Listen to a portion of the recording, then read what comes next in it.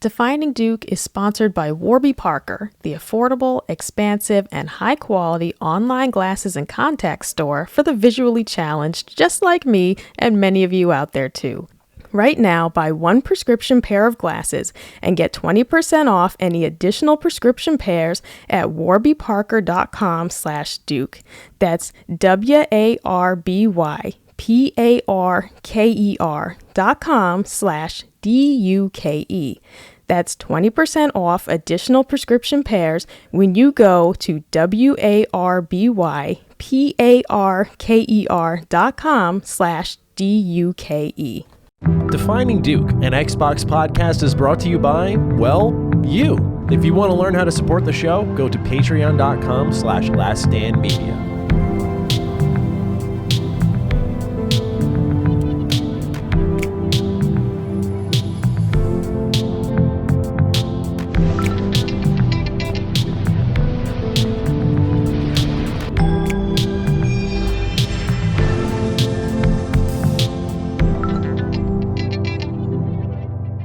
Salutations, everybody. It is Maddie here today, and welcome to episode 281 of Defining Duke, an Xbox podcast. Today, I'm joined once more by the Belgium Beauty, Lockmort. How are you doing today, good sir?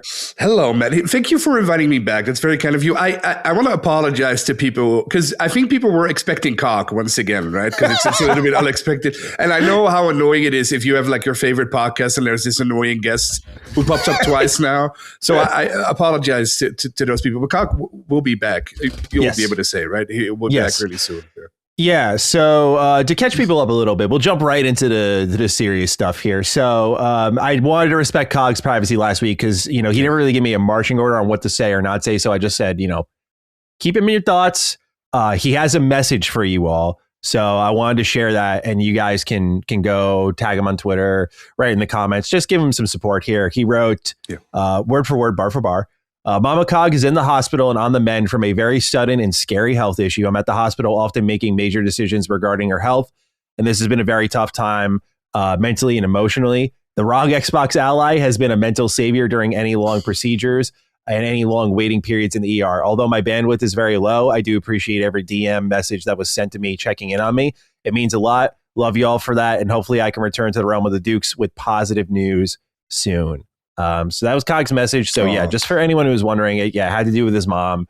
Was not doing too well right now. So just send him some well wishes. Of course, I was checking in on Cog all week, just making sure if there's anything we can do. So we'll hold it down for him as long as he needs. Certainly, he's had my back a number of times. So Locke, I appreciate you being here. But that is the message from Cog.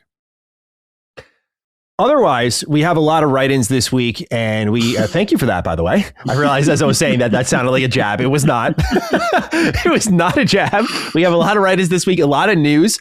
Today, a very exciting bit of news broke as we were getting ready to record this, which has to do with one of our favorite developers, Locke and Warhorse. So you are the perfect man to be here with me on this. And then we'll talk all about things happening in the world of Xbox and a lot of PlayStation. A lot of PlayStation news this week, but of course, you know how it goes. Like, stuff happens in the world of PlayStation. Sure. Xbox fans react and see how their ecosystem will go. So yes, we're going to talk exclusives once more.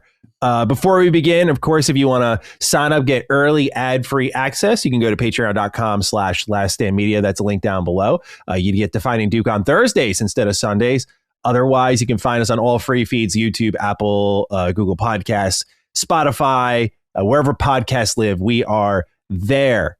So see you wherever we see you, but we appreciate you being here nonetheless. Locke, anything you want to chime in on, or shall we begin with health is wealth? No, let's do it. Let's just go. Okay, yeah. Perfect. Let's do this then. Our first health is wealth write-in comes from another LSM resident, Mama Micah. She wrote on her own post and signed it herself. She wrote, Maddie, have you tried the Bubba Burger sweet onion patties? Please report back if you have. So as we'll later talk about with the PlayStation hack, I got a real kick out of as Colin's melting down on Twitter. I literally saw a tweet from Micah and she's just grilling. Yeah. And she's like singing to herself while grilling. She's like, my life's good. I thought that was so funny. She's like, Colin, have you tried burgers? Have you tried grilling? This is your new passion. You don't get trophies in grilling, but you do get personal satisfaction.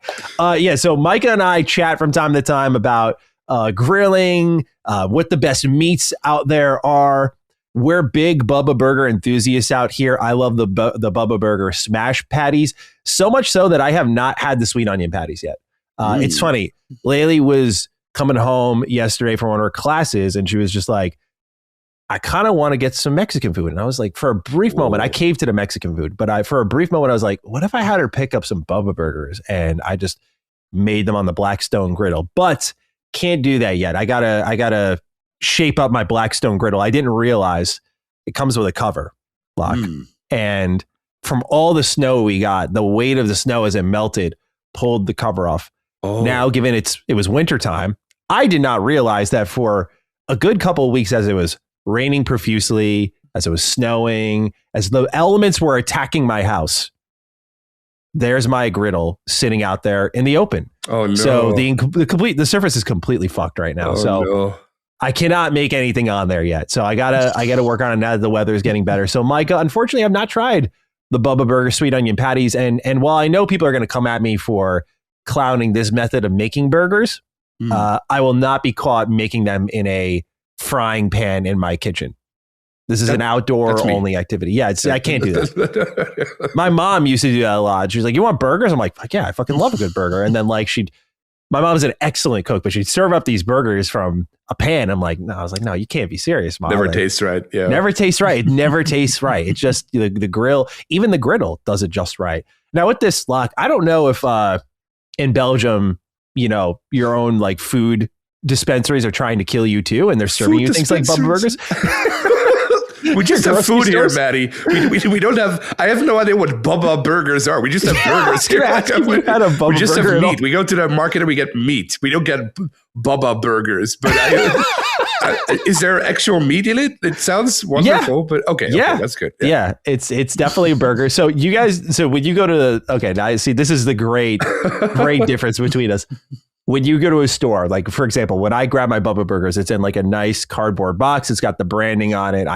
I get my favorite branded burger. For you, it's just burgers. It's just meat, frozen meat. Yeah, dude. Yeah, it's unless I'm wrong, because I'm not like a culinary chef or anything. So I just go to the supermarket. I get my burgers from like the burger section, and there's packets of burgers, and they're like in foil, and you get them out, and they're fresh, and then you cook them, or you get frozen ones. But those are basically the only options. I think so. I think we're pretty lucky. I think because we have like a lot of restrictions on our food here. So I think like our meat is actual meat. And I think American meat, you guys can put whatever in there, unless I'm wrong. I don't know if I'm wrong there. But I know a lot of American products are like banned in my country because of that, which is really weird and excessive. I always remember what you told me about bread. Oh yeah, dude, your bread? No, that's not. You said something like, and then that's why I was thinking back to that, because you said like something like, well, my food's not trying to kill me. I was telling you about Laylee, because Laylee was doing a sourdough bread. She did a lot of baking for sourdough bread.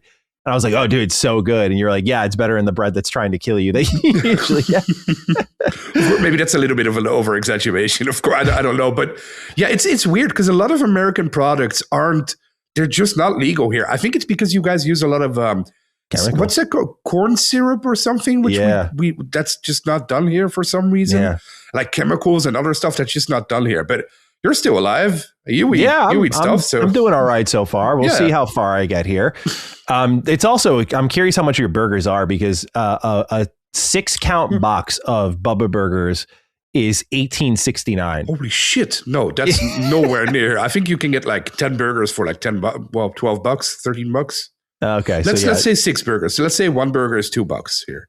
Yeah. Okay. So you got a little bit better than us there too. Yeah. The price of the Bubba Burgers kind of puts me off at times. You got to really like plan for an event. But what is so special about them? Why are they called Bubba Burgers? What is Bubba about them? I mean, it's just the brand, but also I think it's just like the way they cook is just always significantly tastier. Like I've tried so many different types of burgers, and some are too, burger enthusiasts will know what I'm talking about, too chop meaty. Like you bite into it and you can feel the crumbles of chopped meat. Not a fan of that, like the crumbly burgers. Yeah. That doesn't sound normal. Like I was gonna say like you'll take I've had burgers where I take a bite and it's like you can feel the individual pieces of the chopped meat within the overall meat itself. Mm.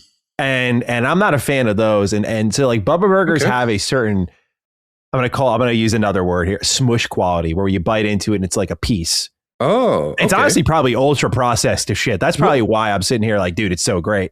Is it pork or beef or it's beef? Yeah, it's beef. Okay, because here we only have to. I think here it's only beef too. I could be completely wrong because I'm not. Again, I just go to the supermarket. I get my regular stuff. You don't have to think about it there. It's great. Yeah. But maybe there are a lot of options here that I just don't know about. Like we also have like that whole Wagyu or whatever you call it. Wagyu. I've never had Wagyu beef at all. I've had it at a friend's house, last year, but I don't know. I was just like, it's good. Yeah, but I was expecting like, wow, this is going to be the best beef ever. But no, that's what everyone sells it as. I've heard it's like really expensive too. Like, so it's so funny. Yeah. I made this expensive beef, and you're just like, it's fine. There's different forms of Wagyu, I guess. Yeah, that's true. Also, people still go to the butchers here. That's like a common thing here. Like, not a lot of people like me go to the supermarket. A lot of people still go to the butchers and get it straight from them. Like Kingdom Come Deliverance. Yes, basically, yeah. We stand in our rags. Experience with a butcher. Yeah, we stand outside in line in our rags, and then our women empty our piss pots outside on the street. That's basically how it goes here. But no, I'm always intrigued by, because I love American food. I love your food. Your barbecue is something we don't have here. Did I tell you this? A couple of weeks ago, I had brisket for the very first time in my entire life. Oh, because I always watch these barbecue YouTube videos, like Micah does on YouTube, and they always have these juicy briskets, and I never knew what it was because it doesn't exist here. Oh. But then not that long ago, like an American barbecue place opened up in my city. I was like, okay, this is it. I'm going to finally order brisket. So I did. I ordered brisket and they delivered, and it was the most dry, disgusting thing I've ever had. But it's not because it was brisket, but that's just because this place didn't know how to prepare it, I guess. Because it looked nothing like the YouTube stuff I've seen. It wasn't juicy and it wasn't delicious. It just looked, I could pull it apart, like you just said. It was like pulled pork a little bit. Yeah. Yeah. So that's not normal. This reminds me of like the most incredible thing I've ever heard of. It's actually seemingly closing down soon. Have you heard of? It's in Las Vegas. I'm looking it up right now. I had to get the name right. It's called the Heart Attack Grill. Oh yeah. With the nurses and stuff. Yeah. I find that to be the most like insane thing. They have literally a section here on their Wikipedia page called Illnesses and Deaths. The restaurant spokesman, 575-pound Blair River, died on March 1st, 2011, age 29, from complications of pneumonia. Like, they just have like a death list here. But that's a joke, no? No, they have sources and stuff here. Oh my God. I thought it was like a gimmick. Yeah, I mean, I forgot the whole, there is a gimmick to it, like. Yeah, they have like nurses with like big syringes and stuff running around there, right? The menu is themed around items that are exceptionally high in calories and fat. It includes a variety of burgers, from single to octuple bypass burgers, ranging from 8 to 64 ounces of beef, with the octuple burger containing approximately 19,900 kilocalories. Oh, shit. And all you can eat flatliner fries cooked in pure lard, beer, and tequila. Oh my God. Hell yeah. Butterfat milkshakes and soft drinks such as Mexican Coca-Cola. It's bad when Coke's like your most fucking healthy item on the menu. Customers can also order unfiltered cigarettes. Where is it? I'm going right now. This is in Las Vegas, or at least it was. I think it's closing down soon. You know that YouTube channel, Beard Meets Food? Yeah. When he went there. There's a video on his channel. He went there. That's where I know it from. This is the gimmick. Customers over 350 pounds in weight could eat at the restaurant for free. So that's nice. Yeah, they're just like, hey, let's fucking hurry it up here. That's awesome. Well, yeah. That's awesome. That's so sick. I like the gimmick though. That's pretty funny. That's pretty cool. I'm going to assume it's just a gimmick and they do it for fun, and people don't really. It's all innocent there. They're actually not just trying to give you a heart attack. That's cool. Why do you sign a waiver when you enter there? I mean, it's really like an advertisement for death. It's kind of crazy. The best burger I've ever had in my life was in LA. I went to I went there with my dad, like I want to say like a decade ago or something. And my dad took me to Fat Burger. Have you ever been there? Ever heard of that? It's like I think it's like a local place there. I don't think it's like a franchise. And we had the best burger ever there. It's like the juicy and big, and we just don't have that here. We don't have that burger culture here, sadly. You know what we have? We have like hipster burgers, like people with long beards and they wear aprons and they gloves. And they have like hipster burger though. They have like hairnets, you know, like the flannels, like I'm wearing right now, like the red flannels, and they open like a fancy new burger place, and then you go there once, and it costs like $50 for a burger, and it's never good. And it's just not worth it at all. It's just for the culture. Yeah, it's like the hipster burgers, like the bearded guys with. Somebody told me this, and I agree. Like I've never eaten something really good from a person wearing gloves. Yeah, that's fair. Which is true. I think the only thing I can think of is like a food truck. Food truck people are usually wearing gloves. Sure. Yeah. And when I was in the Northwest, food truck culture there is huge. Portland, that's cool. Bend, I like that. Awesome. Yeah. And the food there it's like sitting at a restaurant isn't really, I mean, there's great restaurants too, but like it's the food trucks. That's what really, really does it. Absolutely. Oh, so is that like a special thing? We have food trucks here too, but it's all pretty normal. Like it's not, we don't have these extravagant, like special foods like you guys have. I'm so jealous of that. It's usually like a way to get snapshots of different cultures or ideas. Like, again, I'll always shout out in Portland, there's this place called Dawn Breaker. I think it's Breaker because I remember I'm like, Skyrim. The Dawn Breaker breakfast sandwich. It's Dawnbreaker Breakfast is their name, and then it's the Solar Sandwich, and it is like the most incredible breakfast sandwich I've ever had. And the frustrating thing about the food trucks is like I can only get that like right there, but that's also the value of it. When I went to Bend and they had a bunch of food trucks lined up at this place called I think On Tap. It was like a beer place, and all the food trucks were lined up outside, and kids were playing outside. I mean, dude, life was just peachy over there. Damn. That sounds wonderful. They had like a really cool pizza joint there that sold like really unique flavors. So, I mean, that's what I like about the food trucks is it's kind of the idea of like, you can only get this here. And that's what always drives me to like a food place is just the like I have one of my best friends. We went to New York City, and usually when we're in New York City, it's like, you got to get something you could only get here. It's such a pain in the ass getting here. People are annoying. It smells like piss everywhere. Like it's just, we got to make the trip worth it. Sounds like my country. Yeah. So you gotta make it worth it. And the food in New York City is absolutely worth it. And honestly, there are parts of New York City that are great too. Like I've always said, I love Hell's Kitchen. So while we're there, this was 2 years ago. This is 2024. My friend, we're all going to this like very hole in the wall pizza joint, like New York City pizza. Do you want to know where this guy went?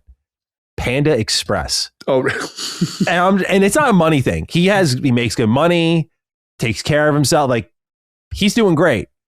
I'm just like, he's like, I just want Panda Express. I'm like, but like you can get Panda Express tomorrow at home. Why would you get it when the pizza's right here and you can't get this tomorrow? So for me, food truck culture speaks to my soul. I'm like, I can only get this here. That's like the joke from The Office when he goes to New York for a slice of pizza and he goes to a Subaru or whatever it's called. I haven't seen that episode. I'm admittedly very behind The Office. I only see it sporadically. Anything I should watch it. Anything I've seen, I love from it. I clearly like that type of humor because I was telling you about how much I really enjoyed The Studio. Yeah. I think that show's fucking hilarious, dude. I know people can't stand Seth Rogen, but like I think in that kind of show, like I think he's really funny in that thing. It's a good show. At least for me. I don't know. I'm an easy target, I guess, but no. He's funny in that. Yeah. Like I just like the way they brought in real life actors and actresses and like actually had them play themselves in like these situations. Yeah. The cancel culture one always gets me. That's like, it's very on point because normally he has like the reputation of like being extremely, what's the word? I don't want to say the word because it's always people get annoyed, but he's like extremely woke. That's like the thing that people say about him. But then that episode was about making fun of like the extremely woke people. So I think that's cool. Did you see, no spoilers of course, but did you see that he was in The Boys this season for an episode? Yes. Okay, that's all. Good. So good. That was like my favorite episode of the season. So good. I loved it. Yeah, I can't wait to watch The Boys finale. You said you liked it, right? I just watched it a couple of hours ago. I thought the season was uneven. Like there were a couple of great episodes, there were a couple of okay episodes, and there was one episode that I just didn't like. But I thought they nailed the ending. It's not like the best ending ever, but it's also nowhere near Game of Thrones bad or other shows that ended bad. I think everyone who goes into the finale can predict what's going to happen, and that's going to happen. But they did it well. They did it in a good way. It ties a nice little bow on the story. I enjoyed it. I thought it was good. Worth the journey. Yeah, definitely.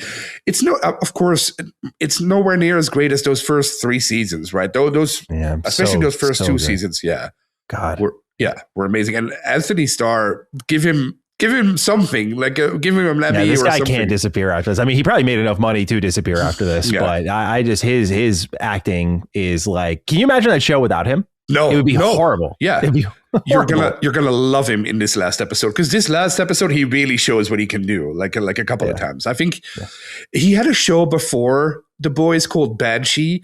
And you just don't recognize him. That's a very violent show as well. He plays like a sheriff in there, no spoilers. But he plays like a sheriff in there, and you just don't recognize him. It was only after like season 1 of The Boys that I realized, like, oh, that's that guy. So I really want to see him in another role after this. I hope he gets like movies or something. Because he's getting pretty old. He's 50 already. So yeah, I hope he's gonna get his due now. And give him a new show. Give him something. Like, don't make him disappear, because he would be. I saw fans clamoring for it. He would be a great Albert Wesker. Yes, he would be. So I know he probably is like in his head above that, and I get it. Like with the type of acting versus like what a Resident Evil story commands of your performance, like. I get it, but like his ability to just act without saying a word is so good. And I could just see him doing Albert Wesker so well. He's already got the look. Yeah. Like, he's basically there.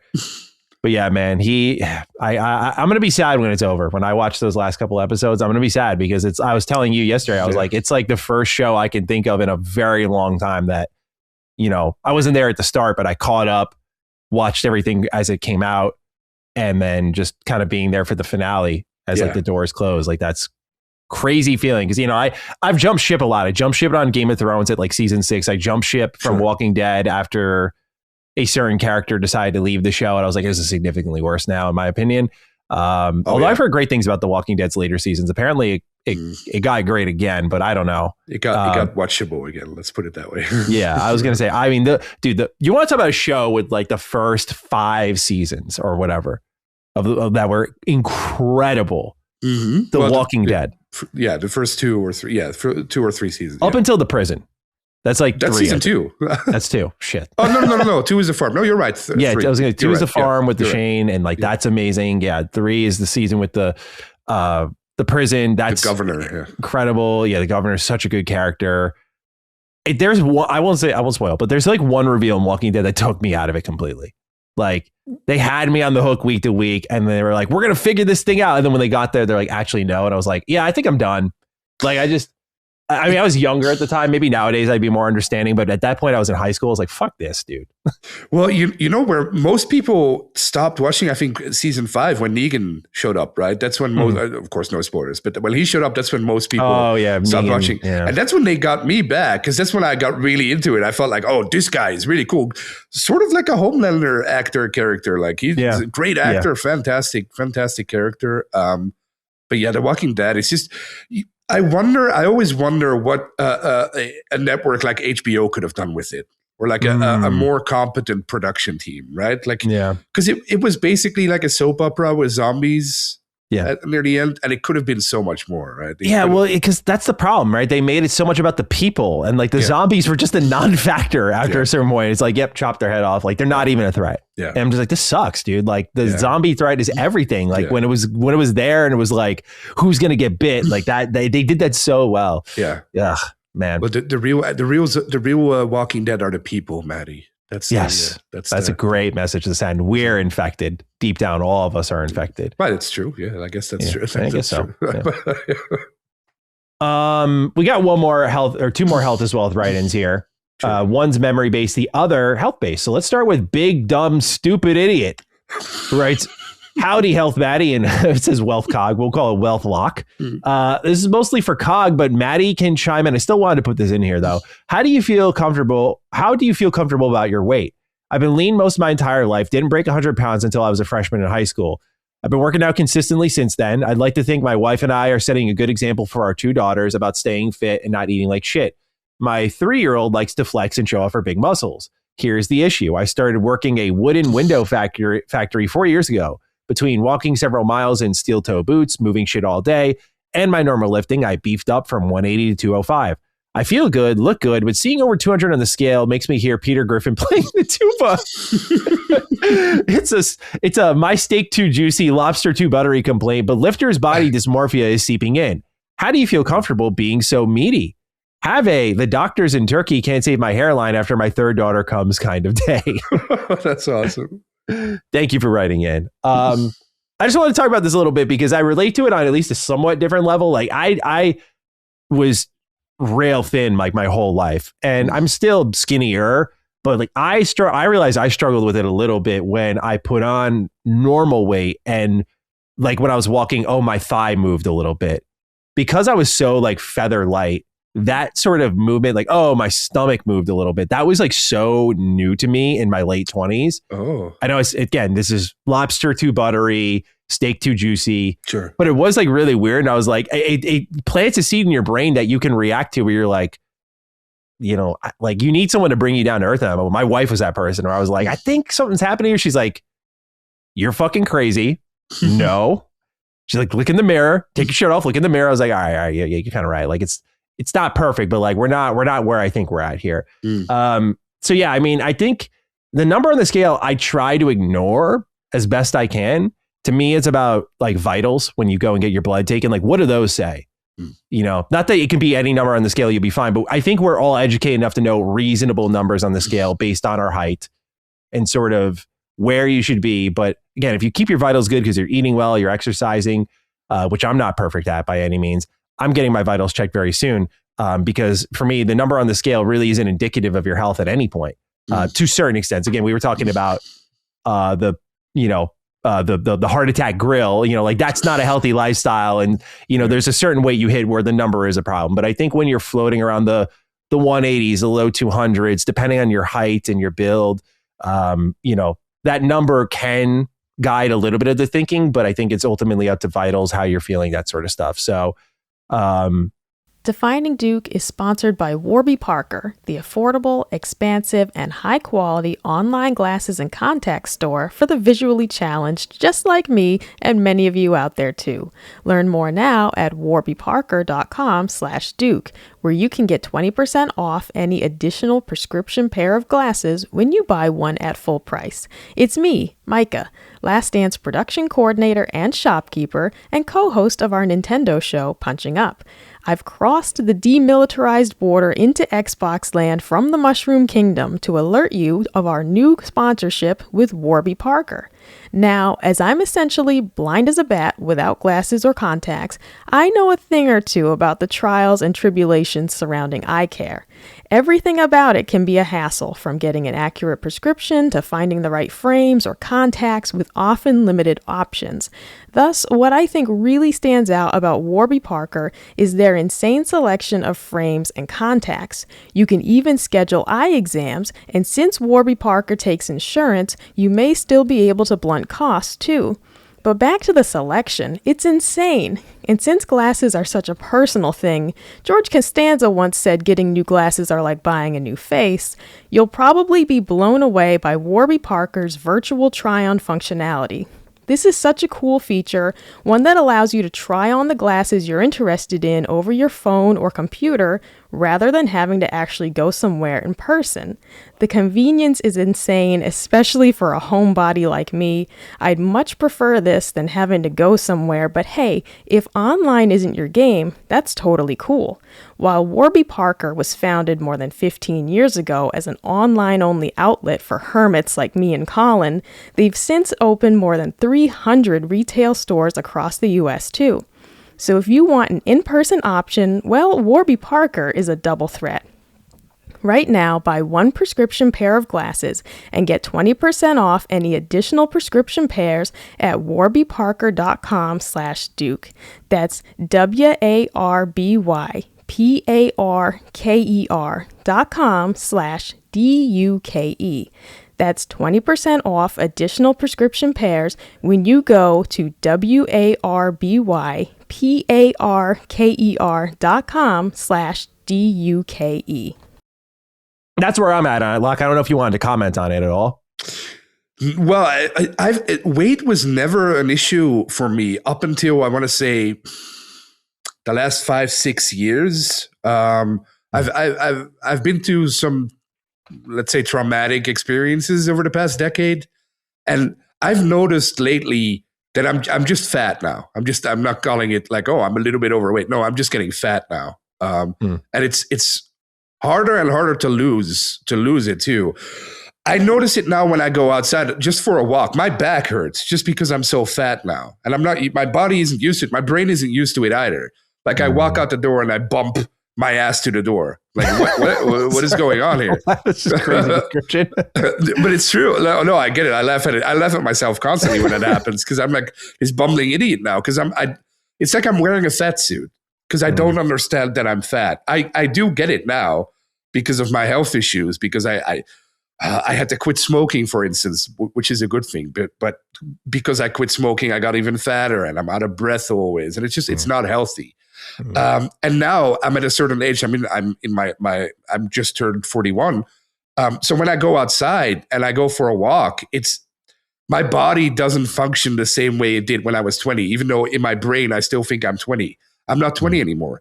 So my body, what do you call it? Like the stuff that makes my metabolism doesn't work the same way. So I can't eat the same way I used to eat for over the past decades. And I should learn myself or teach myself to eat less and to exercise more and to pay more attention to it. Because I do feel like it's important, but it's so easy to lose sight of it. And at a certain age, and I guess I'm at that age now, it does start to matter. Like your health is declining because of it. Like I don't want to be out of breath when I walk up the stairs here. That's horrible, but it is happening now, and that's my own fault. So I gotta do something about that. So I get what he's saying. Yeah. Well, it's good that you're tackling it though. I think that's what matters most. Like we all get to different points. Like for me, I'm definitely not what I consider overweight, but because my body's been used to being underweight, like I get a lot of like pinched nerves all the time, and like my hips, my lower back. If I do any, so like my lower back has like a slip disc. So if I ever like hinge too much, like when I was doing my work in my garden, I was telling you, because we were like meeting for our game at that point. But just from like raking, and like as you're raking, you're just doing a slight lean back and forth, like that inflamed my back, and I still have a pinched nerve in my hip from that. And like that's mainly because, as well as the weight, my body's just not used to supporting a certain amount of weight. Like it's why I'm trying to see doctors soon, because I'm wondering is like, do I have to be more lean than most, like to kind of get around and not deal with these things? Because like I'll get tingles in my ankle, like I have it right now, because it's just like there's a pinched nerve, and like that's just it makes it hard to want to work out. Which that's what I'm trying to get to. Is I sympathize with the idea of like when you're in pain or something like that. Like it's hard. Like the vicious cycle is that like I'm in pain, I want to work out or do something about this, but I can't. Exactly. And therefore, I'm just sitting, which isn't making things better. And to survive, I need to eat. Yep. And then I'm sad, so I might indulge and eat more than I should. Yep. That's the cycle.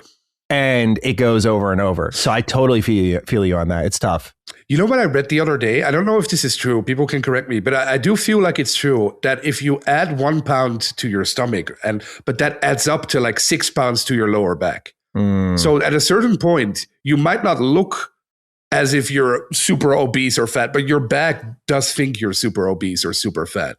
So your back goes out first. And I think that's what's happening to me right now. Yeah. Because I can't, if I walk 100 feet up and down my street, which wasn't a problem up until 6 months ago, I have to sit down. Like my back is killing me, and that's not normal. Yeah. But that is because I'm just too fat now. I get it. Yeah. I when I saw my chiropractor, because he was like also a sports physician. Like he helps a lot of athletes out, and certainly I do not qualify as an athlete, but he's kind of like frustrated for me. He's like, you should be in your like prime right now. You're 30. I'm like, yeah, I would love to like in my, until my body truly starts to give out, I'd like to get my body into a place where I'm exercising a little more rigorously so that when the time comes, that I can kind of maintain it a little easier. That's what I'm trying to plan ahead a little bit. But he really recommended ab workouts for me. He was like, do plank, like non-hinge. So not like sit-ups or anything, but like plank, side plank, stretch every day. And so I've been doing that for a week now, but it just shows how quickly that those things can set in, because even while stretching and stuff, I mean, I'm still spending most of my day in this chair. And I'm trying to like find the right position to sit in. But I think the solution is just to start using the standing desk. And that'd be a lot easier if I had like one of those tripods that could hinge on your desk, like you could clamp to it. And then, because right now, if I use the standing desk during this podcast, my monitors will literally block my camera. So I got to figure that out. But that would be my only suggestion, is like the ab workouts have helped a decent amount. And certainly it doesn't hurt to try to build the abdominal muscle because it helps the spine. But it's tough, dude. I totally feel you. You want to hear something scary? I'm going to scare you. Maybe this will scare you straight, Maddie. Sure. I don't think I've shown you this, but I've shown this to Brett. When I was up until my 30s, I looked like you. I had the same body as you. And when I turned 30 and my metabolism started changing, it all started expanding. So don't be like me. Well, I'm motivated now. I want to look like you. No, you're great looking man. So it's like, I think you want to do the opposite, Maddie. You have to understand, I just have to shave my head and we're the same person. We have close to the same mustache beard combo. You definitely got more of a connection than me. You know what's funny? Put a wig on me and I look exactly like Dustin. He hates that, but it's true. Yeah. If Dustin shaved his head and I shaved my head and we all lined up, but we'd be pretty close. I think of that episode. There's a Christmas special I watch every year. It's called The Christmas Story, but it's not the Christmas story people are thinking of. It's like a Hanna-Barbera cartoon. And there's this scene where they're all looking for different Santas. There's a bunch of fake Santas. There's like tall, skinny ones, short, fat ones, stumpy ones. And that would be us. We'd all look the same. It's like, who's the real Locke? But you have a great body still. You have a lot of. I can notice it when I talk to you, or like the stuff you do. Like you have a lot of energy. You can go walk with the dogs or go on trips and stuff. I refuse to until my body tells me like never again. But that's I refuse to, like, my energy is my one edge. Like no, but that's good. That's what I'm saying. Like keep that going, because once you lose that, it's hell. So just keep going. Keep doing what you're doing. I think you're doing great. No. Yeah, I mean, I feel good. I feel tired. The thing that's gotten me. I'm not old by any means, but like the thing I've noticed with aging is feeling tired. Not earlier in the day, but being used to feeling tired.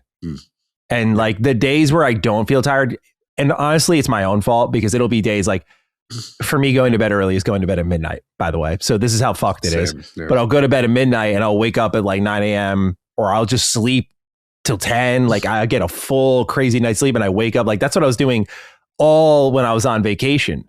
And I was feeling great out there. I was like, my mood was great. I was feeling good. I was well rested. I was so sharp. You know, like with the job I run between game development and content creation, I'm on fumes literally for everything I do. Yeah.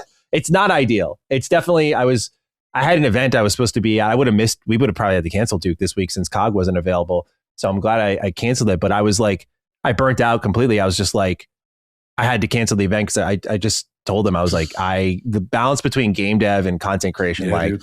I can do it, but like now that the game dev stuff, as you know, is starting to like grow and take up time, it's like, I'm needed. I'm always needed. I always have been needed. I always will be needed. And that's fine. Yeah. But it's at a point now where it's like, we're all just kind of clicking, moving things. And like people want to, do quick check-ins. Like it'll take 15 minutes, but it's another 15 here, 15 there. And that's fine. It's just like, it's becoming more, which is exciting, but it also means I've got to start making some tough choices soon. We noticed it 2 years ago. Remember when we started that new channel? Rewind. Yeah, where there just wasn't any time to do it the right way because you have to bend yourself in 20 directions. That's true. But we did start that on the hope that, and this is not a shot. And again, I got to be clear because a lot of people thought I took a shot with the write-ins. We did start that on the hope that people would really support the Patreon. Yeah, because that's true. We recognized, we were like, yeah, it would be a lot, but if I can keep things going and then the Patreon can be supported, then we can turn some knobs down. Because I'm not looking to do less. I mean, I'm over capacity, but it's like I'm trying to find a formula, as you can tell with like people have seen like with Maddie Slop and streaming. I'm trying these new ways of approaching content where I can at least make things a little, I call it smarter, not easier, because it's never going to be easy. I think if you try to take the easy route, you'll fail. But if you want to be smarter about it, like I'm trying to be, I certainly did a lot of things old school. And these are just little process things. Like when I go take my thumbnail photos, I used to do it one by one. But as you know, when we started Retro Rebound, Jimmy's like, send me the whole month's worth of photos. So I would take like my entire closet to my office and just change my outfit for all the thumbnails that we were going to do, all the costumes I had to wear. And speaking of which, that's kind of why I wanted to free up time, because there's things that I miss doing. Like I used to do skits all the time because I come from that older era of YouTube where YouTube was just like a skit machine. That's all it was. Like here's Smosh, here's Fred, like Mr. Bethesda, right? Yeah, exactly. Mr. Bethesda. Yeah. But also I miss wearing costumes, dude. Like costumes were my favorite thing as a kid. I still love them. And I think it's fun dressing up as the characters I'm talking about in videos, and doing that combined with skits is like one of the main reasons I wanted to do Retro Rebound. And I think we do a good job now, but like the sky's the limit there. And I feel like I'm not doing as much as I could be. And certainly there's a effort still to maintaining, but dude, I would love nothing more than to have a little more time just so that I can be like going all fucking in on that. You've heard me for years say like, I want that channel to outpace my main channel, because I would just love nothing more than to just pull a game off the shelf, put on a costume, and just dive deep into like random old shit. You know, you got to earn it. I got to build the audience, but nothing would make me happier. In 5 years, your game or your sequel to your game is going to sell millions of copies. You won't have to do YouTube anymore. You can just relax. Like, I love YouTube though. I don't ever want to stop YouTube. Well, I absolutely love it. You'll be the new David Jaffe. You have a couple of hits. You have a couple of hits under you. You just do YouTube for fun. You can do whatever you want to do. Just sit on a couple mil. Yeah. Go on Keemstar's low cow shows. Just do whatever you want to do. But do whatever you. I love David Jaffe. That's me too. No, I love Jaffe. The perfect life doesn't exist the way it does. Yeah, it does. He has the perfect life. Yeah, what a great guy. I love him. But he made such great games. I feel like that is what you're still young. That's your. I don't want to say that's your main trait, because that's what I'm good for. Once I'm old, I'm fucked. That's not, you know what I mean. But that's like a huge advantage you have over a lot of people. Like you still have your youth and you have your energy, and you're so talented and you're so smart and you have so many great ideas that one of all the things you do already succeed. But there's only one of them has to explode, and then you're gone. Then you're up to the heaven, and you don't have to worry so much anymore, and you're there. I feel like so. I hope it's the game.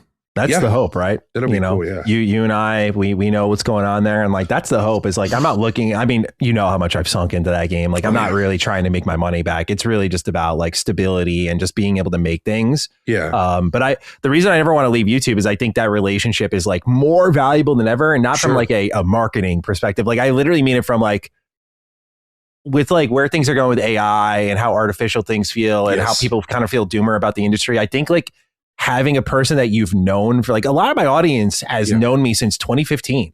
Yeah. And it's like, having a guy you've known for 11 years and just seen him be honest and open about things, and then kind of putting his money where his mouth is literally and making something, like at the very least, I hope it just gathers a little bit of respect for just like the process and letting people like become more informed on like how things are made.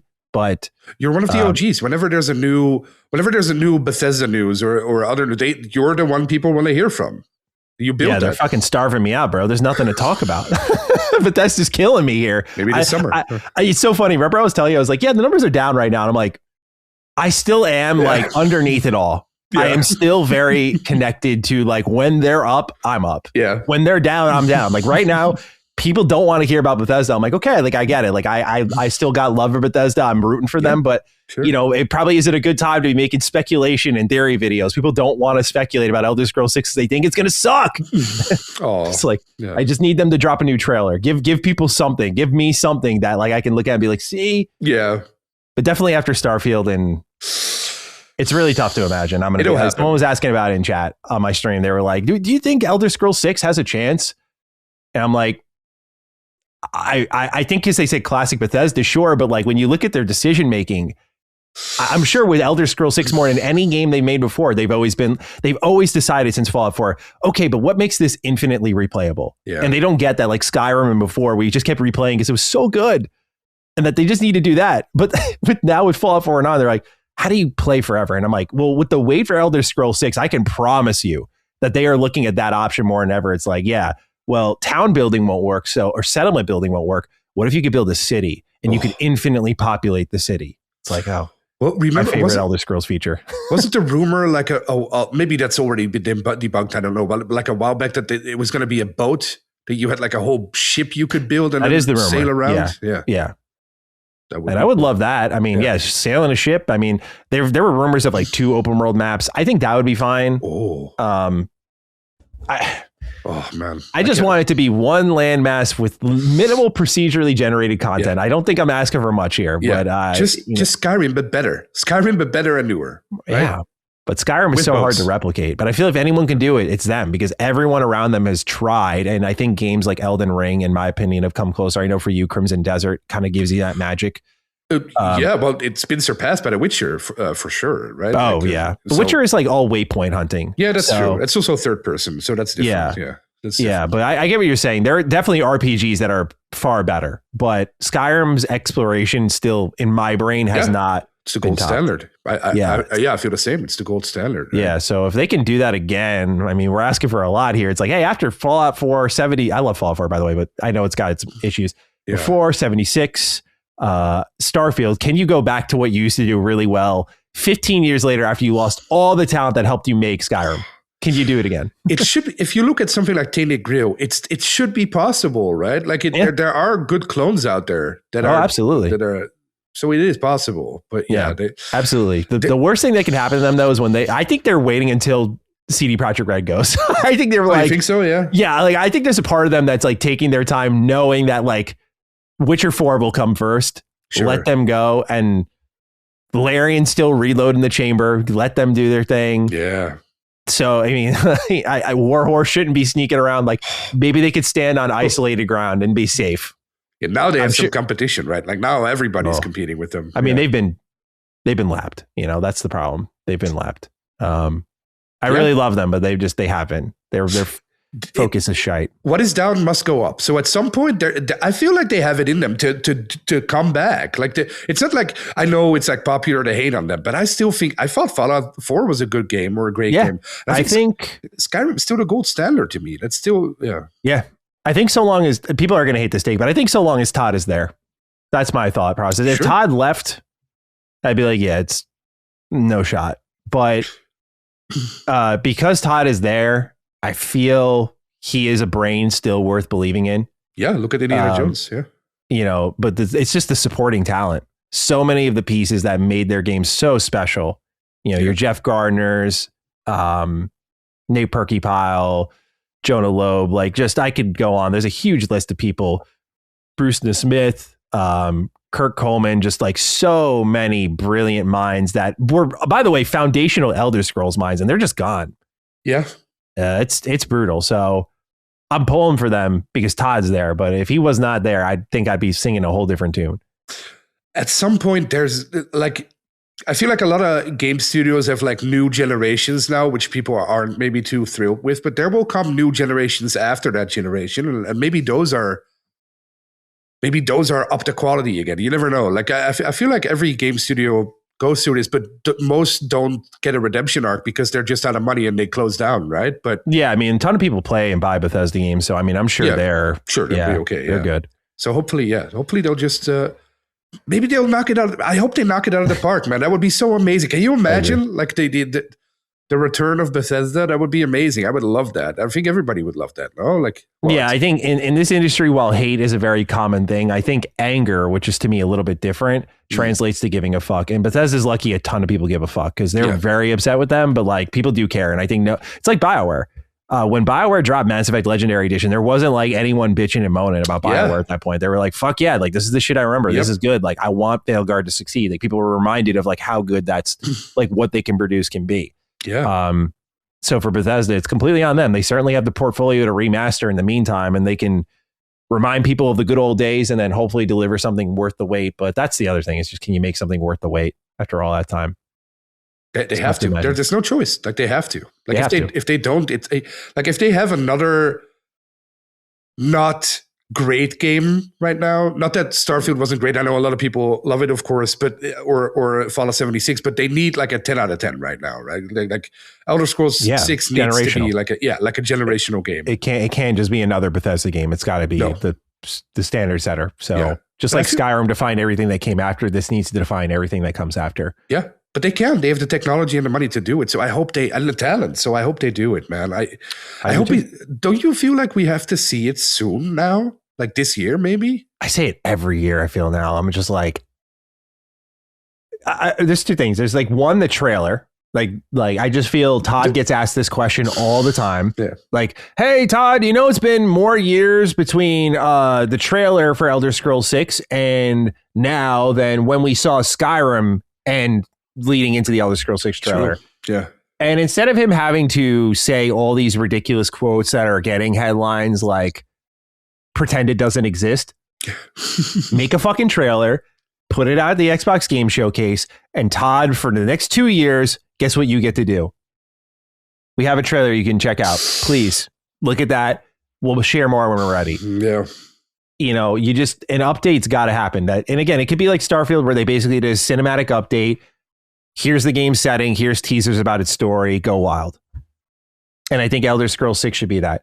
Or like Fallout 4, right? Like, here's the game. You'll get it in 3 months or 6 months. I mean, if it's ready like that, I'd be so surprised. I don't think it's ready this year. Yeah, next year, maybe. I know Brad is like very down, but like I always have held the door open for 2027 because in my brain, they've always been looking, for that next shit. No one anticipated the AI data chip situation being as bad as it is. Yeah. So I shouldn't say no one. Someone will tell me I'm wrong, but like, I'm sure when they were planning out this project, they were thinking the next generation is going to be 2027. This game will be part of it before they realized like shortages and issues are going to pop up and that we might not do that. I think the plan was 2027. Yeah. Makes sense. That'd be my guess. So I feel like, they should be lined up to at least show it next year. This year would be a pleasant surprise. I think they just got to get the monkey off their back a little bit. Sure. That makes sense. Yeah. So you think it's a next console game then? Probably. Oh, this has to be. Yeah. But then again, Xbox is doubling down on the series consoles. So is PlayStation with PS5 because they're not going to be selling as much or making as much of the PS6 or the Helix. And I think most of that consumer base is going to just be stuck on this hardware. Like the transition, Call of Duty just this year announced, like, we're not putting Call of Duty on PS4. I'm like, it's 2026. Yeah, that's nuts. Like the transition we thought the transition, remember when we went from 360 to Xbox One, PS3 to PS4, we had to wait a year and a half to really see that full commitment. And in that transition, I remember in that first year, I was like, dude, I'm still seeing games on the 360. What is this? I don't think people give enough credit to gamers' patience. Yeah. The difference between two generations is that massive. We're in year 6. Crazy. And we're still sitting here like, this will be shipping on PS4. So my guess is that it'll be even slower because it's going to be more expensive and less available. Yeah. So they can't make stuff exclusively for Helix. So I think this has to be on Series X at the very least. Series S, good luck. But, I'm sure they'll have to because they have to make it ready for things like Steam Deck. Sure. Xbox Ally's got to be supported. All that fun stuff. So yeah. That's my read of the situation. We'll see. Can't wait. Yeah. We'll skip the other health as well write-in. We'll do that next week. Let's get into some other write-ins because we have a lot to go through. Sure. Yeah, sure. This one comes from Adam Bilgarby and Caleb Greer. Wanted to talk to the comment boys here. Adam writes, "Hi, Dukes. I know we've had this discussion before, but I want to address last week's biannual complaining about the write-ins. Finding Duke is the main reason why I'm subscribed to LSM on Patreon. I've listened to every second of every show for the past 4 years, yet I don't write into Duke nearly as much as Sacred.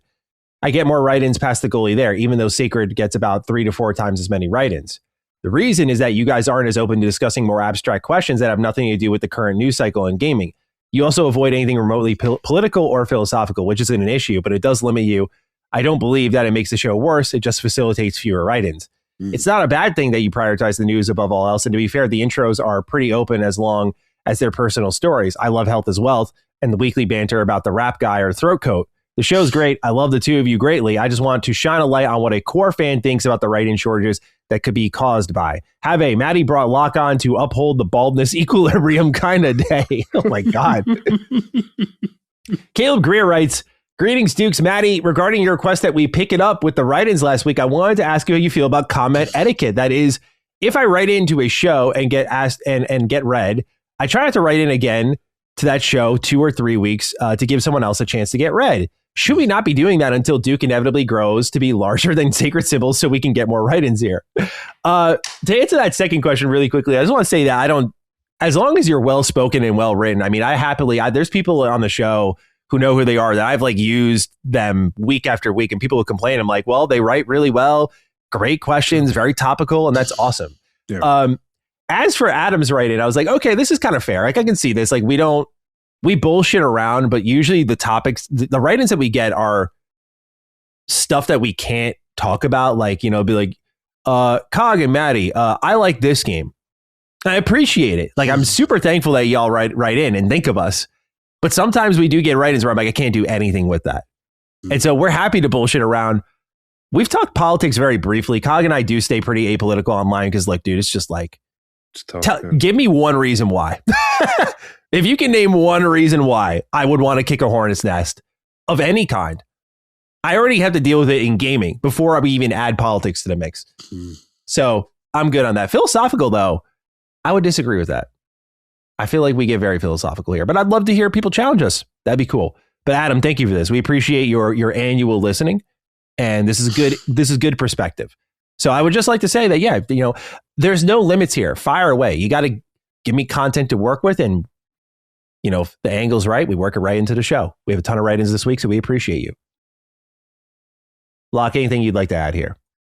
No, I think that's such a funny thing that there's like such a difference between the two main shows or 3 main shows, I should say, because someone said, or 4, because Punching Up, geez, there's so many shows on LSM now. Yeah. It's funny that there's such a big difference between the line of questions on those shows, because I guess you guys do have it harder, I feel like, than other shows. Because, of course, Colin, everybody wants to ask a question of Colin. He's like the big star. Rightfully of the channel, so, by the way. Yeah, to be clear, this is not, I want him to just make it, not an ego thing. No. Not trying to be Colin. Yeah. Colin deserves it. Yeah, he's the boss. He is the boss. He runs the company. You should want to ask him more than me. Yeah, so that's completely normal. Summon-san is about people's favorite games, so that's easy too, right?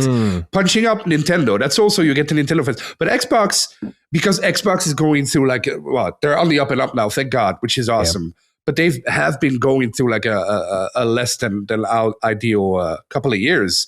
So it's more difficult to get like positive questions from that, like, or what are your favorite Xbox games right now, or are you excited? Like, it's more difficult to get like good questions out of people that way. But now it's going to start happening again. I will say this about comment etiquette. What we often face is like the hot topic is picked immediately, because like usually what we do is this is the same thing for Sacred. Like, all the write-ins are about the same topic. So then it does become, that's why I say like your angle is really important, because then it does become a conversation of like, what are you specifically targeting? Or are you just broadly asking, like, Maddie, what do you think of the price hikes on Series X and S? I'm like, okay, we can talk about that.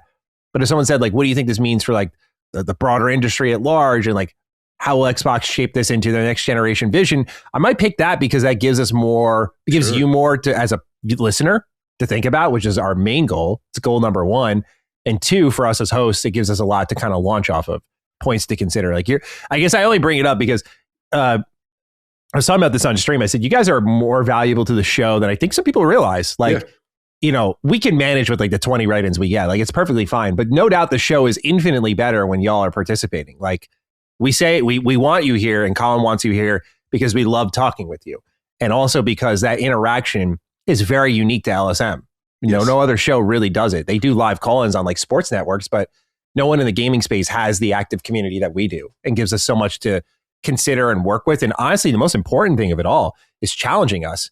It's very easy for Cog and I or Locke and I just to bounce off each other, because we're having a one-on-one conversation that we don't know how it's going to be going when it gets released into the web, and we've had it go both ways.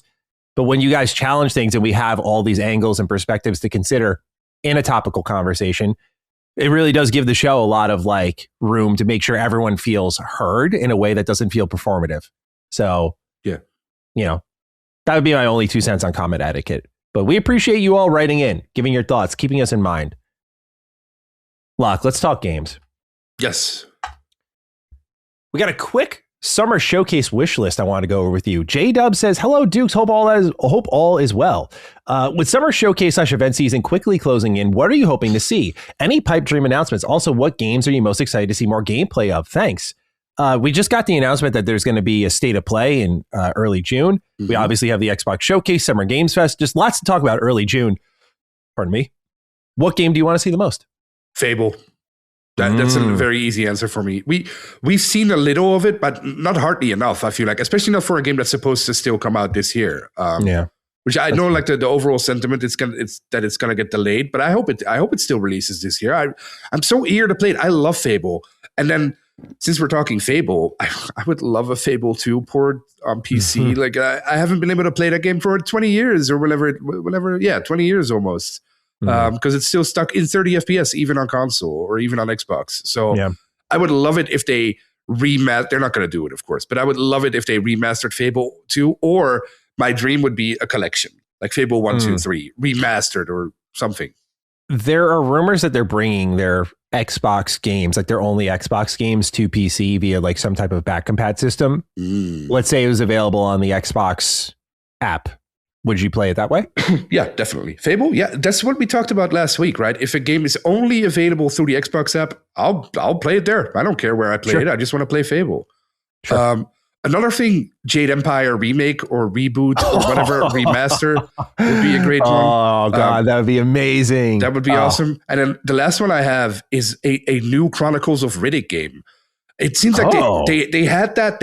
I think the first one was Xbox only in 2004. I love that game. Did you play? I think you almost played it once for Retro Rebound, but then we had to pivot to something else back in the day. Yeah, probably. But maybe we're thinking about it did Machine Games do that? No, it was Vivendi published it, and it was Starbreeze Studios who made it. I always cross it up with something Machine Games did where it was like a fist fighting game, and I know Indiana Jones built off of that. So that's what I was thinking. Anyway, go on. And it also got a sequel in 2009, Dark Athena, but that one also released for PlayStation. So that one doesn't really count. But Escape from Butcher Bay, that game was so revolutionary for its time. And so it was such a great game because it was a movie time game to the Chronicles of Riddick. It was basically a prequel to the movie. It was a prequel to Pitch Black, I think, which released like 2 or 3 years earlier. But it was a great game. Vin Diesel, like the funny man now, but back then he was like the big action hero. So I would love that. Something with that IP, something with the Chronicles of Riddick. And then I have one for you. Maybe you forgot, or maybe you're going to say it. But a Lost Odyssey remake or reboot. Oh my God, yeah. God, dude.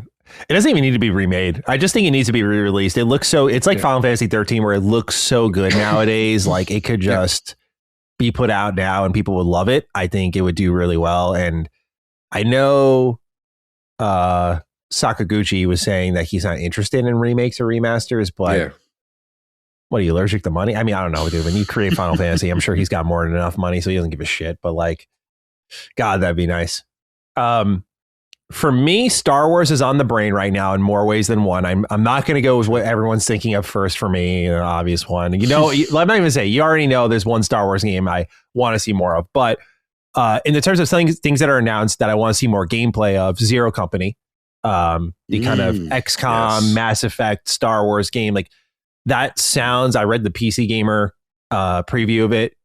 Sounds amazing. Sounds like a dream game for me, truly. Yeah.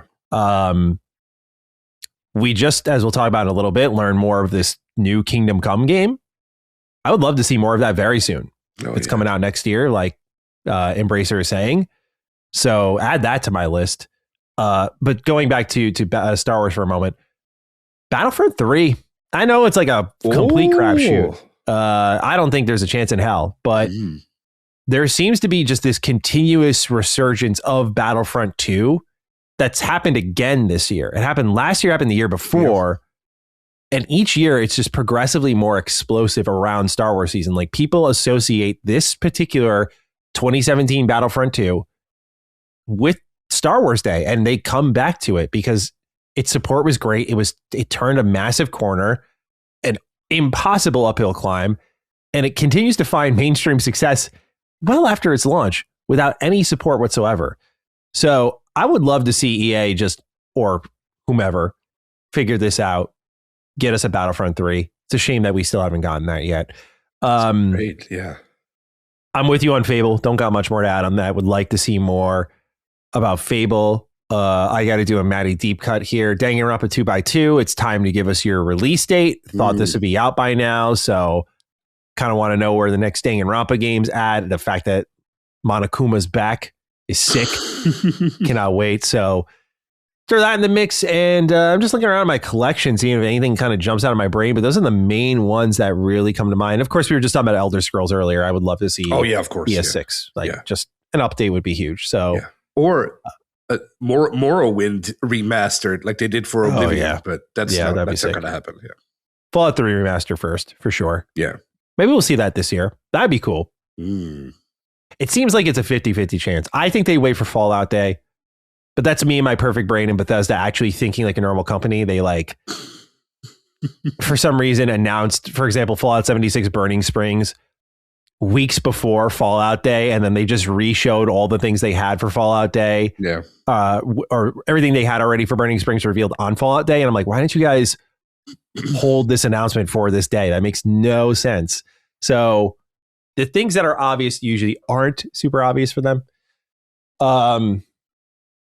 Anything Konami would also be interesting this year. They just seem to be on a really good stretch. So they got the new Metal Gear Solid collection coming, right? Yeah, that'll be fine. That we already know. I want to see more Silent Hill Townfall. That would be cool. Yeah, I don't know. It's a really great year shaping up though. Like there's just tons of stuff. But also, I mean, Wolverine would be on my list, but now we know we're seeing more of that soon. Dawnwalker we've already seen a ton of as well. I feel that's true. Yeah, you're right. Maybe enough even. Yeah, like I think anything more is overexposing it. Yeah, but like it's going to be a really great stretch here, I think. So I'm looking forward to these showcases, and then transitioning from that, Locke, is our ill-fated month of September, because boy, are we going to have decisions to make. Proud Dad Simulator writes in, "Hey guys, I wanted to talk about September. This one is probably more for Maddie, but of course," he says, "Cog can chime in. On September 3rd, we get Blood of Dawnwalker. Witcher 3 is my favorite game of all time. Just played it for the third time in all the DLC. This game was made for me. September 15th, we get Wolverine. Pardon me. This at the very least will be a high production, good fun game. If I was my 12-year-old self when this came out, I'd be so excited." What did your cat just do? I wanted to pet her, and she kicked off a bottle, and of course she got scared of the bottle. Oh no! If you have to take care of anything, I can. No, it's fine. It's fine. She's cleaning up the bottle, so it's fine. Okay. 2 days later, on the 17th, Trails in the Sky second chapter arrives. Last fall, I was looking at getting Ghost of Yotei, but I really needed a chicken noodle soup game. Maddie was cheering on chapter 1, so I looked into it. It was exactly what I needed, and I fell in love. I rolled credits and want more. Saw the trailer and was disappointed to find out that I had to wait 10 months or so. I personally will have to make choices. I will get to all three, but we'll have to wait. Luckily, I'm one of the few people on the planet that doesn't care about GTA, so that won't get in the way. If you had to choose, which one are you picking up first? Thank you for your write-in. This is going to be the toughest month for me, because literally all three of those games are must-plays in my head. Blood of Dawnwalker for the exact reason, like, okay, this is the ex-Witcher 3 team, and it looks amazing. Wolverine is like, I mean, that's a must-play too. Like, that is, sure. It's not just, it's Insomniac. Like, let's be honest, man, Spider-Man 2 is aged like milk, in my opinion. That you said, I thought you were going to say the other thing. I thought you were going to praise it. I was like, come on, no. No. You and I have both talked extensively. I think I jumped I will make that right when the new Spider-Man movie comes out. We will be re-reviewing Spider-Man 2, and I will make things right come this July. Yeah. I definitely jumped the gun a bit on that review. That's what you get when you review a game in a single day. Of course. So great lesson learned there. But yeah, Wolverine, nice refresh, because whatever the fuck happened with Spider-Man and its storytelling, as in like half-finished stories everywhere, would be sick to just get something complete with Wolverine, but also as someone who's a huge fan of X-Men Origins Wolverine, the video game. Yeah. That kind of M-rated gore fest Wolverine shit is super up my alley. But Trails in the Sky second chapter is one of my favorite JRPGs of all time. I will say this, if anything had to actually fall to the wayside, it's going to be Trails. Just because I played this game, and these are faithful remakes with way better production quality, great for people like you, Proud Dad Simulator, who have not played Trails before, but for me, I'm caught up until I have to play Horizon, the newest game. But otherwise, I'm good. But I will certainly not say no to re-experiencing again one of the best JRPGs I've ever played. And y'all know my top JRPG list, like that's pretty high up there. Trails in the Sky second chapter is phenomenal. Locke edited the retrospective for that.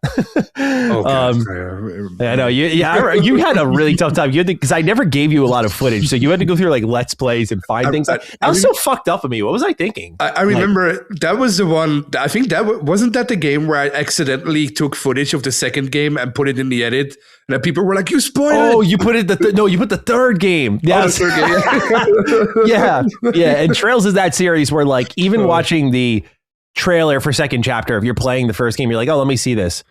Falcom does not give a fuck. Like it spoils a ton of shit. A ton of shit. Like if you're playing the first chapter and you know nothing about the second chapter, do not look anything up. Just the cover art alone will spoil you. It's crazy. This is a type of series that puts you on lockdown. So yeah, I made Locke suffer with that. Sorry. And then again, Blood of Dawnwalker looks amazing. So if I'm you, Proud Dad Simulator, I look at it this way. Remakes can be picked up whenever in my brain. Certain ones are more, I'm attentive to them, like a Silent Hill 2 remake. I'm like, I'm on that shit. But something like Trails in the Sky, I'm like, yeah, this can backburn a little bit. I would go out of the two, Blood of Dawnwalker. That would just be me. Especially you're saying favorite game of all time, third playthrough Witcher 3, DLC included. This game was made for you. This speaks to your sensibilities. I would go Blood of Dawnwalker. Personally, that's what I'm leaning into most. I've had my fun with tons of superhero flicks. I'm not superhero fatigued. It doesn't excite me the same way it used to. And maybe playing this game and finishing it will change that. But right now I'm like, obviously I can't wait for Wolverine, but I think about my excitement for Spider-Man 1, like it's finally fucking happening game. I always had Insomniac picked out for Spider-Man. Wolverine, it's like, okay, you're a Marvel studio now. This feels like we're getting into the Disney Plus showing of it all. And like, I want to see if you actually had a vision for this, especially with how much issues this game went through. So my excitement's a little dampened on that, although still high.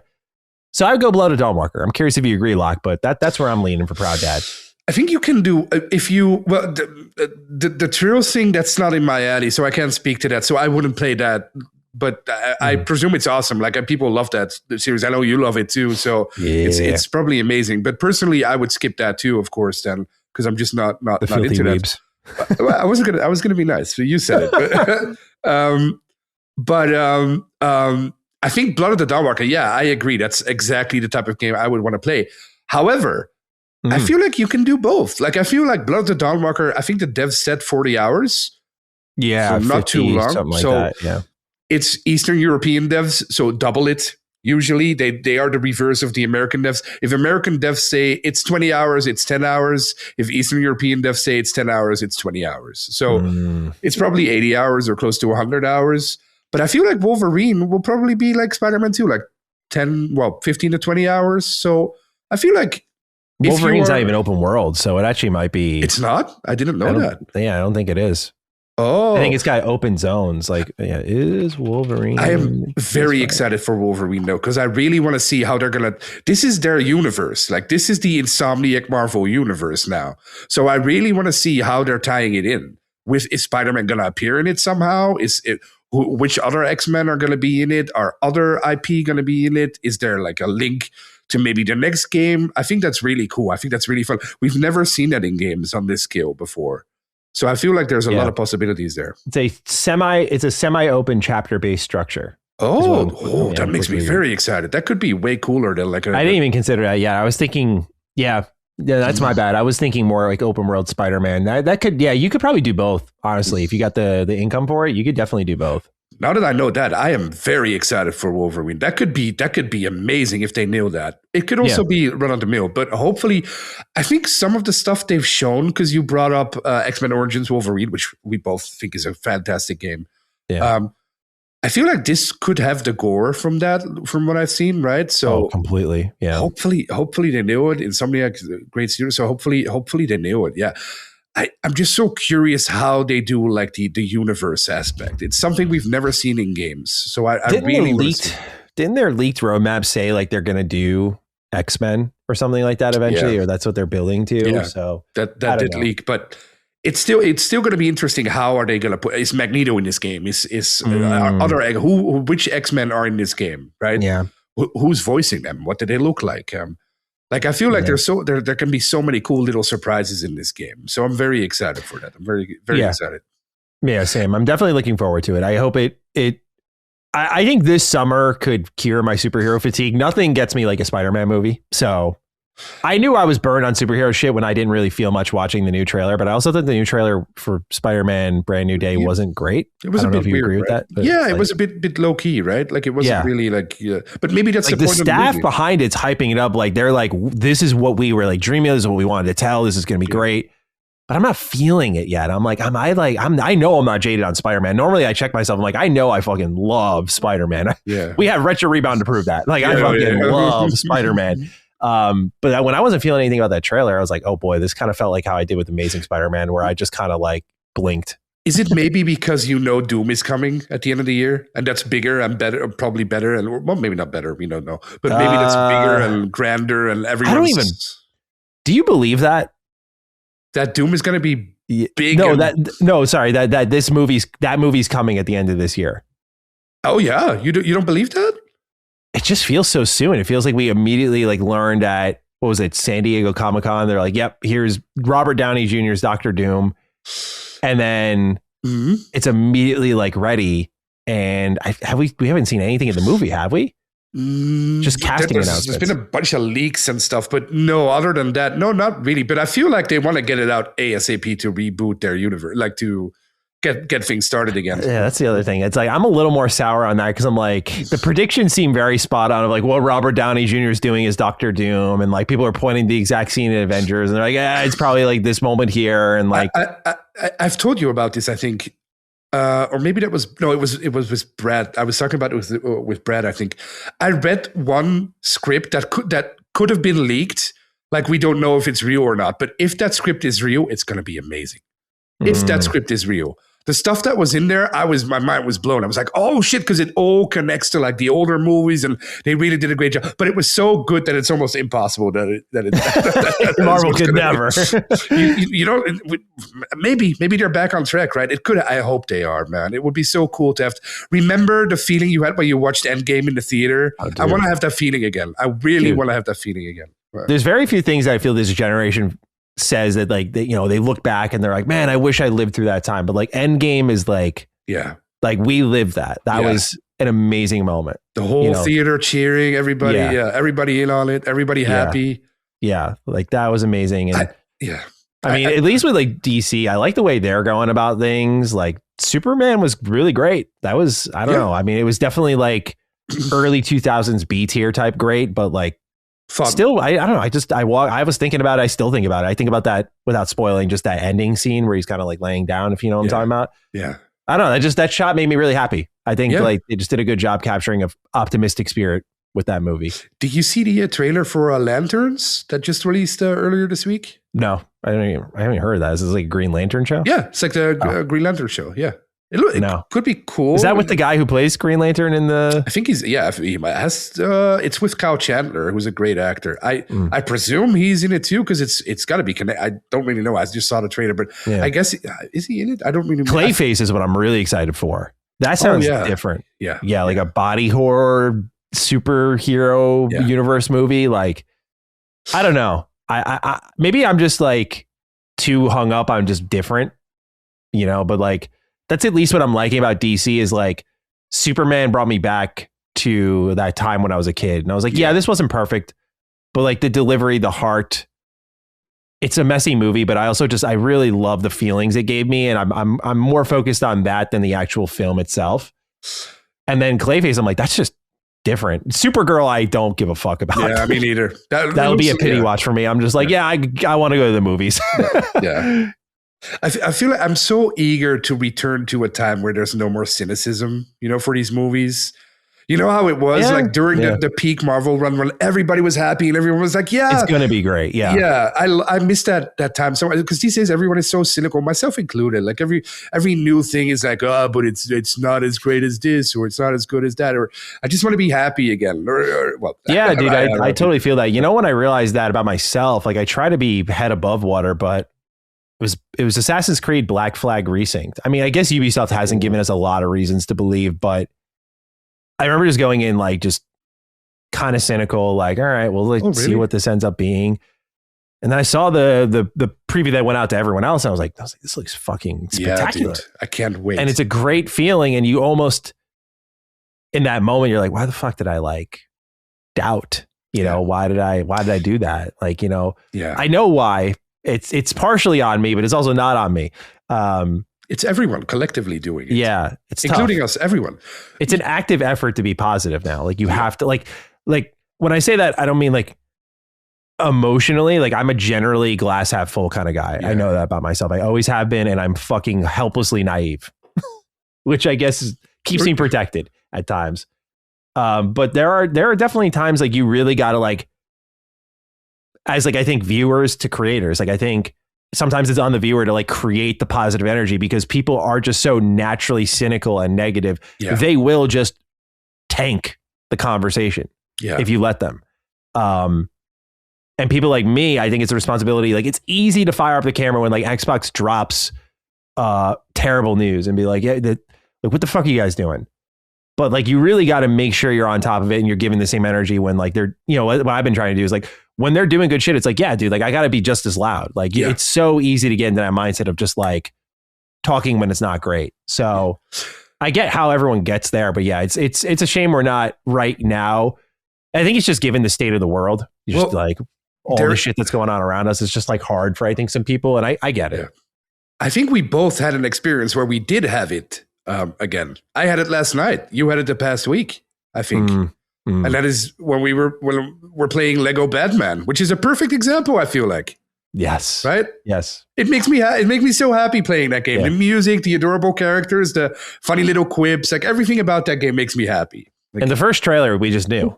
Yeah. You know, like the PC specs were a little scary, no doubt. Oh, yeah. You and I knew we'd be fine, though. Yeah. But the trailer, like first trailer, I was like, oh, this is going to be incredible.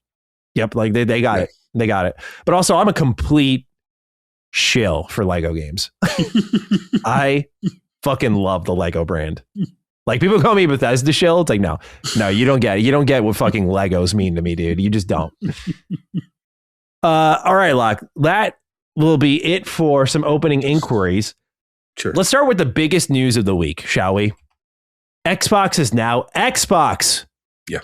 This comes from JP. He writes in saying, hey, Dukes. Stepping up to the plate after Maddie's call out last episode. I got to listen back on this because everyone kept writing a call outs. Maddie called this out. I'm like, did I sound violent? Yeah. No, you sound, I think they're doing exactly what you asked for. You asked for more questions. So now people are like, okay, okay. Well, call out to me sometimes is like when I call someone out, it's like you pick them out of the crowd. You're like, yo, you're fucking up, right? I think this is an example where you have to be happy and not cynical. Like they're doing what you asked for. Thanks, guys. Like, yeah. Thank you, guys. We love you. Happy, happy, happy. Xbox is now Xbox. Does this rebrand change everything? Jokes aside, what do you think these small incremental updates we are seemingly getting each week?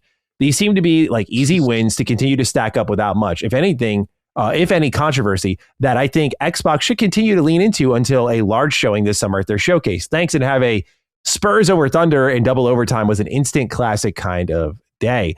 Meanwhile, I'm going knucking Flutz, writes, hey, Dukes, I hope everyone's doing well. So the biggest news of the week is deciding whether it is Xbox or Xbox. I know it is thought to be ridiculous by many, but the capital letters are important. It is the difference between helping your Uncle Jack off a horse or helping your Uncle Jack off a horse. Thank you for writing in, both of you. Yeah, so for those who missed the big news, Xbox CEO Asha Sharma did a Twitter poll. And she said, pick between Xbox, lowercase uppercase X, BOX, or full caps, Xbox loud. The people voted, Xbox rebranded. They are now Xbox all caps. Locke, your thoughts on this? Are you excited? No. Well, I would be cynical, right? Yeah. Oh God. Yeah. So there we go. See, now I'm doing it myself. I think this is warranted. I'll be honest. Yeah, I think this is. There's a lot more to be happy about with Xbox right now. This is one of those moves where I think, like, just shut up. Just keep doing what you're doing. You're doing great, Asha. Just keep doing what you're doing. Do it in silence. Like, listen to people. That's fine, but don't put Twitter polls up where every everybody can vote on, everybody gonna weaponize it, and besides, Xbox in all caps just doesn't look as beautiful, I feel like, stylistically as Xbox in with like the capital X and just box behind it. I think that looks better. So I feel like stuff like this, I know it's like marketing, and I know it's like getting the audience excited for it, and I know that matters, and I know that that's important, but I feel like she's doing such a great job with other stuff and like saying the right things and perhaps hopefully doing the right things. We'll find out soon, I guess, that something like this is not needed. Like, she doesn't need something like this. It's the same thing as when she put up that Twitter banner of like everybody who signed the little poster. I was like, don't do that. That's what your that's what your that's what her predecessors did, and it's not necessary. Like, I feel like she's. I don't know her personally. She can stand on her own 2 feet. She's doing great. Yeah, exactly. I feel like she's very smart. She's very capable. Everyone, even the anti-Xbox people, are positive about it. Or positive, they have to be, because it is all positive news. I feel like they're on an upward trajectory. So just keep going there, keep doing that, and just leave all the marketing bullshit behind. Like, you don't need that right now. Just keep doing what you're doing. You're doing awesome. Yeah, a little performative. Right. Yeah. That's exactly. Like my read of it. Like a little, like your decision was made. This does nothing. Yeah. It's social media buzz, but the lowest form of it. And I think I don't mind. I should say this. I don't really blame Xbox. I don't mind them doing it, but it's so obvious that they're just utilizing like the same set of writers and creators in the industry to get them to signal boost this, if I'm honest. Yeah. Again, I'm not going to sit here and get on a podium because there's nothing to complain about. It's fine. It's like whatever. Yeah, it's not. It's the performative nature of like, they know people are going, like, they're smart. They know there are going to be people who are going to make a big deal out of this. So they're using that. Asha's smart. She deserves credit. She is intelligent, and she understands that, we got a bunch of people who are just going to like, they're trying to get in with us. They're trying to win favor with the new leadership group. They're going to cover this. They're going to make a big deal out of it. Do it. It's a free win. And this is what Cog and I talked about for years. We're like, take the free layups. Now, to this extent, now we're doing handouts. It makes no difference to me. Just make good games. But definitely funny. It got people talking. So that's the other thing. It wasn't negative buzz. I think they're doing a good job at that. But I definitely think it was just leaning into the fact that they're like, I could guarantee this started as a joke. Like, probably watch what I'll get. Watch. You want to see how much they'll cover? Watch this. watch this article that gets posted on X, Y, and Z. Like, watch this shit. And they did. And they're like, look, they actually did it. The tweet and all. Yeah, no, exactly. I feel like the only problem I have with it, because you're right, it's like a nothing burger. Like, who cares really, right? I think the only thing they really have to try to avoid right now is leaning into the same stuff that their predecessors did, and that is like associating with like genuine console warriors. Like, you don't need that. Don't do that. Like, you don't need any of those people. Like, they're just gonna sully the well again. It's going so well. Everyone is positive. Keep it that way. You don't need like, because the second they make a bad choice, that's the thing. They're making great choices. The second they make a bad choice, is Xbox, when it goes up. Xbox is doing well, so you don't need people saying PlayStation is doing bad. Just keep saying Xbox is doing well, because it is right now. So just keep that up. You don't need all the negative people and all the attention seekers and the plastic box warriors and the 100%. Don't make the same mistakes they did last time. I agree completely. So congrats on the rebranding. Looking forward to the summer showcase. Yes. In other news, Forza Horizon 6 surpassed 1 million players in early access. So that's people buying the game. Had nothing to do with Game Pass. Very nice. Just a day ago, I'm looking at this. It passed 2.5 million players.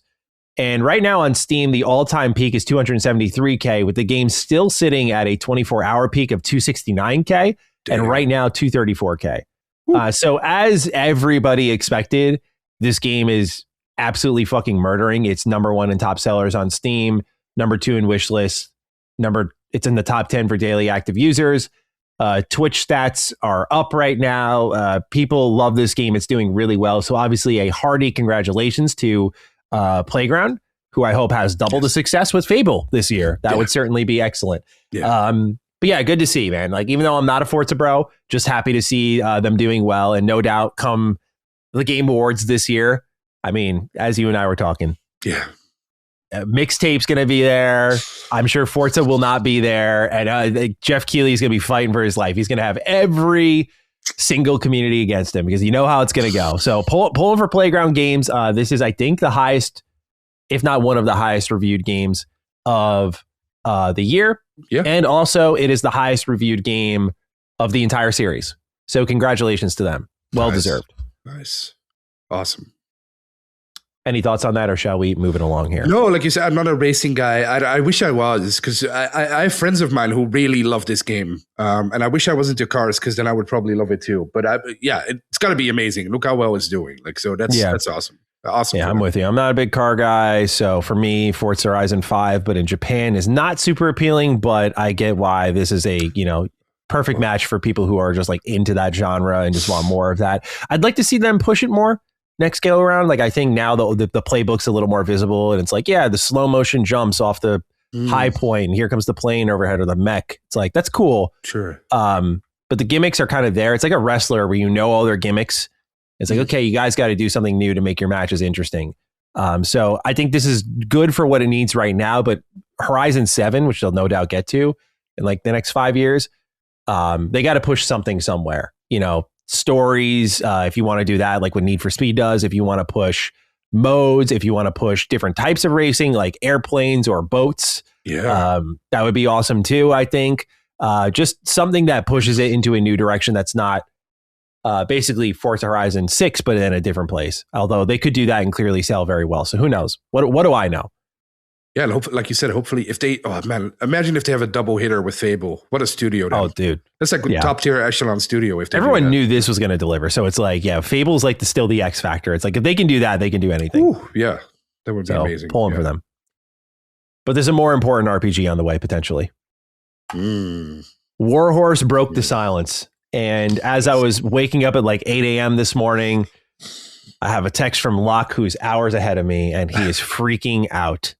I'm like, I usually, when I wake up to text from Locke, we're usually like talking about the game and stuff.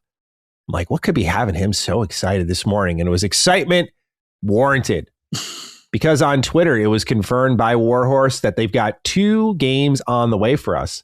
They said, you might have heard the rumors. It's time to reveal what we are working on. An open world Middle-earth RPG and a new Kingdom Come adventure. We're excited to tell you more when the time is right. This is part of a broad move at Embracer Group. They're spinning off into Fellowship Entertainment, and they're putting a lot of their major IP. So Kingdom Come is there. Obviously, Lord of the Rings is there, but Tomb Raider's there.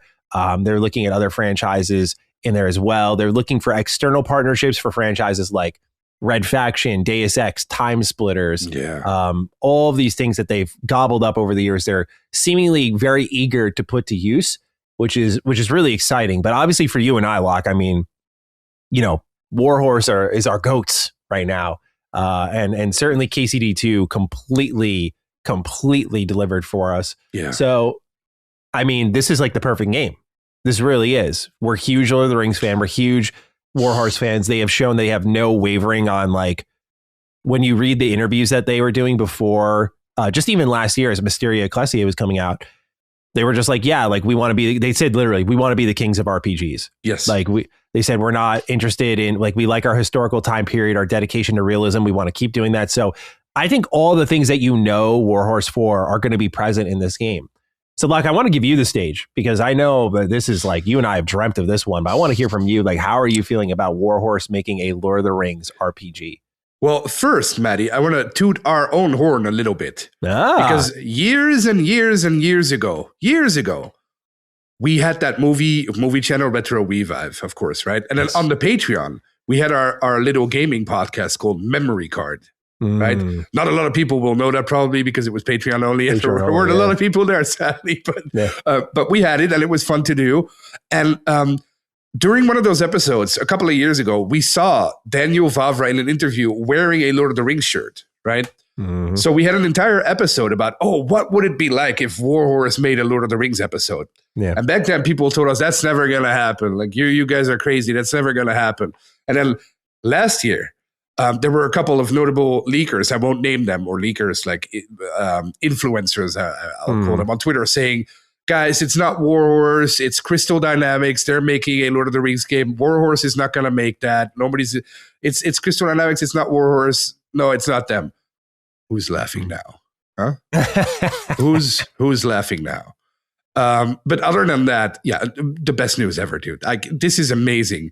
It's the perfect studio to do this. We've been talking about this for so long. Cock too, I feel like he mentioned this too. It's the perfect studio to do a Lord of the Rings game, because Kingdom Come Deliverance, even though there's no fantasy in it and it's all realistic, you can see it happening. You can already see it in Middle Earth. It's just 1-to-1. Yeah, all the systems, the NPC schedules and how they behave, the commitment to realism, the presentation and how everyone behaves, the choice and consequence could translate really well. But you know what really caught me with Kingdom Come Deliverance 2 that they captured so well? And I mean, it's the big battles. Yes. They capture war so well. And Lord of the Rings, I mean, you think of Helm's Deep.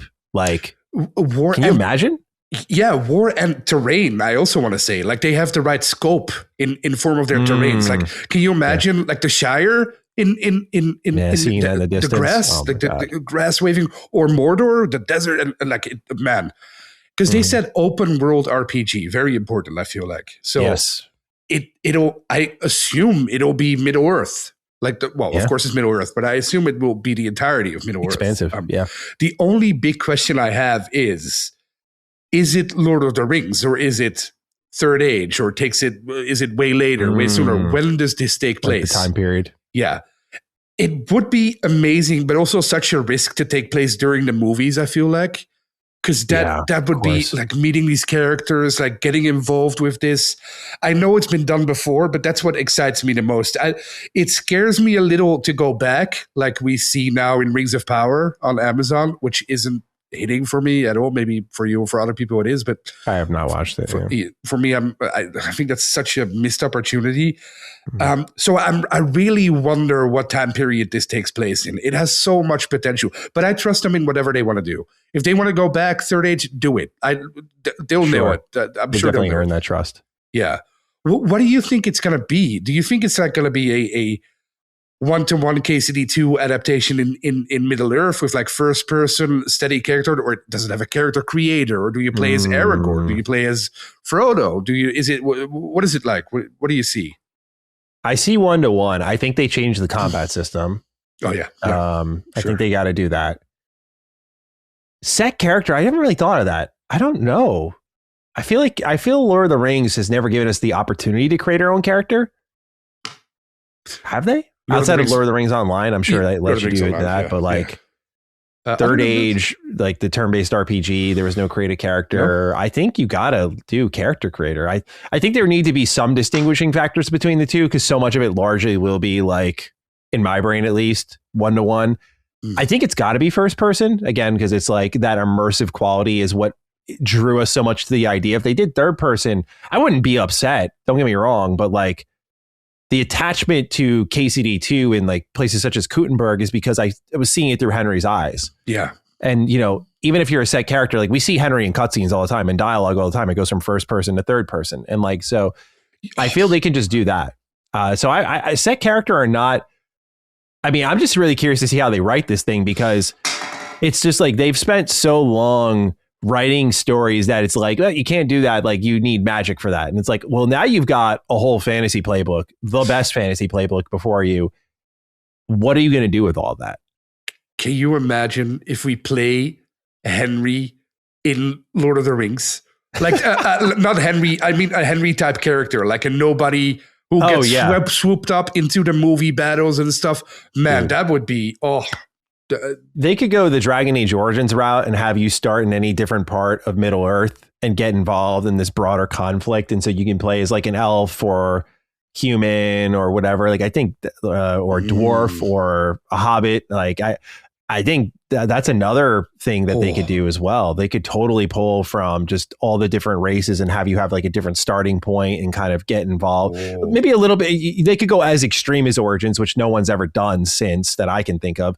Or they can do Cyberpunk, where it's different starter paths, but they're glorified intros. They're not really, I mean, they're different in where you start and presentation, all that, but There's no, it's not like Origins where the whole game's constantly reacting to that choice.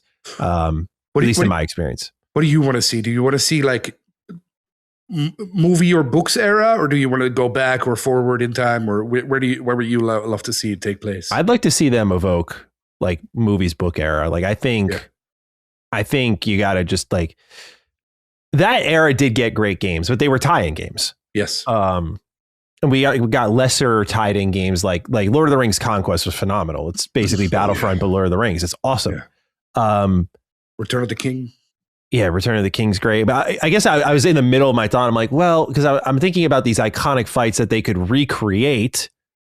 It's like, what's a better sales pitch to you? Like relive the fights, or here's this new story with these new wars. You know, I have to admit, my broader knowledge of like Middle Earth does not go beyond Lord of the Rings and The Hobbit. You know, like it. So what else they could play with there is kind of unknown to me. I was sort of like, hey, like, you know, this has to be Lord of the Rings. In Rings of Power, they go back to earlier parts of the book and like, or not the book, or of like Tolkien's work, not Lord of the Rings, and like amend some stuff and change a couple of things. I don't like that. I would love them to stay pure. They've been so good about historical accuracy. It's going to sound stupid because Lord of the Rings isn't historical accuracy, of course. But I would love for them to stay true to the books. And that's why I would love to see the books. Because the movies are one version we've seen, right? It's like Harry Potter right now. Like the TV show is going to be vastly different than the movies. I see what you mean. And maybe that'll work. We'll find out soon. We'll find out at the end of the year. But it would be so cool if that works. And if we can do that in game form, and especially a studio like Warhorse that bends itself so hard on being accurate to the source material, that would be amazing, I feel like. And also, it would be such a big game. However, it's not really an open world game then, because you follow the trajectory, but we're not part of the fellowship. I guess, would you still care about, I mean, I know the answer is yes, but would you care more about this game if it was like, as you're exploring the world, you can find Aragorn, you can find Legolas, like, yes. or do you find less interest if you're like, yeah, I don't get to meet those characters, but it's like way past their time or something like that. It's easier to not meet them because it's not going to be the same as in the movies, right? Yeah. So it's easier to not have them in it, of course, and it takes the KOTOR method. It takes place thousands of years before, right? That's sure. Way easier, of course. But again, because Warhorse is so good with historical accuracy. Yeah, like established characters. Yeah, and we have the source material right here. Like Hans Capon really existed. He probably wasn't exactly like Hans Capon in the game. So I feel like their version of Aragorn would probably be different than the movie version we got, but an equally interesting version. I wouldn't trust any studio with this. Like BioWare, no, don't stay away from Lord of the Rings. Or even they'll be fucking shaking hands in the battlefield, dude. Or even Obsidian, or a lot of other Western studios. Like stay away from Lord of the Rings. But I feel like Warhorse, they're the ones to do it. I would even say Larian stay away from Lord of the Rings. But I feel I would agree. Yeah, Larian's a very different type of like. Yeah. I know, again, Kingdom Come Deliverance isn't fantasy, but Larian is a very different type of fantasy that I don't think is Lord of the Rings. No. And what Warhorse is doing, you can obviously tell, like, even though it's based on realism, like one of their touchstones for KCD2 was no doubt Lord of the Rings. Just and some of the visuals, like the smokestacks in the distance, like even little things like that, the sprawling terrain, like that's very like, here comes Frodo on a horse over the hill. Like it just reminds me of those shots in those games, or like the way they ride the horse. I know it's all like based on realism, but it's also the way it's shot. Yeah. It's presented to you. And it's just all very Lord of the Rings. It's also, I feel like, especially now, we're going to get a couple of extra movies, right? The Hunt for Gollum, and then whatever Stephen Colbert is working on.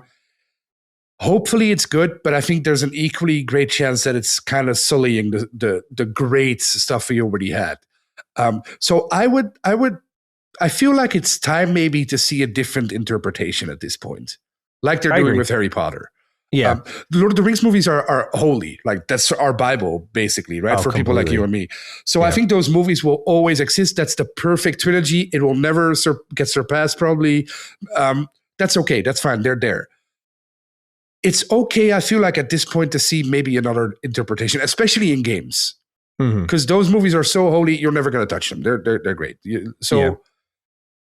It would be so interesting to see what Warhorse does with this. But again, it's so difficult to speculate about it because we know nothing. We just know open world Middle Earth. It's still one of those things, though, where this is like our Hogwarts legacy. Like, I get the Hogwarts legacy people where they're like, oh, man, I couldn't fucking wait for that. Like, I mean, what I played was good. I just didn't connect with it because I'm not a Harry Potter fan. Like, I haven't finished I haven't finished all the movies. I think I watched like 4 of them. Frankly, it's impressive. I haven't been spoiled on anything. So. It's a great game. But like, Hogwarts Legacy, I was like, all right, like I get why others are excited.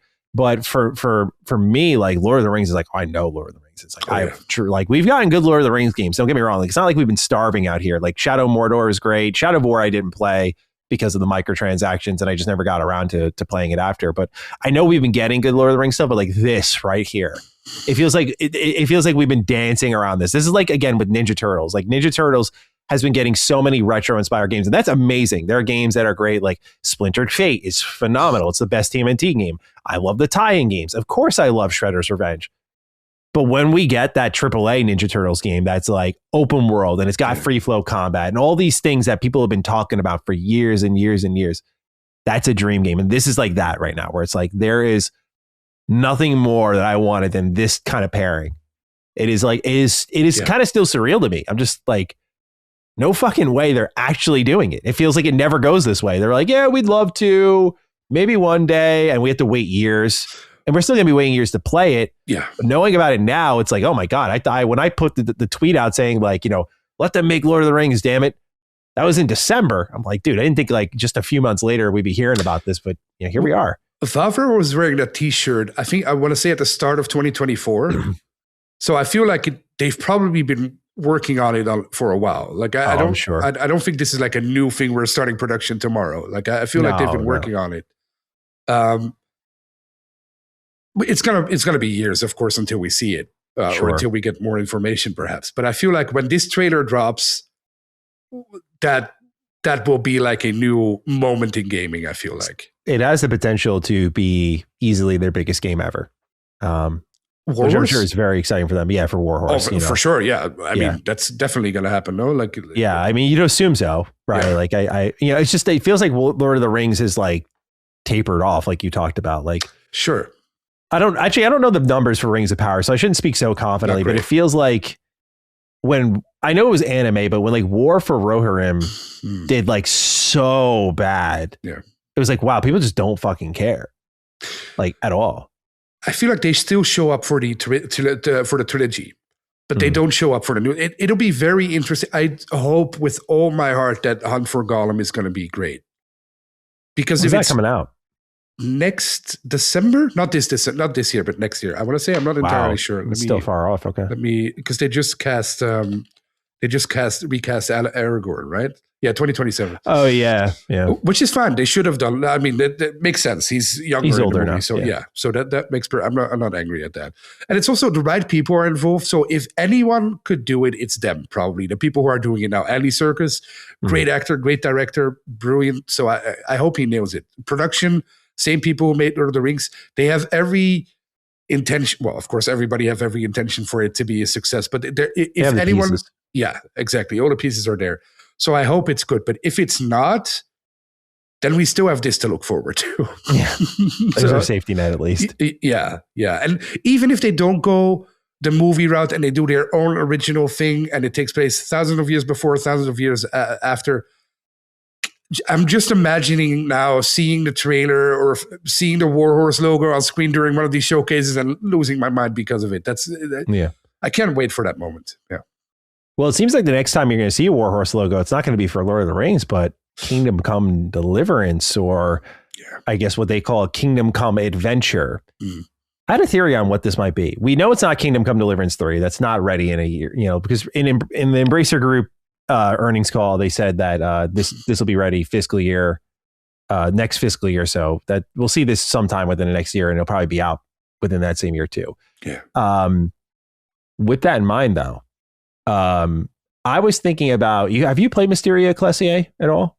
The DLC, the final DLC for KCD2. Oh, no, dude. I finished KCD2 when there was no DLC out. Right. So what you were ahead of me. Yeah. What I want to do at the end of the year is do the hardcore mode with all the DLC. Nice. Yeah. Okay. Yeah. So Mysteria Ecclesiae, without spoiling, is like a murder mystery investigation. It's very clearly inspired by Pentiment. It's mostly dialogue, skill checking, talking to people, investigating multiple solutions. And I thought they did a really great job with it. It was almost so experimental and so different from the core game that I think it works as part of the package. It's a little weird because there are some characters that are part of the main game that are also here, and it doesn't like the main game doesn't feed off your experience there like a Cyberpunk would. So it's a little strange. But that aside, it was so experimental that I was like, I think this is what they're going to do. I think they're going to take the combat of KCD2 and use its dialogue system entirely for an adventure style experience where you just walk around in a part of the Kingdom Come world, whatever that may be. I don't think you're going to play as Henry, and I think you're going to do like some type of investigative gameplay, and I think that's what it's going to be entirely. Like an old time, a very old time detective game. Yeah, like an adventure. Kind of my thought process, because I'm like, what else would they do like that quickly? That'd be a spin-off. Yeah. That's my guess. That's an awesome guess. Yeah, I feel like that's very plausible. I thought it would be more like a Lost Legacy type of thing, like Uncharted Lost Legacy. But I agree that we're probably not going to play as Henry, or they would call it Kingdom Come Deliverance 3. I feel like that's saved for him, right? But, you can't play as Henry if it's not a mainline game. But I do feel, if what I assume is right, and there's a 20-year gap, not in real time, but in game time, between KCD2 and KCD3, I feel like there has to be something to bridge that time in those 20 years, historically speaking, in those games. So maybe it takes place during that time, during those 20 years, and we don't play as Henry, but he shows up at the end or something. But you're right, though. I think you nailed it, because they called it a Kingdom Come adventure, right? Or they called it that's what they called it. Yeah. So I think you nailed it. I think that's very well thought out, that it's probably something smaller and probably something like a set area and no combat or very little combat and more like Pentiment. Yeah, I think I would love to see like a third person thing, of course, like a completely different little thing. But no, I think you nailed it. I think it's got to be, because they also developed it so quick. Yeah, right. It's got to be just reusing what's already there. I mean, they also said they didn't want it to wait too long until their next thing. They said that they're a much bigger team now. They understand their system. So this could also just be like, holy shit, it's another RPG. Can you like, maybe not open world, but like might just be another RPG adventure, and they're just trying some new things there. It's going to be really interesting, because this is their first time really like taking a crack. It's, at least on paper, it looks like, at something that's not a sprawling open world. And I love that they're doing that, because this is the thing that like I've asked so many devs to do. We were talking about Bethesda earlier. I'm like, why don't you guys make spin-offs and smaller games in the meantime? Like, why are you spending so long on just one thing, or, you know, all these little DLC? Like, they used to do a standalone release, like a Dishonored, Death of the Outsider, like that kind of game. Why aren't you doing that? Well, they did that. So yeah, like I'm very excited to see them trying something smaller. Bethesda did that once. Remember, with the brilliant game Redguard. Oh God! It came out in whatever 1990s. So that was all it took. They were like, never again. But no, I agree. I fully agree with you. I think that's a great take. I hope that's the case. Well, fiscal year 2027, they said. Yeah. So it has to come out before June next year. Is that the case? Or starting June, something like that. Yeah. Within the next, sometime next year potentially. Yeah. So that'll be cool. Do you think we'll see any of it soon, or do you think it'll? I hope so, since they're already talking about it. But time will tell. Yeah. Next up on the docket, Locke, the great Colin Moriarty PlayStation hack. Yeah. I imagine most of our community is very caught up on this, so I will keep it as a brief summary. Basically, there's an exploit on PlayStation right now. And boy, is it a terrible one. It seems like if you have some form of transaction data and a PSN, that's all it takes to get in. You can have two-factor authentication. You can have multiple, like you can have all the walls up. It is that easy to get in. Colin was warned days before his hack that they had his information and they took his account. he had to fight through PSN support and rightfully leveraged all of his connections to raise the issue, because it seems like PlayStation themselves is largely ignorant to it. I said this on stream, but it couldn't have happened to a worse or a better guy. We know how much Colin's PlayStation profile and trophies mean to him. At the same time, there is no one who will raise more hell about this than Colin. And so the chances of Sony actually doing something about this, because he has so many people who know him in that building, is much higher now than it's ever been before. It doesn't mean something's actually going to get done, but the fact that he's wrote on Twitter, he's talking with Sony PR, talking to the people who work in first party. Like, my response to this is the thing I think PlayStation wants to avoid more than anything. Like, okay, Colin's upset. I'm sure they're thinking they can get over that. I removed my payment methods from my account. I was like, I'm not buying shit on PlayStation. Same. I was like, you can have my account. I don't give a fuck, dude. But like, you're not buying shit on my PSN account. And certainly, I didn't think of this until my editor, Dan, brought it up. He's like, you shouldn't do reviews on PlayStation either for a little bit. And I'm like, yeah, like that's how a full game just straight up leaks. And especially if your name's attached to it, like, oh boy. So it's an awful situation that Sony's got this kind of security flaw, and it's speculated that it's someone internally selling off this information. That's the current running theory. Like, certain trophy hunters have been targeted. Yeah. Dustin was messaged from Colin's account saying that he'll be next. Yeah. Which just like crazy. But right now the latest update is Colin got his account back. All is well, but it has sprung a ton of write-ins. One is from Zebulon. He says, "Good health to you, Dukes. In light of recent events, I think the argument for physical games has never been stronger, but Colin's account hack got me thinking, why do we play games? In Colin's case, it seems to be for the achievements. As he mentioned, he'd quit gaming if he lost his achievements and save files. I, on the other hand, have never been an achievement hunter and play for the experience and enjoyment in the moment. What say you, Dukes? Why do you game? What would you do if you lost your accounts in all digital games? Have a good week and may your accounts stay unhacked." Thank you, Zebulon. So obviously, what's your take on this situation? But also, if this were to happen to you, I guess, we got to prepare ourselves for that. If this were to happen to you, how would you respond to it? Would you care? Well, I saw it happening live because Colin was streaming at the moment that it happened, and he was streaming Pragmata, and they were watching a video of somebody's saying something stupid about Colin, and during the video, he suddenly got like a shit ton of emails from all different companies, and 10 seconds after he got all those emails, he was suddenly logged out of his account. And that's when it happened. But as you said, I think the really strange thing about all of this is that he was warned beforehand by someone. And I feel like that person could maybe shed some more light on it, because he obviously knew. I think it was someone who this happened to as well. I don't know the real story. I don't know the full story there, but maybe that person can shed some more light on it, or maybe not. Again, I don't know who it is, but I feel like that it's a very mysterious story. Also, it's such a mean thing to do to Colin, because like you said, if there's one thing that matters to that man, it's his trophies. And to just screw with that and to take that away, or threatening to take that away, that's not funny. That's just incredibly, incredibly mean. Sending your next to Dustin did make me laugh. I thought that was a great move, but other from Colin's account. But other than that, it's a very serious matter. Like you said, I also immediately removed all my payment options from my PlayStation, put an extra password on it if I want to do anything on PlayStation right now. Yeah. If it would happen to me, it did happen to me. I'm not going to say my PSN name on here, but my PSN name is not the same name I use on all my accounts, because that account got hacked a bunch of years ago, a long time ago, over a decade ago, even during the PS4 era, and I never got it back.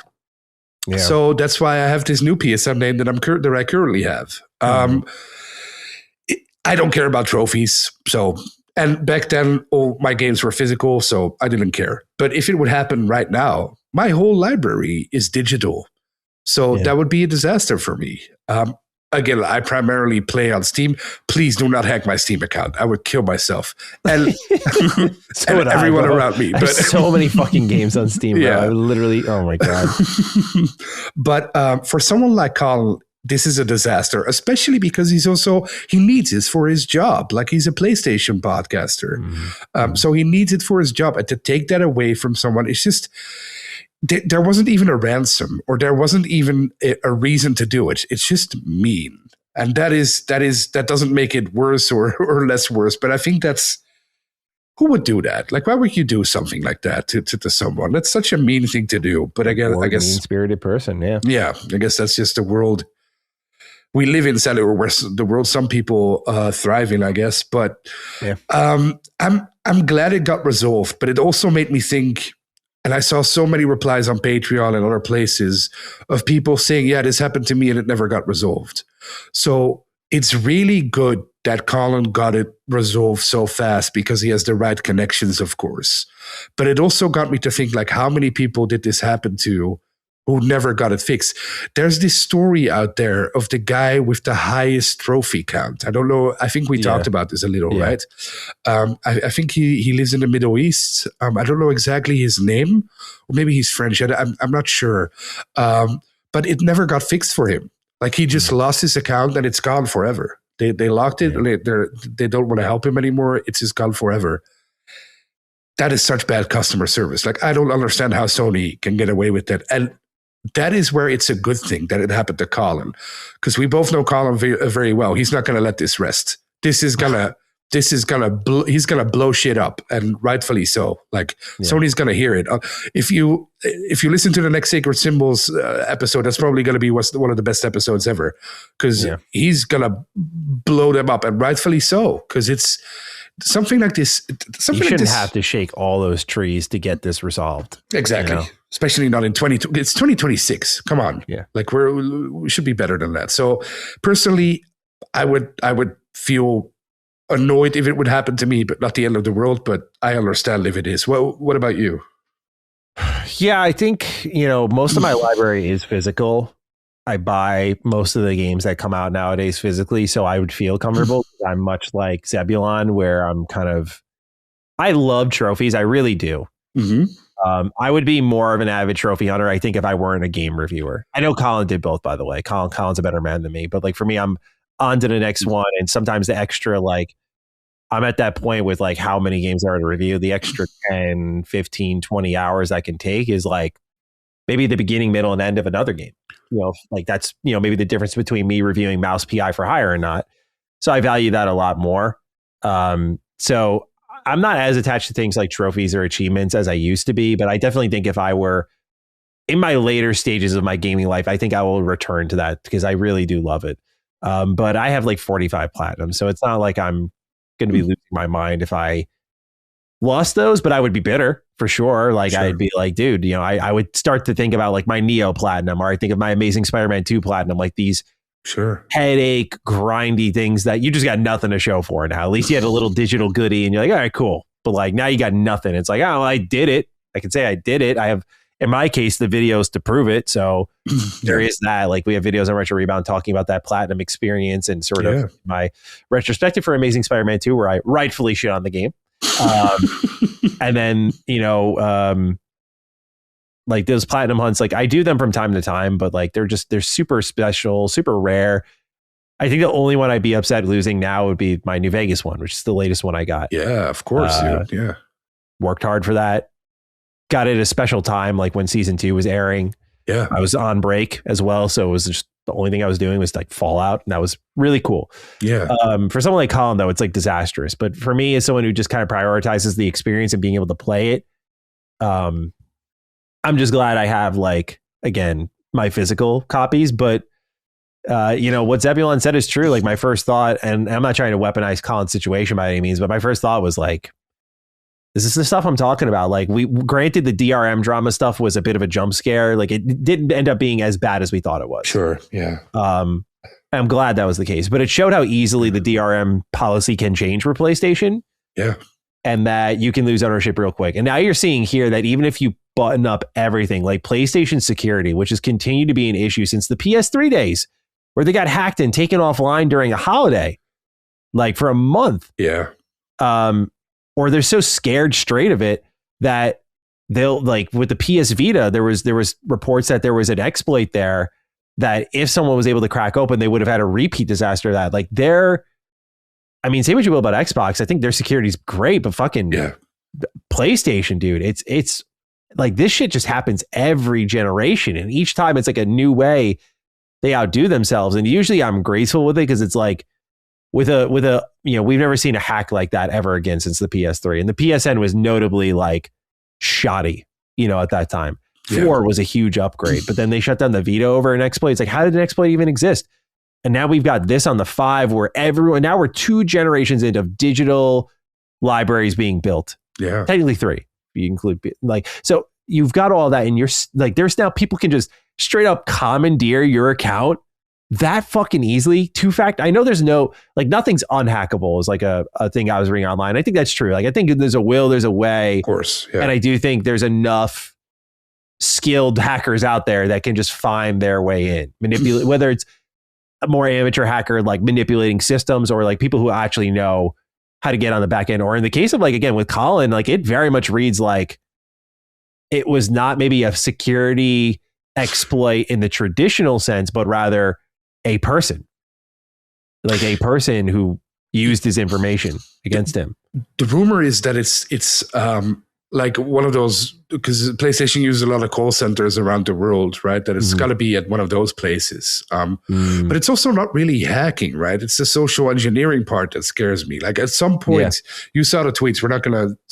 At some point, Colin put up a tweet with like his history of games he bought on PlayStation, and supposedly that's how they got in, by using that tweet, by using that information on there. So it's also not really hacking, which is even scarier. I feel like it's basically, that's what I'm saying. It's like, it's a people thing at a certain point. And the barriers just got to be higher. Yeah.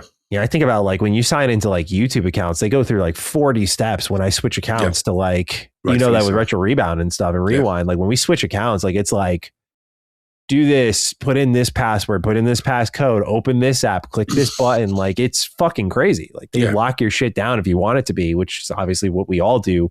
We do this for a living, but it's just, again, like crazy with this, where it's like the fact that it's connected to your PSN, where if like, that's the thing we share to add each other as friends and play online together. Yeah. When one of your main, if it's a social engineered exploit or anything, if someone can get a hold of your account by just having your PSN, crazy, dude. Yeah. It's like a gamer tag being shared and that resulting in a hack is unacceptable. Unacceptable. The silver lining to it all is that they will have no choice but to fix it now, because Colin is going to raise hell until it's fixed. Not just for him, but in general. Like he's going to raise hell for the other people who actually have to hear it. Yeah. Yeah. So that's the good news, of course. They really picked the wrong target to fuck with. I agree completely. Like, you know what got me? Colin called Greg. He was emotional, dude. I feel like that's what happened. I feel like he got emotional. And of course, I'm not judging Colin. I'm just like, no, of course, yeah. Wouldn't that be amazing? If that band back together, they finally buried the hatchet.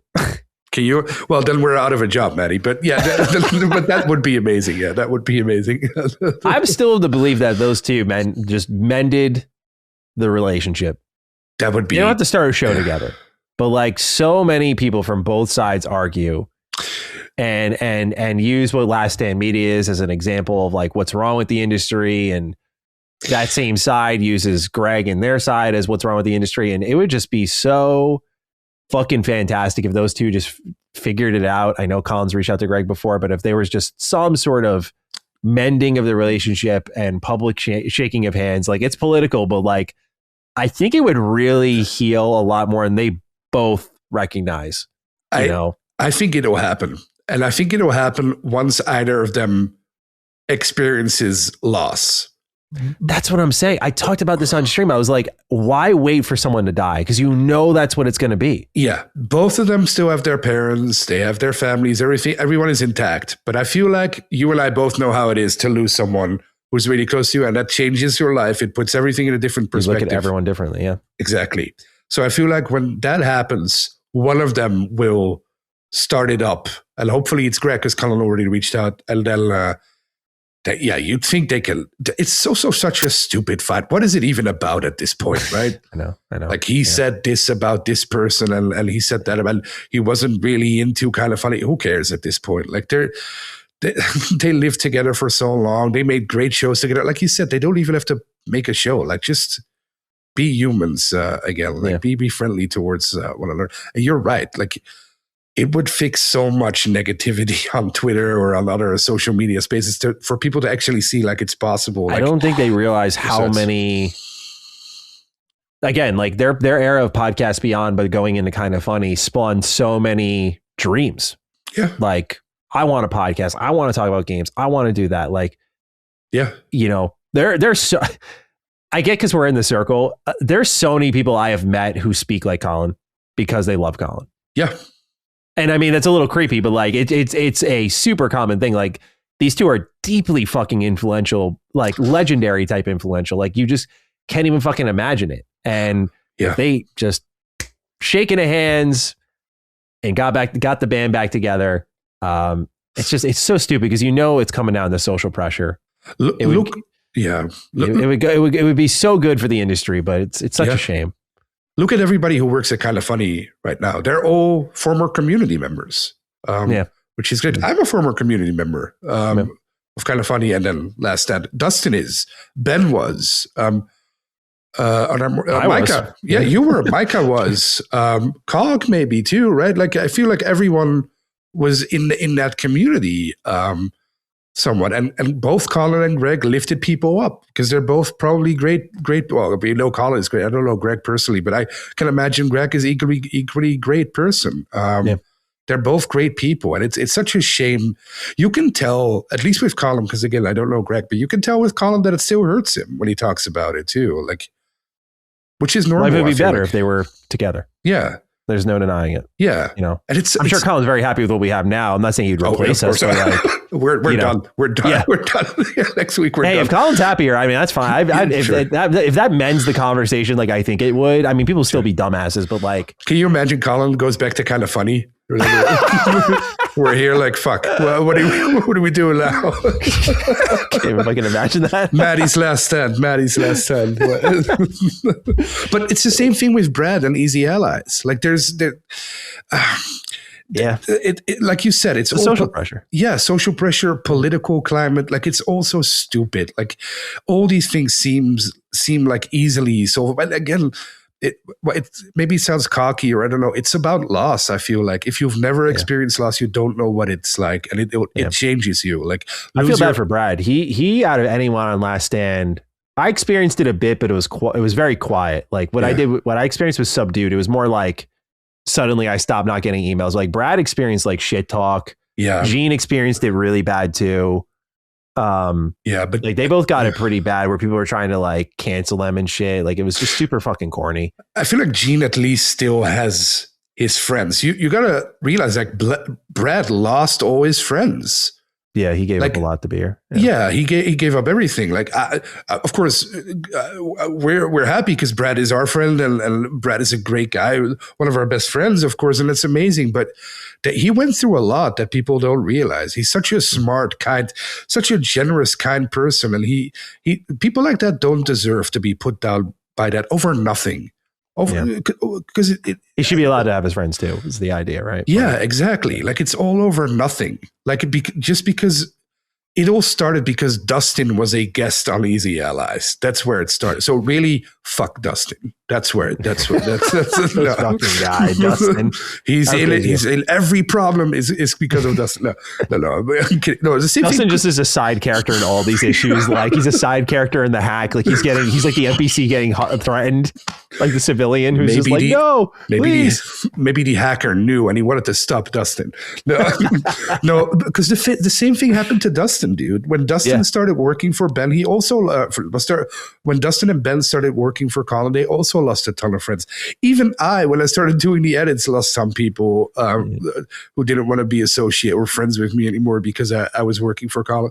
It's also stupid. It's so unnecessary because Colin and the whole community and most people in LSM are just normal people. I feel like these communities used to be one community. Kind of Funny and Less Stand used to be the same community with the same people. And it's such a 100%. shame that got ripped apart, but it is what it is. Well, hopefully at some point, right? Hack Greg's PSN and let's see what happens now. You're next. Let's get a little social pressure. Let's get these two together. Take his trophies away.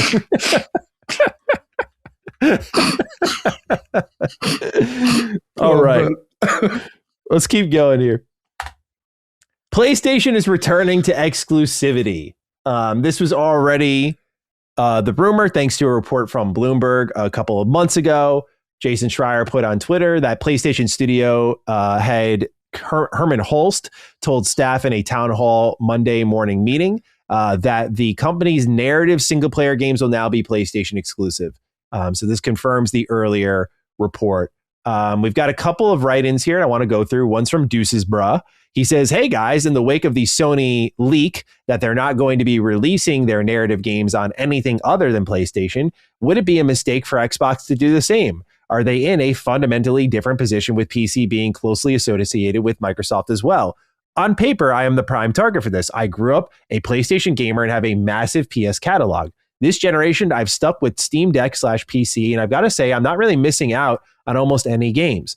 You're saying I have to buy your $600 console to get maybe one exclusive game a year, I'll pass. Have a Naughty Dog has produced 20 hours of original content in the last 10 years type of day. Meanwhile, Mike Carley writes, top of the morning, Dukes, PlayStation has taken single-player games from PC. Xbox is reevaluating its exclusivity strategy, so clearly exclusives are back on the menu after a few years of many saying it was over. My perhaps hot take is, do exclusives actually matter anymore? Is it something we hardcore overstate? Let's say Saros did sell 300K copies, or hell, even double that. And what was the last Xbox game to break 1 million copies on console? I guess now it's Forza, but before that, good question. Our own kind aren't even buying them. We clowned Phil for saying Starfield could be an 11 out of 10 and not move people to Xbox, but I think he was spot on. The console sales trajectory just seems to be set in at this point. Is it just that the same hardcore that care for Xbox want to go back, and the ones who already own I think I misread this completely.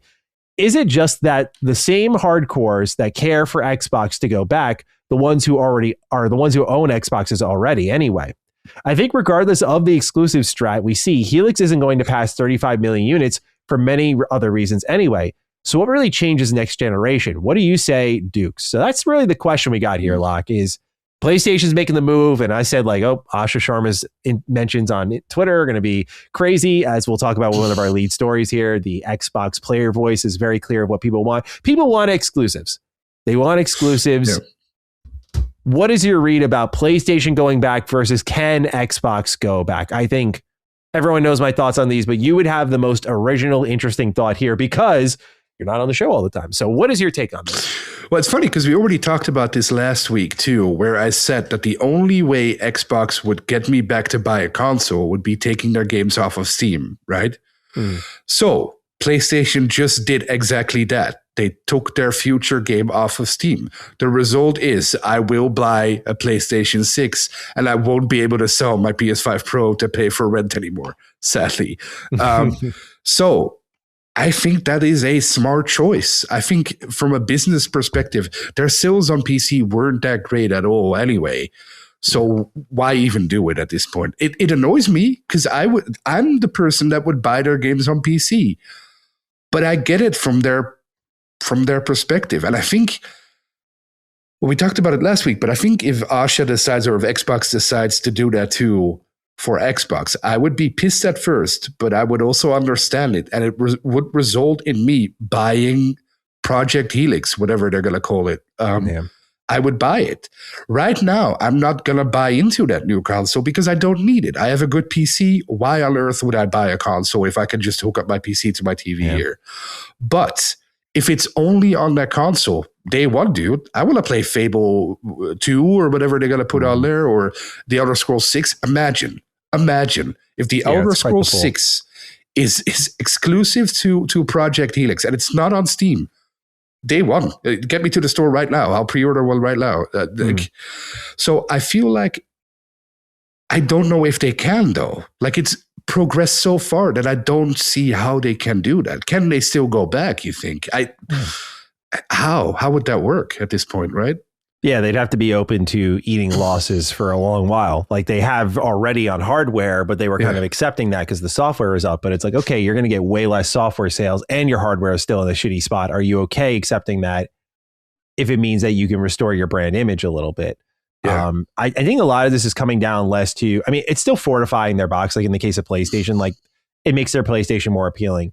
Mm-hmm. But I also think it's a little bit of like, attempting to weaken Steam. And by weaken, I mean just not feeding the beast. Steam isn't going anywhere. No, Valve is going to continue to get tons and tons of money in from people buying all the new games from third-party publishers. But if you're a platform holder and you're handing your games over there, that's the fastest growing market. That's the biggest storefront. There are equal reasons why you would want to put your games there, those being obvious, as why you'd also not want to put them there because you're bleeding your own platform a bit.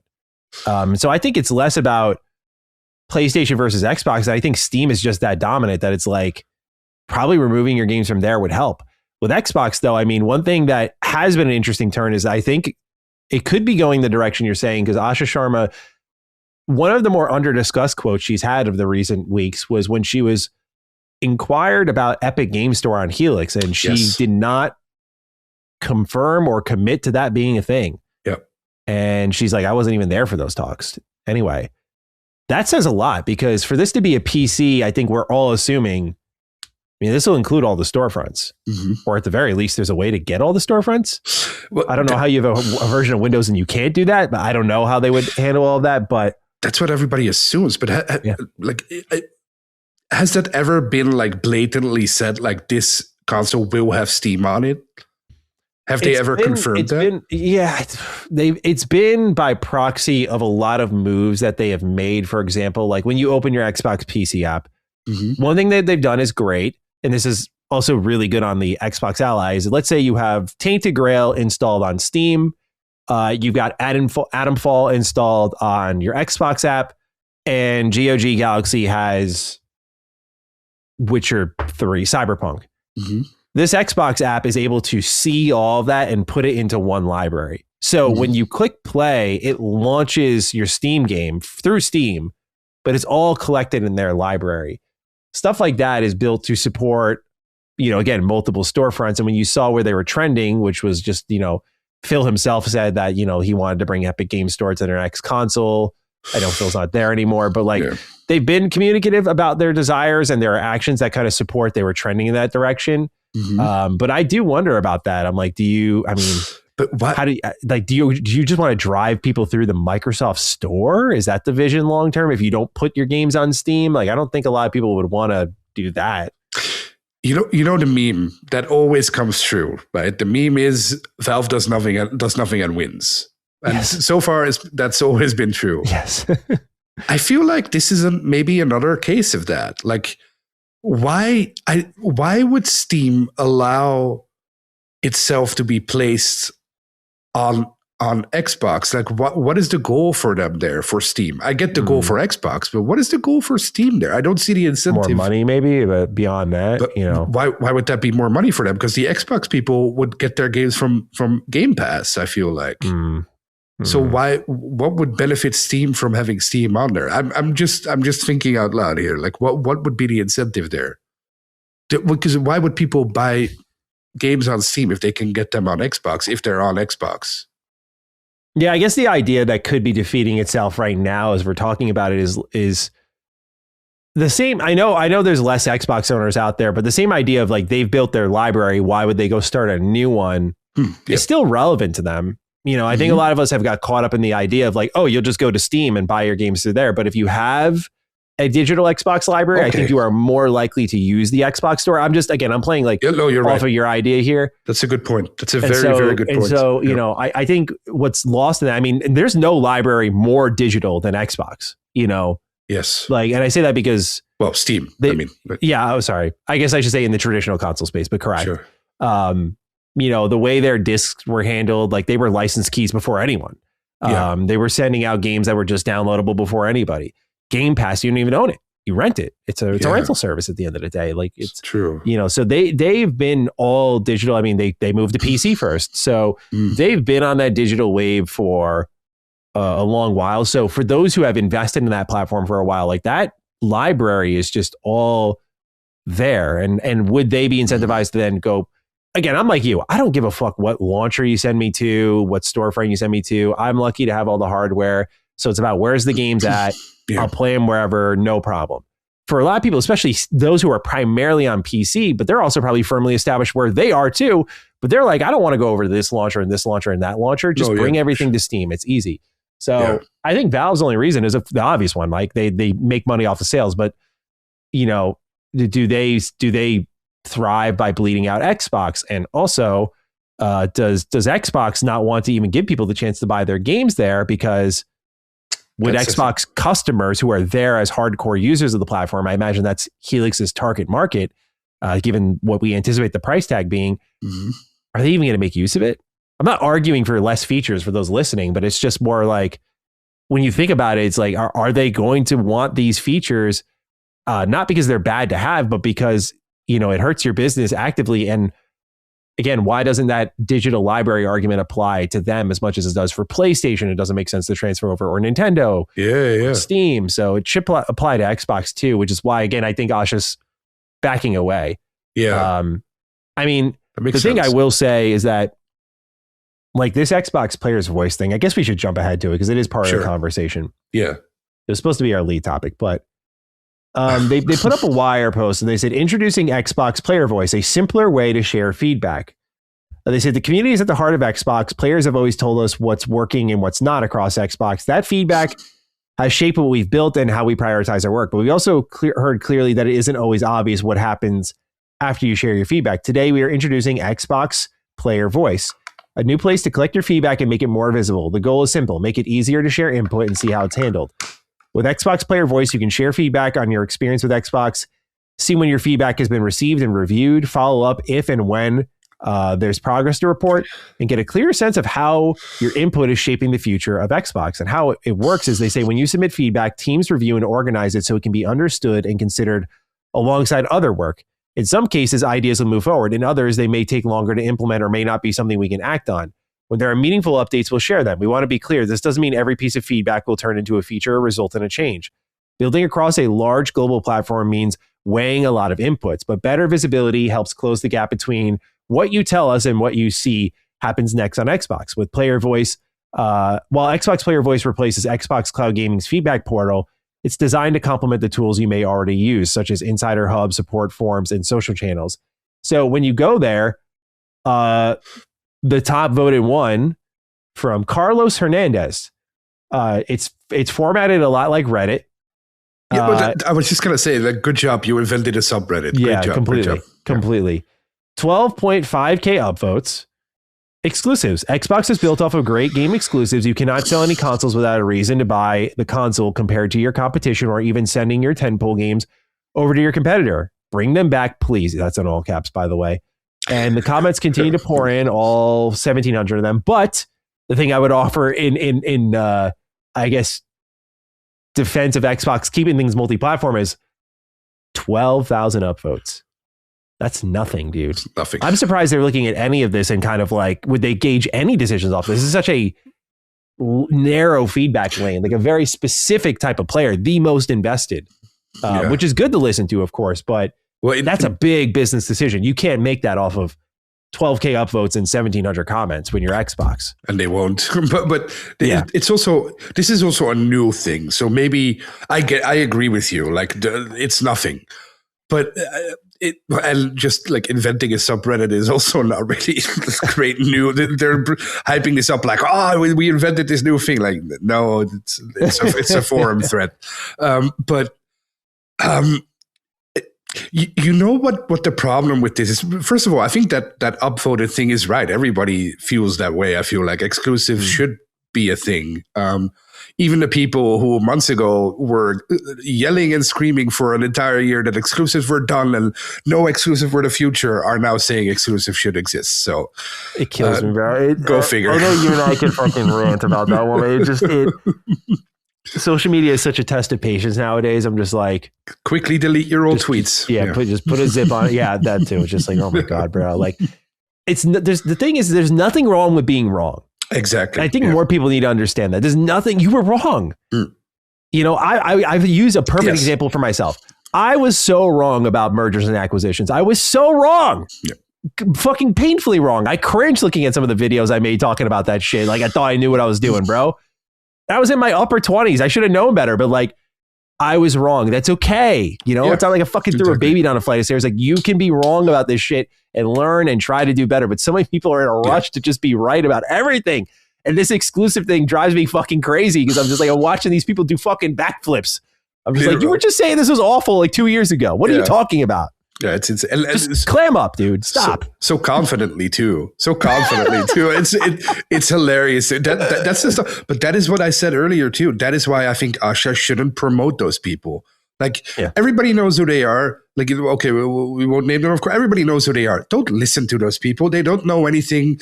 They're only here to make things worse. You don't need people like that. Like they're here to make money for themselves, which is great for them. Good luck. Leave me alone. Get out of here.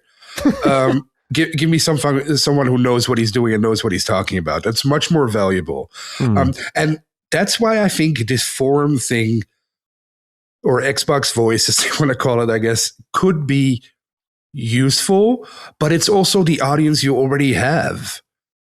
They already have the people voting in that poll. They already have them. They need the people who aren't on there. Yeah. Of course, you can poll those people, but they need to find a way to get the people they currently don't have. And I do think exclusives is a road to there. But there are other ways to get that too. And they have to figure out how and why and where. And I don't think a forum is the way to do that. But it's not a bad feature. Like it doesn't harm anyone. Right. But no. I mean, I think when it comes, are you talking about exclusives or the player voice? The player voice. Oh yeah, no, so I'm not upset about that at all. I think it looks great. Like it's like cool. I just think when it comes to exclusives, they should not make a decision on that based upon what's here. Like, do you think things like free multiplayer access? I know that's also a big business decision, but like that's number 2 here. Make online multiplayer free to access. There is no fucking reason why we should be paying for multiplayer. It is a complete taking advantage of console players not experiencing PC and not knowing that you can go on Steam, you can download a free to play game and you can play that online, no problem. Like there's no paying to play online. It's a complete money hat by Xbox, by PlayStation. PlayStation just raised the price of PS Plus. Nintendo too, Nintendo, like they're just all taking complete advantage of a very still casual base. You already pay for your internet connection. Exactly. Yeah. Exactly. So it's like you don't have to pay to get there. They're like they'll frame it like, oh, you're paying for protection and stuff. In PlayStation's case, you know, it's like, whoa, thanks guys. Here's an extra $1 every month. Yeah. Glad you got that. Now, can you fix what happened to Colin? Can you make sure that doesn't happen to me? So yeah, this whole multiplayer access payment, like that's good. That should be here. Back compat. This is a perfect place for back compat because as this starts to round out, you start to put games on here that you'd vote for. Achievements, Game Pass family plan. You know, these are great bits of feedback. I just think that there are some pipe dreams here, like allow disk-based games with Project Helix. It's like I would love them to do this. I just think they won't. Some are easier to implement though. Playtime from days to hours. Can you please add an optional feature for playtime? We want to see how many hours we spent on a game. It says, for example, 8.3 days. Can you please change it to only hours? That would be a great help for us. Thank you. I'm like, yeah, that makes a ton of sense. So it should be hours in the first place, but it's literally an idea box. Every office has one of these. It's like a little box at your boss's office, and you can put little notes in there with ideas, and then But that's a good thing. That's not a bad thing. I just think it's so old and archaic. Like they know, they're not stupid. Like Xbox management at this point knows that people need or want exclusives, and that's what they're gonna have to do if they want to get back there. They're not stupid. Like I don't really understand why they're doing this, because they know they're you would think they're gamers too, or well, maybe not Asha, but there are people there who are gamers too, and there are people there who have been there for a very long time. I do feel like it's becoming increasingly clear that the older management really didn't know what they were doing. And I think that is a problem, because they were hyped up as like the saviors of Xbox after Xbox One. Well, that's clearly not the case, right? They made terrible decision making. Yeah. Especially in the second half. The first half, I give them grace because there was a lot that I believed in, but the second half was just, as we all know, is a disaster class. I still think worse than Don Matrick. Yeah, I think so too. I think his decisions were easier to reverse than what Phil has handed Asha. What Don Matrick did and wanted is where we are now. People using their Xbox and PlayStation to watch Netflix and stuff. He was just too soon. He was too early aggressive with it. And the DRM stuff. Yeah. But like that stuff was reversible. It's like, okay, DRM stuff, get away, connect off the box. Like they made those choices gradually. I think they were slow with them, but they could just never win the developer support. Yes, and their exclusive pipeline was fucking terrible. And frankly, it was still bad with Phil and co. And into the 2023 was the first year they delivered quarterly, you know? Yeah. So, but on the other hand, it does make me very, very hopeful for the future now. For the first time in a decade, I'm so hopeful for Xbox now, which is good. I think that's a good thing. And I feel like everyone shares that. It's what we talked about earlier. The whole vibe around Xbox is positive right now. And that is what you need. And I think for someone new to come in, someone nobody heard of beforehand, like Asha, and to do that now and to generate that in a couple of months is great. That already shows the kind of leadership that not many people possess, I feel like. So I just don't listen to the wrong people. That's the one. Or don't listen to anyone. Just do what you want to do. Yeah. So only really like if I look at anything that I would say is, qualifies as concerning, it's just, like engaging in the Twitter space. I just don't think it's indicative of what is actual problems that need solving. I think it's just feeding the beast, and that's fine if you want to keep the fan base active. Like I get that and all, but just again, the thing I do respect with Phil is he connected with the fans. People really liked how personable he was. He was a gamer. He would message people back on Xbox. Very nice guy. Yeah. Why I do feel for Phil is I know he's a CEO at the end of the day, but like he got chewed up by it was probably a very personally painful day for him when they went multi-platform, not because like Xbox was bowing out, but because every person that he made a friend with during that time realized they only valued him because of Xbox. And the second Xbox became not Xbox, they stabbed him. I wouldn't say in the back per se, because again, he's corporate, like, that's who he is at the end of the day. But, why after everything they went through and how personal it got to the point where Phil used to tweet all the time, engage all the time, just completely dipped off the platform, completely pulled out, retires after, seeing all of that and probably in that building, knowing the stories and the reactions and, the tears that were shed that I've heard about, at least, knowing all of that and still going to engage is like, you're glutton for punishment. Like that's again, you can't be above the fans. Engaging with them is important, but in specific venues, like when you're bringing Xbox Fan Fest back, show up there, meet the fans. That is perfect. The actual fans, not just a couple of influencers, like the actual public. Yeah. Yeah. So I that's the only thing only thing that I look at that I think she's right now maybe not making the best choice on. Everything else, I'm like, she's listening. She's communicative in a good way. Like it feels like at least for me, for the first time since I started covering Xbox, I see the vision. I see the roadmap. The only thing that's unclear is exclusives, which I think we all agree they need. But if we're to lean into a Jez Corden report, he says that Xbox, or really Microsoft apparently, completely killed the production of their consoles. And like literally they can't do exclusives because they have no consoles to sell anymore. Mm-hmm. And I mean, if true, I don't give a fuck who is responsible. When GTA 6 is coming up, what a foolish thing to do. You don't even need exclusives at that point. Like crazy. What a foolish thing to do, knowing that game. You're waiting for the next the Rockstar game of this generation, right? We got Red Dead 2. That was PS4, Xbox One. We've been waiting for the next Rockstar game. That results in a uptick in spending in hardware, an uptick in spending on software because people are just gaming more when Rockstar shows up because it's an event. Why you would cut your production in any way? I get with like pricing and stuff, maybe slimming it down because, with Ramageddon and whatnot, but knowing GTA is on the horizon and potentially crippling that part of your business so badly that you cannot come back now. If you want to do the obvious thing, which is exclusives, and you can't, that's the problem that they face now. Is I think they would have already said we're in on exclusives, but I think they can't because they need to see how many units can we produce? Sure. How many units can we move? And again, to me, I will never move off the talking point of you're going to be losing for a while. These numbers aren't just going to flip overnight. Yep. Because again, Twitter will convince you of that, but I don't think if Xbox says Fable's exclusive, I'll throw Forza Horizon 6 in there because I know that's like the gangbusters one. Because Horizon 5 was exclusive. I think you throw in Halo there, Gears, Forza, Fable. I think you throw them in right now and they commit to it. They go hard on it this year. I don't think the result is immediate. It's got to be consistent because the thing that Xbox doesn't have, that something like Nintendo has or PlayStation has, is you don't question it. You know it will be there. Xbox, because of the back and forth, the changing of minds, you never know. You just never know. Even now, if I saw them commit to exclusives, I'd be like, okay, cool. I agree with this choice. I like this choice. I think it's ultimately right for their brand. But are you really going to stick with it, or is Satya Nadella going to change his mind next quarter? And we're back to square one. It's funny because they basically have to do what PS3 did.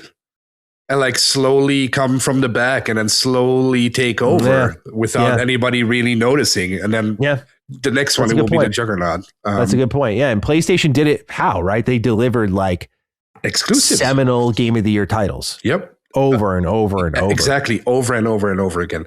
That is the thing, right? That is the thing that because PlayStation doesn't do that anymore either, because that just doesn't exist anymore. Games take so long to make. How are you going to do that?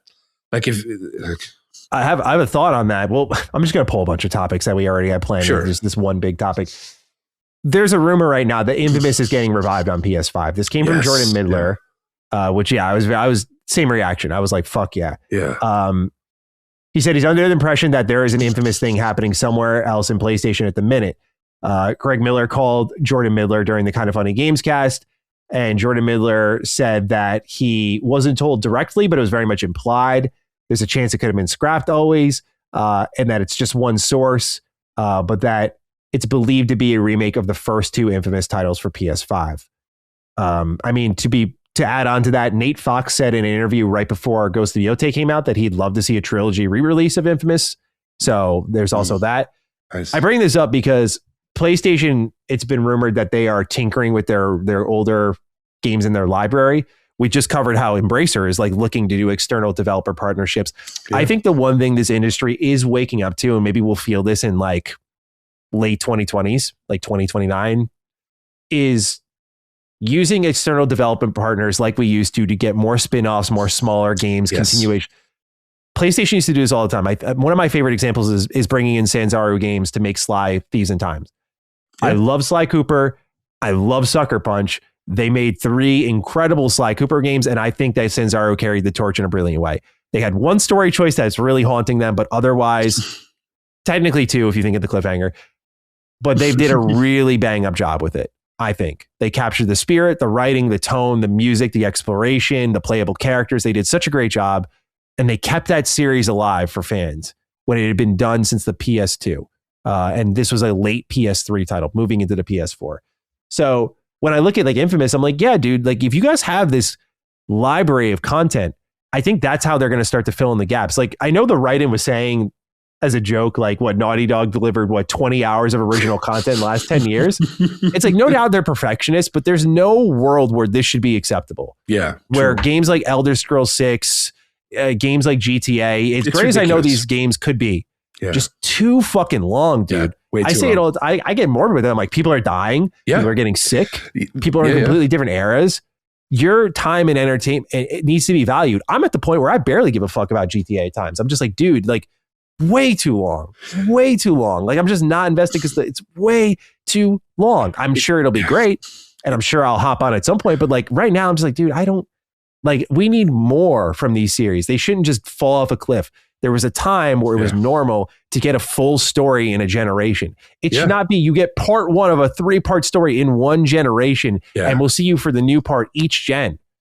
That's like, that to me is like focusing less on game creation and more on just technological development, dude. Yeah, true. So I just feel like the industry is recognizing that and self-correcting that they need to use external partners. Smaller projects are good. $50 titles are good. You know what's going to fix this? That you're not going to like it. Oh, no. Oh, I know what you're saying. Yeah, go. AI, Maddie. AI is going to fix this. Exactly. That's what I was thinking. I was like, what's the catch? It's not hard work. No, it's going to be an AI-generated Cole McGrath in a remake. Sadly, but that is true. That is what's going to happen. You cannot like it. Like millions of people, a lot of people don't like that, and I don't like it either at its core. But if AI can upskill Infamous 1 and 2 at a faster rate than coders can, why not? right? Like, yeah, I mean, I get the business angle. It's one of those, it's an awkward conversation now because back then I was like, oh, never. But then I play games and we learn like, oh, Requiem had AI in it. I'm like, well, Arkham's top 5 for me. Pragmata probably had the same thing. Clair Obscur. But at the same time, Pragmata, Clair Obscur had a little bit, Larian, no doubt. Oh yeah, I know. Like they said they're pulling back. But like they're going to stick with it to some extent. So like they're all using it. They're just trying to manage the public relations part of it, which is just people like me are always going to be loud about it because it's a slippery slope. It's like you crack the door open and it's like going to eat away at that territory and it's going to gradually gobble up more of the project. It may not right now. Right now might be actually the most ideal usage. We just don't know it. True. That's what could be happening. We are getting mostly handcrafted, like a Resident Evil Requiem, where AI is being used in ways that I will never see, never notice, and never care about. Yeah. And that to me is fine. I can give the green light on that at this point. I feel like it's the only type of, what's the word I'm looking for? I can not consolidate. Tolerate. Yeah, I can tolerate that. Thank you.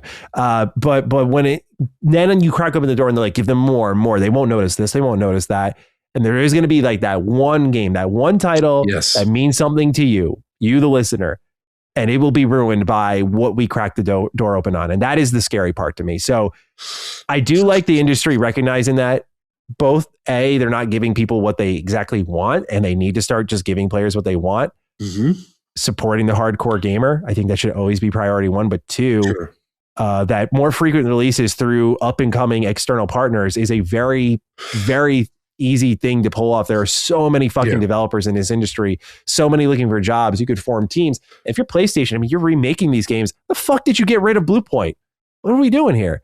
But I think that's the solution. Sorry, I got on a whole tangent. The solution in my brain is like, while you're spending what we heard the first rumor about Fable in 2017. Yeah.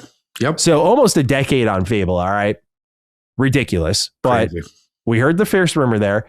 While that's coming up, why don't we, as Locke is requesting, where's the HD remaster? Where's the collection? Where's the port? Where's the easy shit that keeps me interested and goes, man, I can't wait for a new Fable. Gets us talking about Fable again. Why aren't we doing those things? Yeah. And if those are exclusive on top of your tentpole releases, I think that builds a cadence where maybe you can justify the console purchase because now you're getting more than, as the right input, 1 game per year, you know? So. Yeah, it's tough because people used to joke about Xbox in this way, like Xbox has no games, right? But I feel like it's every console now because PlayStation doesn't have that many games either. And Switch doesn't, well, Switch does, I guess. Switch is doing solid. Yeah. It's just not like... I think of that short you made where like Nintendo games are for pedophiles. And I look at like Yoshi in the Mysterious Book or whatever. I'm just like, who the fuck is playing this, man? I'm not touching this shit. Well, the kids, of course, like kids are that should be their target audience. Of course, that's why the sentence. But that's why adults who play it. It's a joke, to be clear. It's not real. Yes, everyone relax. It's a joke. It's a joke. But I feel like. Yeah, I feel like that's a problem for both consoles that really has to get solved soon, right? Because that is a problem. There are, of course, great games right now. I think we live in one of the best eras ever in gaming. Like, look at the next couple of weeks, all the great games that we're getting. Yeah. But I think in terms of exclusives or console sellers, GTA is, of course, the big one. Can't get around that. But other than that, I wouldn't buy a PS5 Pro for just Seros. Like that wouldn't sell a console to me. I would buy an Xbox for just Fable, to be fair. But you need like your big... the Xbox this year, the benefit is if you think in that exclusive environment, to play devil's advocate with my earlier argument, it's like this year you would also buy Fable knowing you're hypothetically getting Gears, Halo Remake, Forza, if the burger, fries, and shake actually appeal to you, but at least for most, Gears, Halo, for the hardcore. Exactly. That can pull you in. That does get you engaging. And, Xbox said their new metric for success is like daily active players. And it's like, you need exclusives for that because they're going to pick things up, put them down. And it's about being in that ecosystem where it's like, okay, what do I play next on my Xbox? How do you get people playing on Xbox every day? Yeah. Exclusives lead to massive surges because everyone's going to Xbox that day. We've seen with the numbers, even for PlayStation, based on estimates by Alinea Analytics, like 70% of like all the players for Helldivers 2, for Marathon, they're on fucking Steam. Yeah. PlayStation's like the lowest demographic, one of the lowest, Xbox is, sorry, in both cases, but PlayStation is like the second lowest demographic. So, like you got to, I think, push the library as much as you can. If you're Xbox and you're valuing daily engagement, I don't think you get spikes in engagement unless you're a like they were, for example, they were very much benefited by the release of College Football 25 or sure, 4, whatever EA Sports College Football came back. They were very benefited by that game's release. Tons of people were buying Xboxes. Xbox console sales were up. They actually got a little bit of a taste of what GTA would have brought them. It's so funny. They went in the opposite direction anyway. True. Yeah. But that was like a big game for them specifically. And you can't just count your business on the happy accident like that. I'm sure they were like, whoa, count this money up. This is great. But like from that point, you've got to like keep your own beats going. So after people go from NCAA to fill in the blank, they're on Xbox. Yeah. And that's the thing that they're missing. You can have your GTA happy accident. Cool. But while you're doing that, it would be awesome if they also had games on your platform to look forward to next. I feel like I'm explaining what we learned with like the N64, the PS1. It's true. NES, the Sega Saturn. Like, this goes back, man. Like this, there's a reason it's worked this way for like how many fucking years? Forever. Yeah. Yeah. Yeah. It's just inevitable. And I think getting development costs down is the main focal point in that.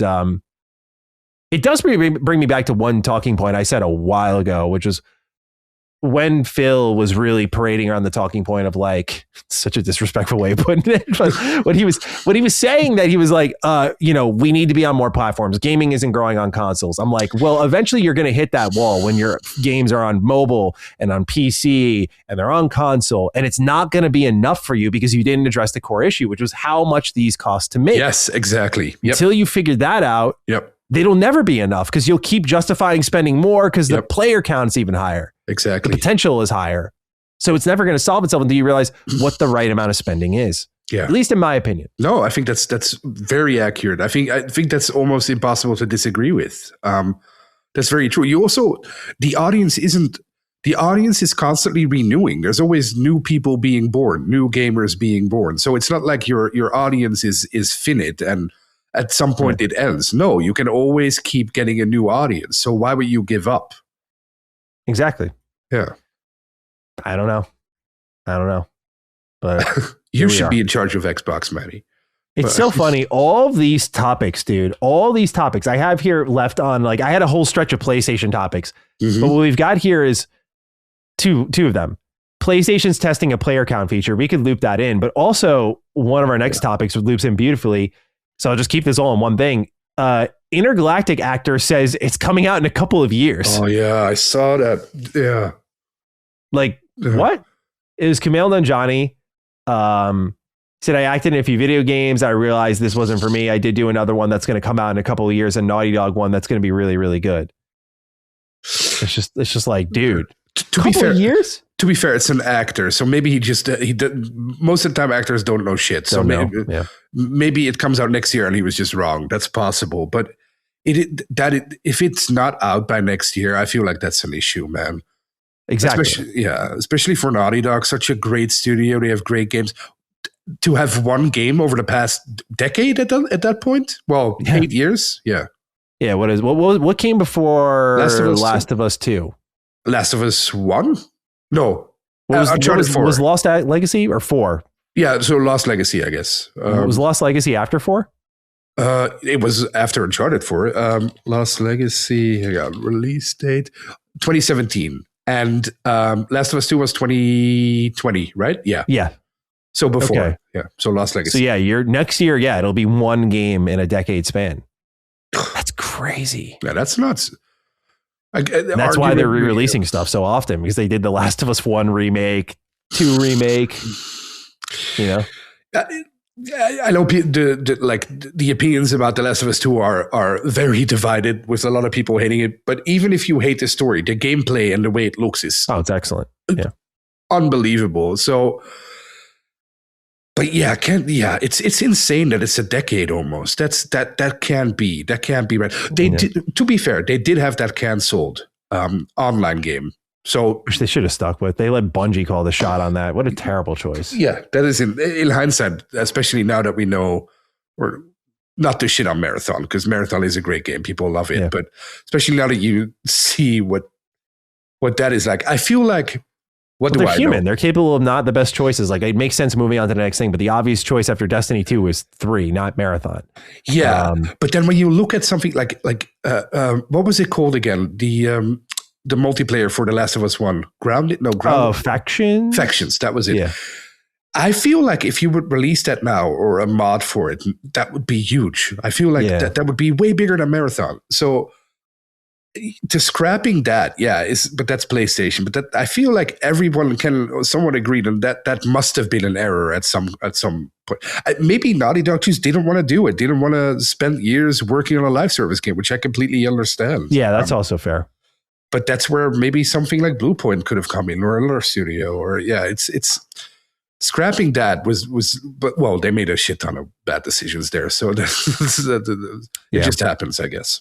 Yeah, no, I mean, I get it. PlayStation just, I think, got bullish with their faith in Bungie, and I the reason I say it's a bad choice is nothing to do really with Marathon and letting them kind of like influence the call, but it's just Naughty Dog has earned the trust and the right. I've said this since day one. I was like, when that news broke, I was like, that's like your team, PlayStation. Like, that is your ride or die. Like, everyone, the ship goes down, everyone's getting closed down. Those are the last ones to close their doors. Yeah. Like, they are PlayStation at the end of the day. Yeah. To let some new guy storm in and be like, let's take a look at your live service product. By the way, we're the kings of FOMO in multiplayer gaming.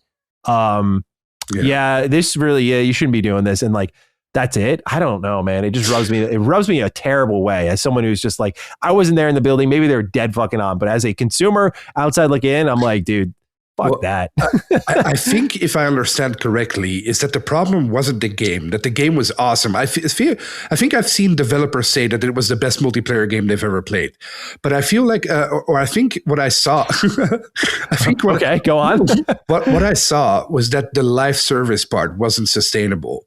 Like, they just couldn't figure it out how to make it a live service game. So it would have been a multiplayer game that people played for a year and then dropped off. And that would have been a sunken cost, I guess, to keep the servers up or whatever. Okay, so that's what I don't get. Yeah. Right? Like, do they have that much money to, if that's the case, because I'm speaking off the hip here. If they've got that much money to piss away, that much where they're like, well, we can't get long-term engagement out of it, but the game's done. Just don't release it. Like, just throw it away. It was supposed to be part of The Last of Us 2, remember?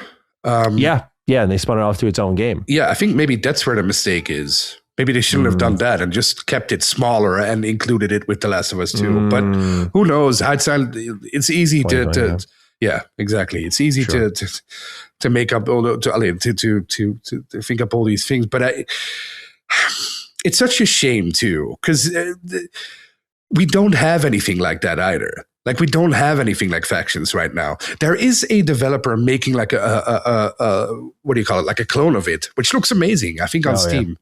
But yeah, to have the original, that would be great. It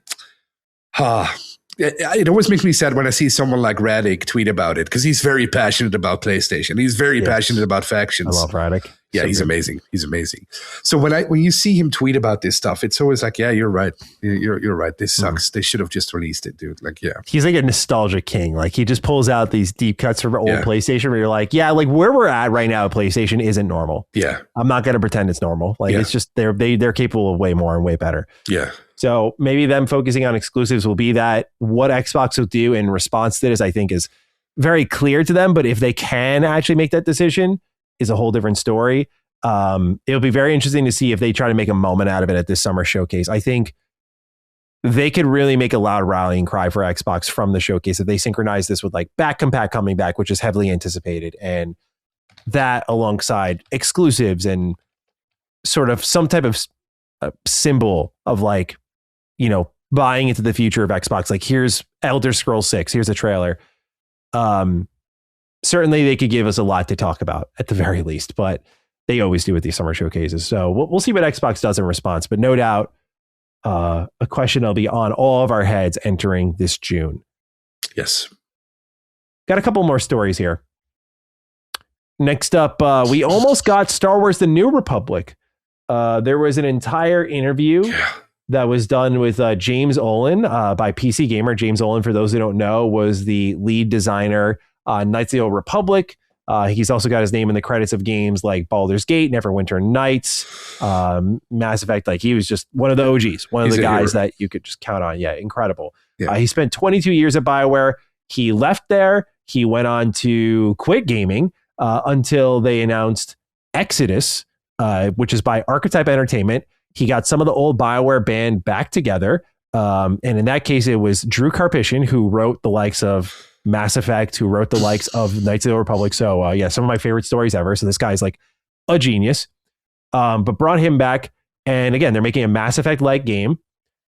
But one thing that James Olin spoke about in this interview was burnout and what he's experienced. Because now with Exodus, the only thing that is, quote, worrying, end quote, about that game, to me at least, is simply that James Olin pulled out in the most BioWare fashion. Like, before the game ships, here's a leadership figure and he's out. Now, no one else has left, so I believe his whole I was burnt out story. Yeah. But in that, he talks about what nearly killed him.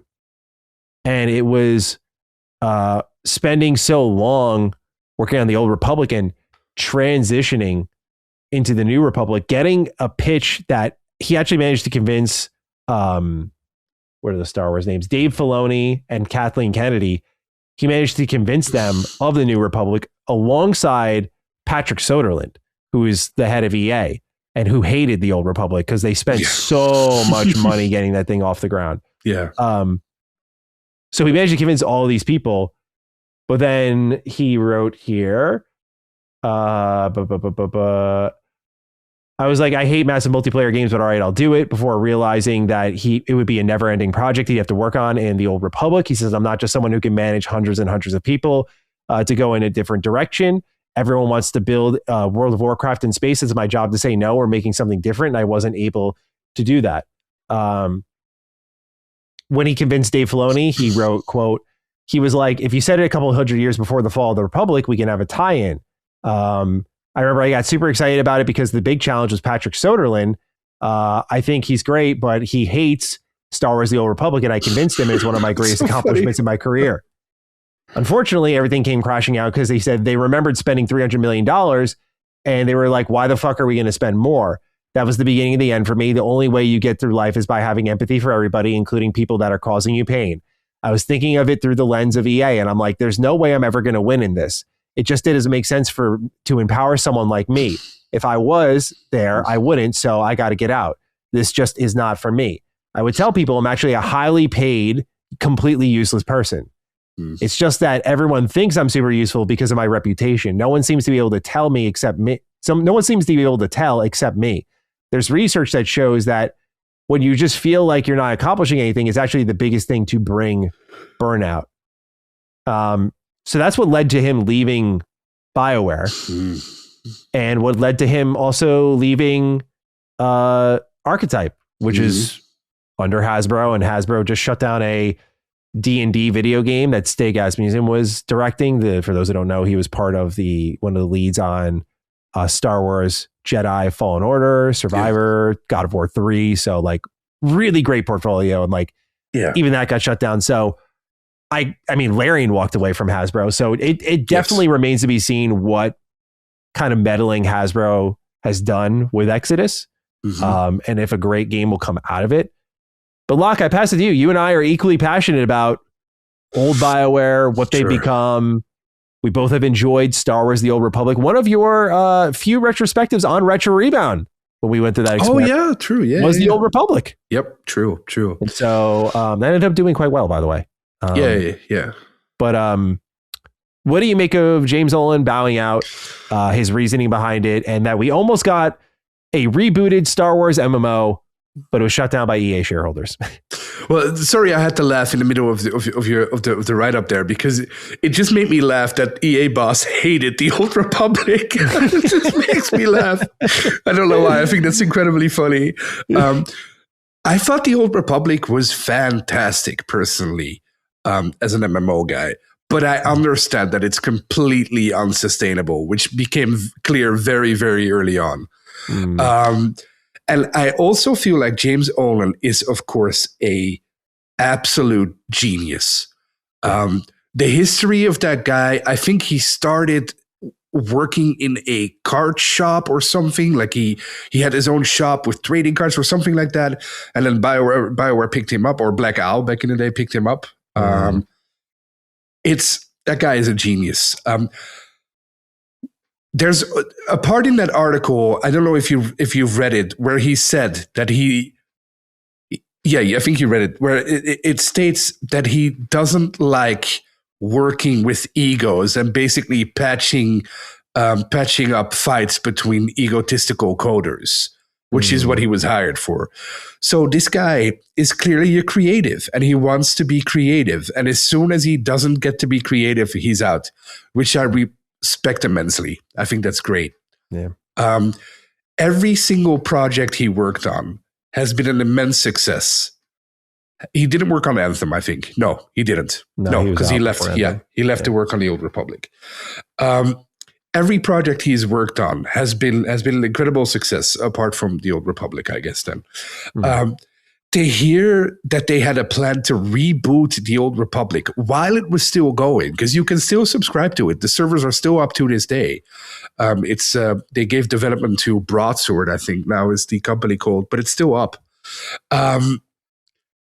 To hear that there was a possible reboot to the High Republic or to the Old Republic made by him would be, for both of us, I feel like a dream come true, right? That would be the perfect MMO. I have no idea how they would have tackled that in an MMO that's already existing. How do you do that? Do you make like a separate server? Do you make do you do what WoW did with WoW Classic and retail, or how does that work? How could that possibly work? Yeah. So I feel like he made the right choice and just built and did something new. And I feel like with Exodus, the creative work has been done for a while. All the lore is there, the books are there, the gameplay is there, everything is done.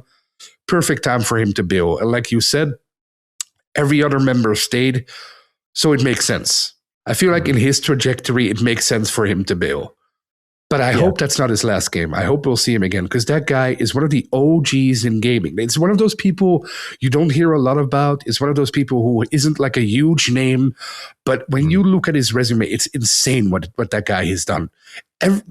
A lot of games that we play to this day, he had a hand in. So did this guy, in my eyes at least, can do no wrong. Unless Exodus sucks, but I don't think it will. I was actually pretty sad to read this, because it sounds like a great guy, a genius creative that just got burned out by executives. That's what it read like to me. What do you think? Completely. Yeah, no, it was exactly that. It seems like this guy enjoyed the old style development, like when BioWare was smaller and he talked about working 100-hour weeks. Like he'd just go in and tinker and make, meaningful decision after meaningful decision. And I think for a lot of AAA, that's been lost, because you spend more time managing people than making things. And the most gratifying thing, at least in my experience, is definitely just getting an engine and making things. You don't want to, even like he talks more negatively, like managing egos. Even if you have a great team, you're still like handling people's workloads and what they should do next and kind of helping them figure out their schedules before you even do your own. Like that stuff can be taxing for the particular type of person who doesn't want to do that, who wants to just make things. And guys like him who are designers and just thrived in BioWare, where it was like, he was just handling a bunch of different things in engine. Yeah. As that got whittled away and they split up into more teams, it became less and less for him. I'm sure he made a lot of money off of it with all the BioWare success, but I'm sure he looks back on things like KOTOR very fondly. Like that was a time he was like meaningful, purposeful work. And it's not just meaningful, purposeful because he gets to touch things in the game, but more so because you can feel your impact. I think what's starting to catch up in an existential way in AAA from the people I talk to is like, you are a cog in the machine. And worse yet, even if you ship a great game and it sells really well as a cog in a machine, you still get fired. So why not just go work for yourself? Why not go smaller? Why not, if you're James Olin, he talked about shipping a bunch of books with Hasbro. Why not? Yeah. Why not bet on yourself at this point? Because you're going to get fired anyway. At least you can fire yourself, go out on your own terms is how I think about it. that's one person I want to see you interview at some point. That would be amazing. I'd love to. Yeah. Absolutely. It's just like impossible to get a hold of him, I think, but you know, because he's very offline too. Yeah, he is. He's like one of those hermit guys who just goes in, makes a great game, and then bails, and you don't hear from him until doesn't do it for the fame. Yeah, great. Like, love of the game. That's I love people like that. Well, everybody does, of course. Yeah, I agree. There's only one person who's very active online that is an OG, and I think still like has got it, and that's Brian Fargo, which I know you agree with. Oh, like, I love Brian. Yeah, of course, I love Brian Fargo. Yeah. He's very involved. He still tweets often. He's not like a complete hermit, but like he's telling y'all, Clockwork Revolution, bro. Yes. That game's going to be the truth. Yes. It's going to be very, very another thing to be very excited about if you like Xbox. Like that is another huge thing for them that's going to be amazing. They got to give that a push though. Like, I don't know what they've got to do. They gave it clearly Xbox fans are excited, but like you got to get the broader demographic looking at Xbox for that game because as much as I love Larian, I think this game could present as much choice as like a Baldur's Gate 3. If Wasteland 3 was anything to go by, you know, In Exile does not fuck around. Like I think this should be something getting pushed to the moon for them. I would agree with that if it was a CRPG, but the fact that they're going like, because it's not a CRPG, right? It's like a first-person shooter, which is new for them, and I think it won't be a problem. It'll still be amazing, I feel like, but that is maybe why it's going to be harder to push because they're not the kings of first-person RPGs. That's Obsidian for them. Right, you can't bet those. Well, on paper, not as much anymore. But you can't bet those two against each other. So I feel like if they made like not Wasteland 4, but if Clockwork Revolution was a CRPG, you could say like, here you go, like the new CRPG from the guys who made Wasteland 3. But you can't do that here. Yeah, so how do you promote this? Right? How do you get this out there? They got to push the time travel gimmick all the way. Like they got to show the choice. Like because that's the thing is like. I think those choices will be super deep because I think it's going to change the world around you. So you're going to see more reactivity than you see in most games where it's just like, holy shit, bro. Like this whole entire universe is just completely transformed before your eyes. Like that's one that I guess throw that on the list. I want to see that again at the Summer Games Fest. I mean, I'm sure we've already seen more than enough, but just like anything, dude. I feel so confident about that game. I just want to see anything I can on it, but he's one that's still guides. So these OG designers, man, I mean, these companies have no problem burning them out, but eventually once they go, like, I hope this next generation of developers is ready because it's about to get tough. Yeah, there's one more like a Casey Hudson too, right? Like he's still in there. He's not really online, I guess, but I feel bad for him because he has so much pressure on him right now.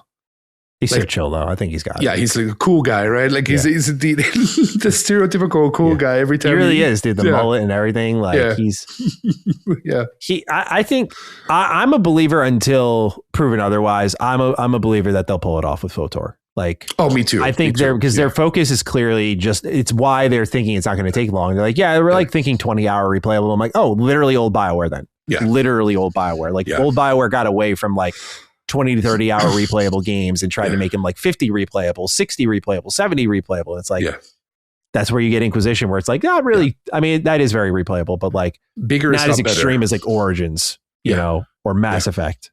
Like bigger is not always better. Like, that's what they should have learned, right? Yes. Completely. It's also team wise. Like how big is a team for I don't know Fate how of the big, Republic? I don't know how big it is, but they actually have more. A lot of people look to Exodus as like the convincing OG BioWare team. And certainly like James Ola and Drew Karpyshyn is like huge. But now it's just Drew Karpyshyn. And like we saw with Anthem, like Drew Karpyshyn isn't going to be a hero if like the rest of your writing team is bad. Yeah. He returned for Anthem and Anthem wasn't great, including the writing. I don't blame him for that solely. But in the case of like Casey Hudson, like he's got all like there's like at least on the website like 8 different pieces of like long tenured BioWare talent that like even like the voice production director who was there for every Mass Effect game, every DLC, like that sort of stuff down to KOTOR, I think, if I remember correctly, like that stuff, that's the type of generational talent that you bring in and like that elevates your game in my eyes. Cause I'm like that era of BioWare, like there was those voices, dude. Think of Garrus, Morden. think of Bastila, Shepard, like just, incredible voice direction. So that's why Fate of the Old Republic, I'm like, dude, you're not going to catch me sleeping on this game. I'm full steam ahead on it. It's going to sound very stupid, but they already nailed it in that teaser, which is hard to do, I feel like, for a Star Wars thing. It wasn't overly graphic but just slow and methodical. Yeah. Which it sounds stupid. I know it sounds stupid, but I remember it didn't have to show it was Star Wars. It was Star Wars. Yes. I don't know. That's how I thought about it. Like, that's exactly it. Yeah. Like, you knew it was special when you saw it. Yes. Right? Yeah. Yeah. Yeah, completely. And so again, until I see otherwise, like, I'm not doubting them. In the case of Exodus, it's a little concerning when someone who like got pulled out of game development, was super excited about this project, gets sold on a vision, ends up quitting. I know a year is a long time, but he couldn't hold out until the game launched at the top of 2027. Yeah. It's a little scary. And especially when he left, Hasbro was talking for him until he submitted his own comment in January and then did this interview months later. Again, full gameplay reveal for Exodus is coming this June. So we'll see where it ends up, but definitely a little spooky. Yeah. I agree, but I feel like if it was really in trouble or really bad, more people would have left. And I feel like he's such a special case because he's done this before. It's fair. That maybe, well, we'll see. Hopefully it's, I'm still confident that it'll be, well, you are too, right? That it'll be a great game. Oh yeah. I mean, at least from what we've seen recently with all the trailers they've been putting up online. Yeah. And the lore, the books. It looks good. So, yeah, I'm definitely, I mean, the books and stuff, I'm not really invested in the expanded material yet until we see more. The thing they just got to show is the interstellar component of the game. That's all they need to show. It's like the one lingering thing. They've shown dialogue now. Combat looks great. Writing sounds pretty good. If that one dialogue stretch was anything to go by, I'm like, why are you hiding this? This sounds great. They just need to show like, okay, you make these choices on these missions, and when you come back, here's what happens. We made a mistake last week, or at least I did, because I said there weren't aliens in the Expanse. Remember, we were discussing the Expanse and Exodus, and there are aliens in the Expanse, but not in the traditional way. It's a little bit difficult to. And then people commented and said, like, well, there are no aliens in Exodus either. If you read like the books and the lore and stuff, but I feel like a squid companion member. Yeah, I feel like it's different, right? Like what I think what we meant last week is that the Expanse is grounded, right? You're stuck in the ground environment, and in Exodus you can go a little bit more unexpected, wacky ways, right? Yeah, I feel like that was the sentiment, but we didn't literally mean like green aliens in the game. Like that's not the problem. I think there are aliens though. I'm forgetting what the Exodus what are they, like sentient sentinels, ancient beings. Were they humans? Like weren't they like transformed? Or well, I don't want to spoil anything. I think it's maybe that's the Baba Yaga. I think is what it's called. Hold on. Oh yeah, John Wick. Is that what it's called? I don't know. I'm confused. No, what is it called? Hold on. Baba Yaga is John Wick. Is it really? Okay, hold on. Maybe. I'm trying to. No, it's okay. I'm typing Exodus game Baba Yaga, and I'm like, no, that's not coming up. So I guess I've never even seen John Wick. Where the fuck did that come from? Where the fuck did that come from then? Hold on. Now I need the answer here. Exodus game. I'm going to type in races and see what species. Okay, let's see what we got here. Celestials look very alien-like. The Awakened are animals that can talk. Mm-hmm. Changelings, silicates, daemons. What am I? There's no way I just came up with that. There's literally a headline here from 2024. Exodus will have a huge diversity of alien species. Oh, there you go. The Exodus does have aliens. Okay. And this is from James Olin. There you go. Okay. There we go.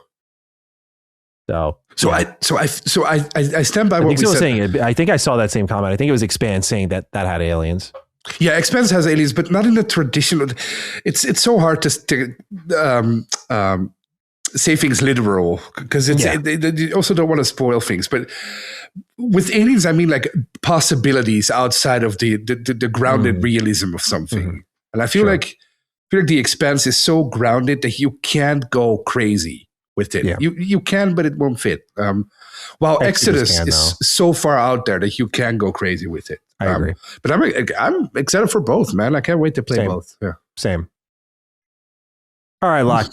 That's enough news. Let's cruise into what games we're playing this week, and we'll wrap this thing up. Now, we both share a game here. I would say let's wait on that and get at least the one surprise factor out of the way here that you can talk about, and then we'll both jam away on this other game. So hit me with it. What have you been playing this week? So first, the game that we're not playing, that we're not both playing, right? Yeah. Do the other one. Okay. The other one. Yeah. Well, a while back, I used to love World of Warcraft. I don't. Have you ever played World of Warcraft? I don't actually know that. Yeah, I tried to like refresh myself after playing like years of RuneScape. I liked World of Warcraft, but it was very brief tenure. Very brief tenure. I just remember like the Shadowlands where the Dark Elves are. Yes. I just remember the opening area, and that's all I've got for you. Okay. Nothing else. I used to love World of Warcraft. In high school, that was the game. I loved World of Warcraft. And then I played through every expansion up until, not that far actually, up until, I want to say Mist of Pandaria, the third or fourth expansion. And that's when I was out. I had enough. It was too much of the same. They were changing too much. It was becoming too mainstream, if you want to call it that, even though who cares, right? So that's when I quit playing WoW. But then 2 years ago, they had this great mod for WoW called Hardcore. And in Hardcore WoW, you would basically play from the beginning again in Classic. And if you would die, your character would be dead forever. So I played that mod. I love that mod. Great. And then a month ago, they came out with this anniversary edition, or 2 months ago, for WoW Classic Burning Crusade Anniversary Edition, it's called. And that's basically WoW Classic, but on the servers of the Burning Crusade. So the first expansion, one of the best expansions of all time. So I played again. I played it until level 20. Loved every second of it. But then last week, our good friend Brad had his birthday. And I know Brad really loves Final Fantasy 14. And I was in this deep MMO thing. I was thinking about playing the Old Republic again. But then one of our other friends, Justin, who's also friends with Brad, started playing Final Fantasy 14. And then I just said to Brad, well, because it's your birthday, you know what? I'll just play a little. I'm not going to like it, but for you, buddy, I'll play a little of it. And I started it. I picked, first of all, I had to get into my account that I made 15 years ago, which was impossible, but I managed to do it anyway. It ended up that I couldn't use my Steam account because apparently at one point I bought it off of Steam. And if you ever bought it off of Steam, you can't link it. And that too. Yeah. Holy shit. What a hassle. But okay, I got it to work. I started a new character. I started a thaumaturge, and it took place in the desert, and I didn't like it at all. I hated it. So I played for a couple of hours. I was like, okay, I did my duty. Happy birthday. Here you go. Bye-bye. But the next day, I figured, well, I should give it another chance because there are other starter areas, right? The open-mindedness. Okay. Crazy, right? So I say it's funny. Thinking you just being like, this weeb game, I'm going to try it again. Well, people have been telling me for years, and you too, they have been like for years and years and years, like this story in this game is amazing. It's one of the best Final Fantasy games ever. It has one of the best villains ever. If everybody would just give it a chance for 20 years or 100 hours, they would love it, right? I was always asked, sure, we'll see. But I started a new character, a marauder, which takes place on the pirate side of the world in the city called Limsa Lominsa, which always makes me laugh. Okay. And for some reason, and to my embarrassment as a Western gamer, it really clicked with me.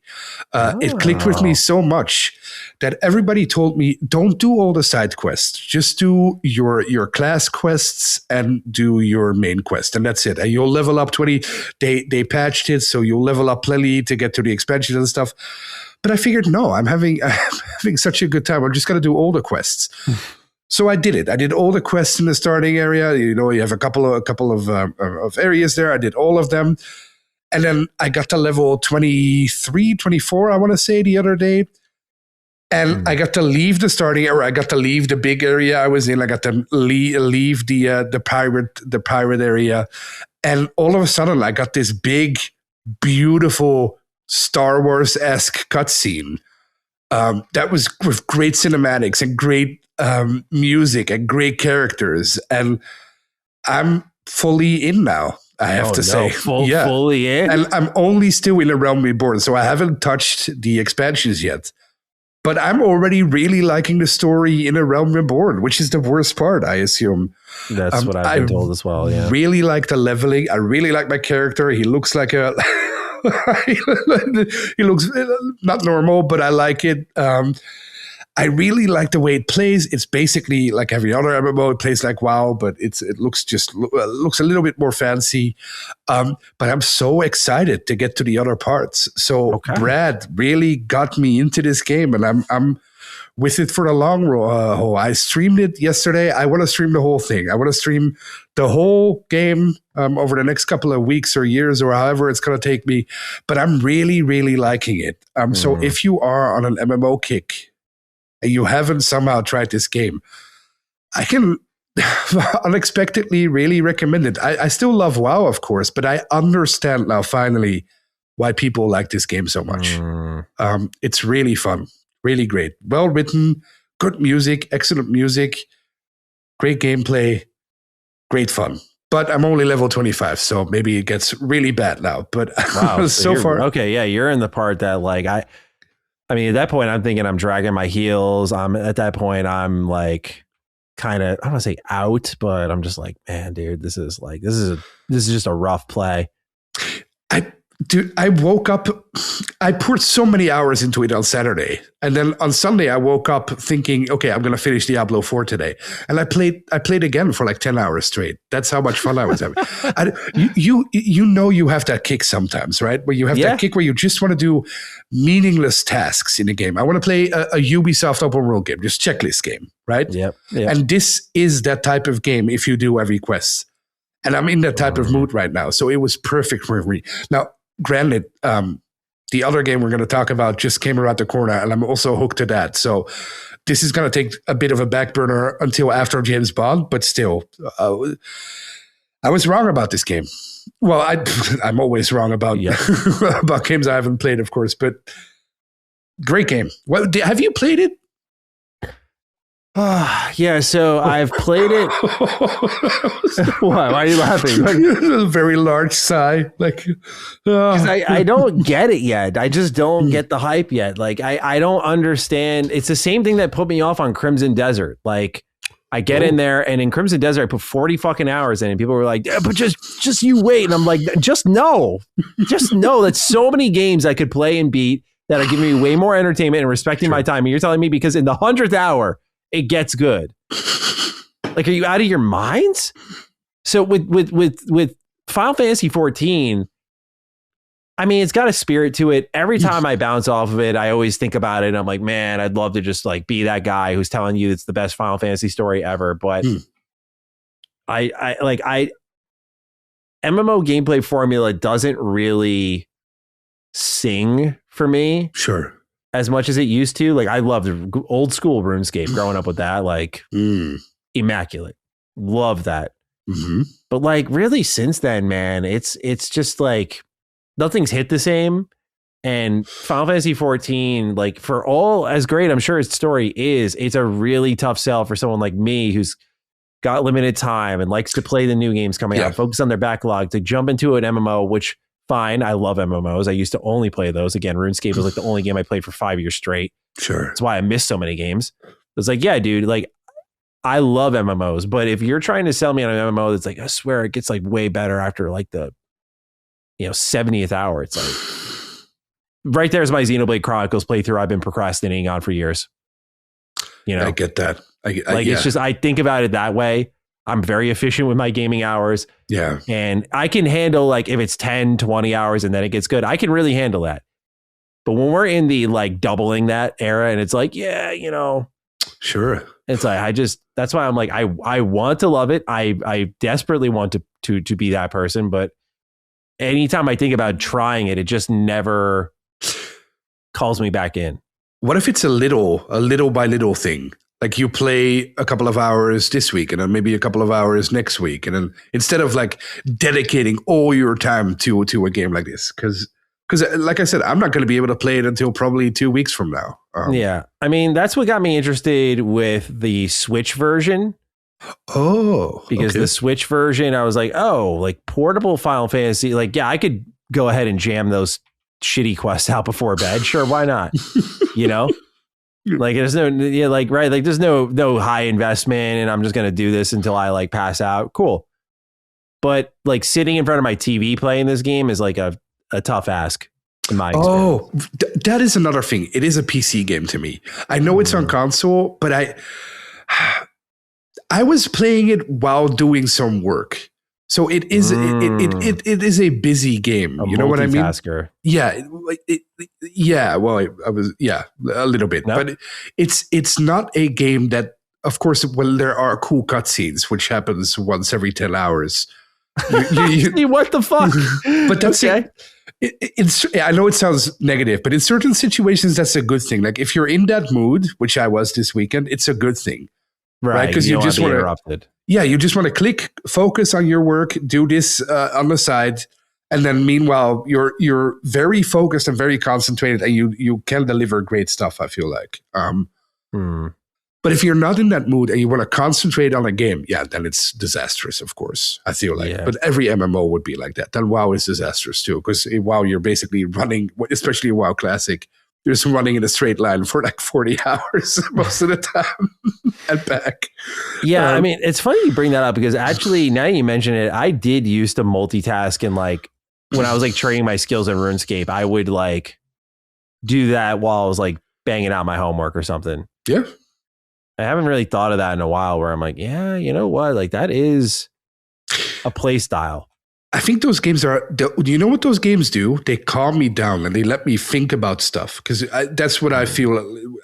I said work, but to me that's work. Like when I was playing this game, I came up with like an edit or something I could do, or then something to improve my life, or like a script or something. I just kept thinking about other stuff while playing this game. The healing power of JRPGs, you mean? I mean, it's doing something for you, man. The power of friendship is starting to reach your spirit.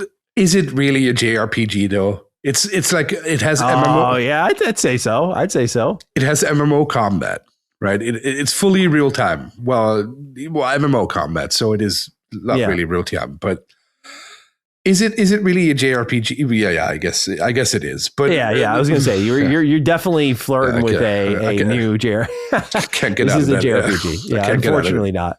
Let's cut this segment. Let's just cut it. But no, I really like it. And I feel like, Maddie, I should send you. I recorded the whole playthrough. I don't know why I did that, but I recorded the whole thing. Okay. I want to send you this one cutscene, this one Star Wars cutscene that I got. Because I'm telling you, as soon as I got that cutscene, I was like, what the fuck? What is this? What is going on here? And suddenly characters had more development, and my main character made a little bit more sense. And there was a villain, an actual villain that with lines, and he was speaking, and it was basically a Darth Vader ripoff, but it was good. So I can't wait to see where that goes. But yeah, you don't seem convinced that it's. No, I'm convinced. I know it's great for people for people playing it. I when I say I'm not fully convinced, I would mean like for me and my, I wouldn't even say situation, because that sounds almost egotistical. It just sounds like a game that like I really need to be like completely out of content creation to enjoy, because I would just be losing my mind knowing there's so many other things I want to play. Sure, I get it. Yeah, I get it. You know, that like that kind of pull to just again doing jumping into these new games, and again, not even for content, just because that's what I'm interested in. Like it's now I'd be fighting with that anyway. You're right. You're absolutely right. Yeah, I feel like it's like a stream game. I feel like if you stream this game, then fine. But if you don't, then it takes up so much time that it's impossible, especially for someone like you. Yeah, you're right. You're right. Well, it's that, but also like I mean, like part of it is I got that fulfillment of like being completely hooked on MMO with old school RuneScape. Like it's all I cared about. It's all I played. I mean, the reason Retro Rebound existed was because I was like just only playing RuneScape for years. So I just missed game after game after game after game. And not only did I not even know I was missing these games, I didn't care. I was like, this is all I need. Yeah. It's all I want. I fucking love RuneScape. I still love RuneScape to this day. Yeah. No doubt about it.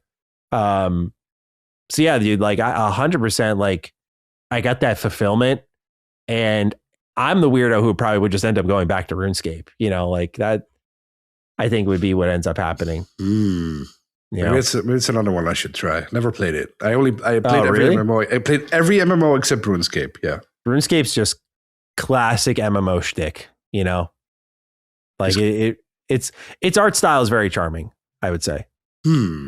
You know, I don't know how you'd feel about it. I'm always caught off guard when you say like you're in like an MMO mood or whatever, because you don't strike me as an MMO player. Like you're like me, you like RPGs, and like MMOs just take you away from all of that. Exactly. That's when I need. That's what you want.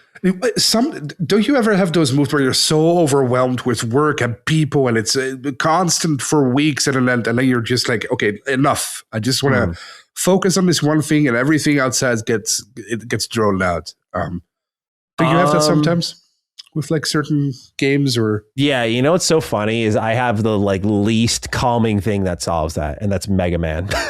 Oh no, yeah, that makes sense. Mega Man beats the piss out of me, and I'm just like, yep, I'm feeling better. Like Mega Man's a legit medication for me at times. Oh no, that's cool. I like that. Yeah, like it does bring me to a certain place where I'm just like, this is like everything's okay now.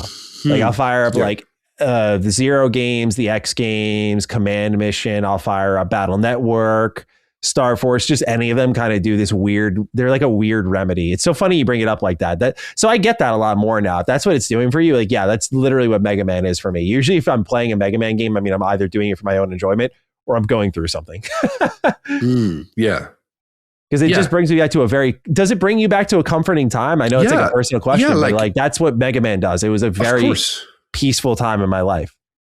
Yeah, like I said, like WoW was high school for me. You have when you're in high school, you think the world is ending, but in hindsight, I had easiest time ever in your entire life. So I was so fucking miserable in high school, dude. Like just really?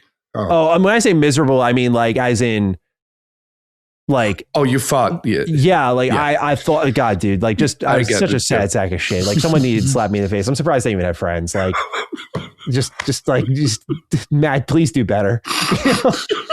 Were you like emo or? No, I was just angry a lot of the time. Oh shit. Yeah. I'm like I'm like in such a good spot now. Like I was just always just very like upset. I don't know. Like I just had to like so. For me, like high school, I look back on it now fondly because I realized this shit I was like sobbing over. I'm single. The first breakup, the world is ending. Right? Yeah, like all that shit that like angry might have been an overstatement. I wasn't like, I've always been very relaxed, but I guess like when I say angry, I mean like the things that got me upset, I laugh about nowadays. I guess that's growing up, but like, I totally get that though. That makes a lot more sense that it brings you back to that peaceful time. Because again, Mega Man does that for me. And beautiful thing. That's cool. Thing. Yeah. That's awesome. I like that. Okay. So you're a weeb now. No. Shall we talk about another game that we share together? Yes. Lego Batman. Would you like to set us off here? Sure. You have played this game way more than I do, so I'm going to keep it very short. I only bought it last night, right? Like, or I only started playing it last night because I'm not a famous YouTuber, of course. So I have to wait with the other peasants to play the game when it actually releases. When it actually releases in early access. So I bought it. I started it up, and immediately it became clear, like, beautiful. The music, the adorable characters, the way they move, the way you can break everything, the lighting in this game. I fell in love immediately with this game. It's exactly what I needed at that point too, because it's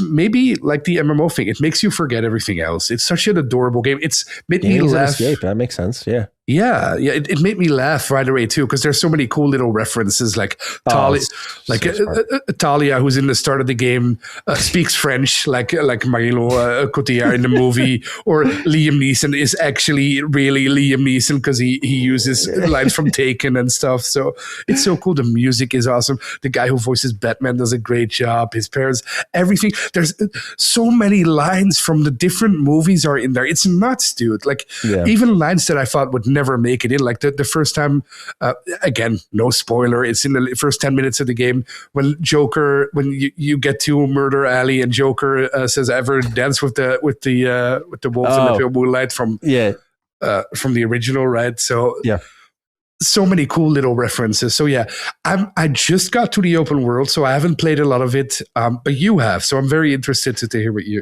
thoughts are. So this is definitely like one of my favorites of the year.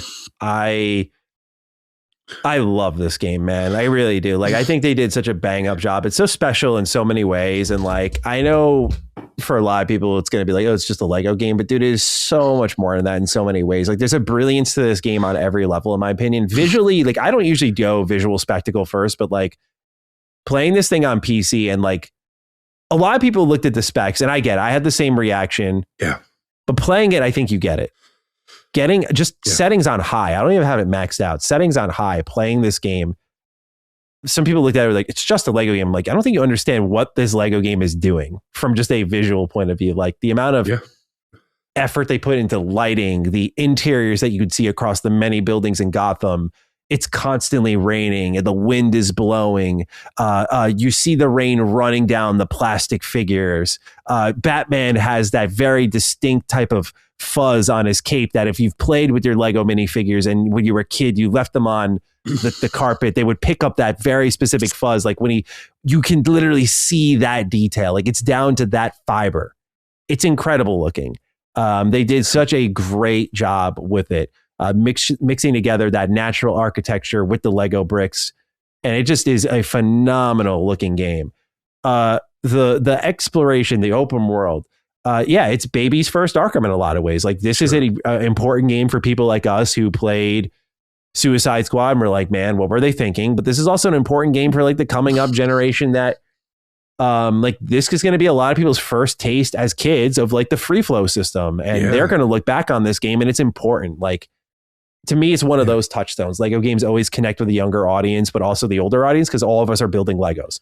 So just the combat, the open world, how that open world's rolled out. They expect you to play the story, and the story is brilliant in its own way. It's like any Lego game, very parody driven, very comedy driven. But unlike prior Lego games where they've said, hey, let's retell all of these stories, right? The brilliant way they just use the Batman lineage and take all these things that we have collectively experienced throughout decades and decades of this hero, comics, movies, games even. And then like Locke mentioned, like just references beyond their scripts and into the humans actually playing as them. It's stuff you've seen before, right? Like you see like the iconic penguin car chase scene in this game. That's so good. It's so funny. Yeah. It's so good though. Not because of just how classic Lego shtick was where it's like, oh, what's the comedic twist on this? It's how it fits into their broader story.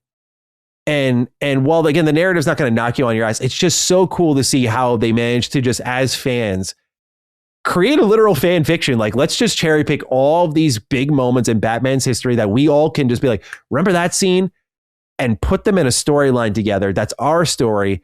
And just have as like the Batman happens to be chasing Penguin for something that has nothing to do with what happened in the Batman 2022. It is framed and shot and references that movie. And we do a little twist on it. And so that is why I'm like, dude, fuck yeah. I love that this story comes first. As you complete the story, you unlock new characters to play as, new open world activities. There are 7 playable characters in this game. This is the lowest amount in a Lego game ever. Before this, the lowest was like 50 something for Lego Star Wars 1. So even that, we're still like a far cry away from. The trade-off is you get the best combat Lego's ever seen. I liked the Skywalker Saga combat. Thought it was great. It just lacked depth. This is free flow, and Rocksteady co-developed it, and you can feel that. It's got a great feel. It's got great responsiveness. good enemy variety. You're going to be like rolling over the backs of some enemies that are shielded to strike their weaknesses. You're going to dodge out of the way of bullets, of aerial attacks. You're going to dodge out of the way of spinning melee attacks. You can use gadgets in combat in brilliant ways. Like a certain character gets the, forgot what the name of the gadget is, but a line launcher. So you can attach a line in one place and in another.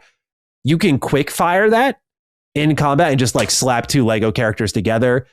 If you use Batman's bat claw and you shoot it to another enemy and you pull him in, if you're looking at like a dumpster, if you throw him at the dumpster, he falls into the dumpster. You see him like stumbling all about and he pops out. And from there, he's stunned. And like many people know in the Arkham games, when you press B or circle and you cape stun an enemy, you would then like hit them really fast. But in this game, that's a way you can trigger that stun state and then just like wallop them.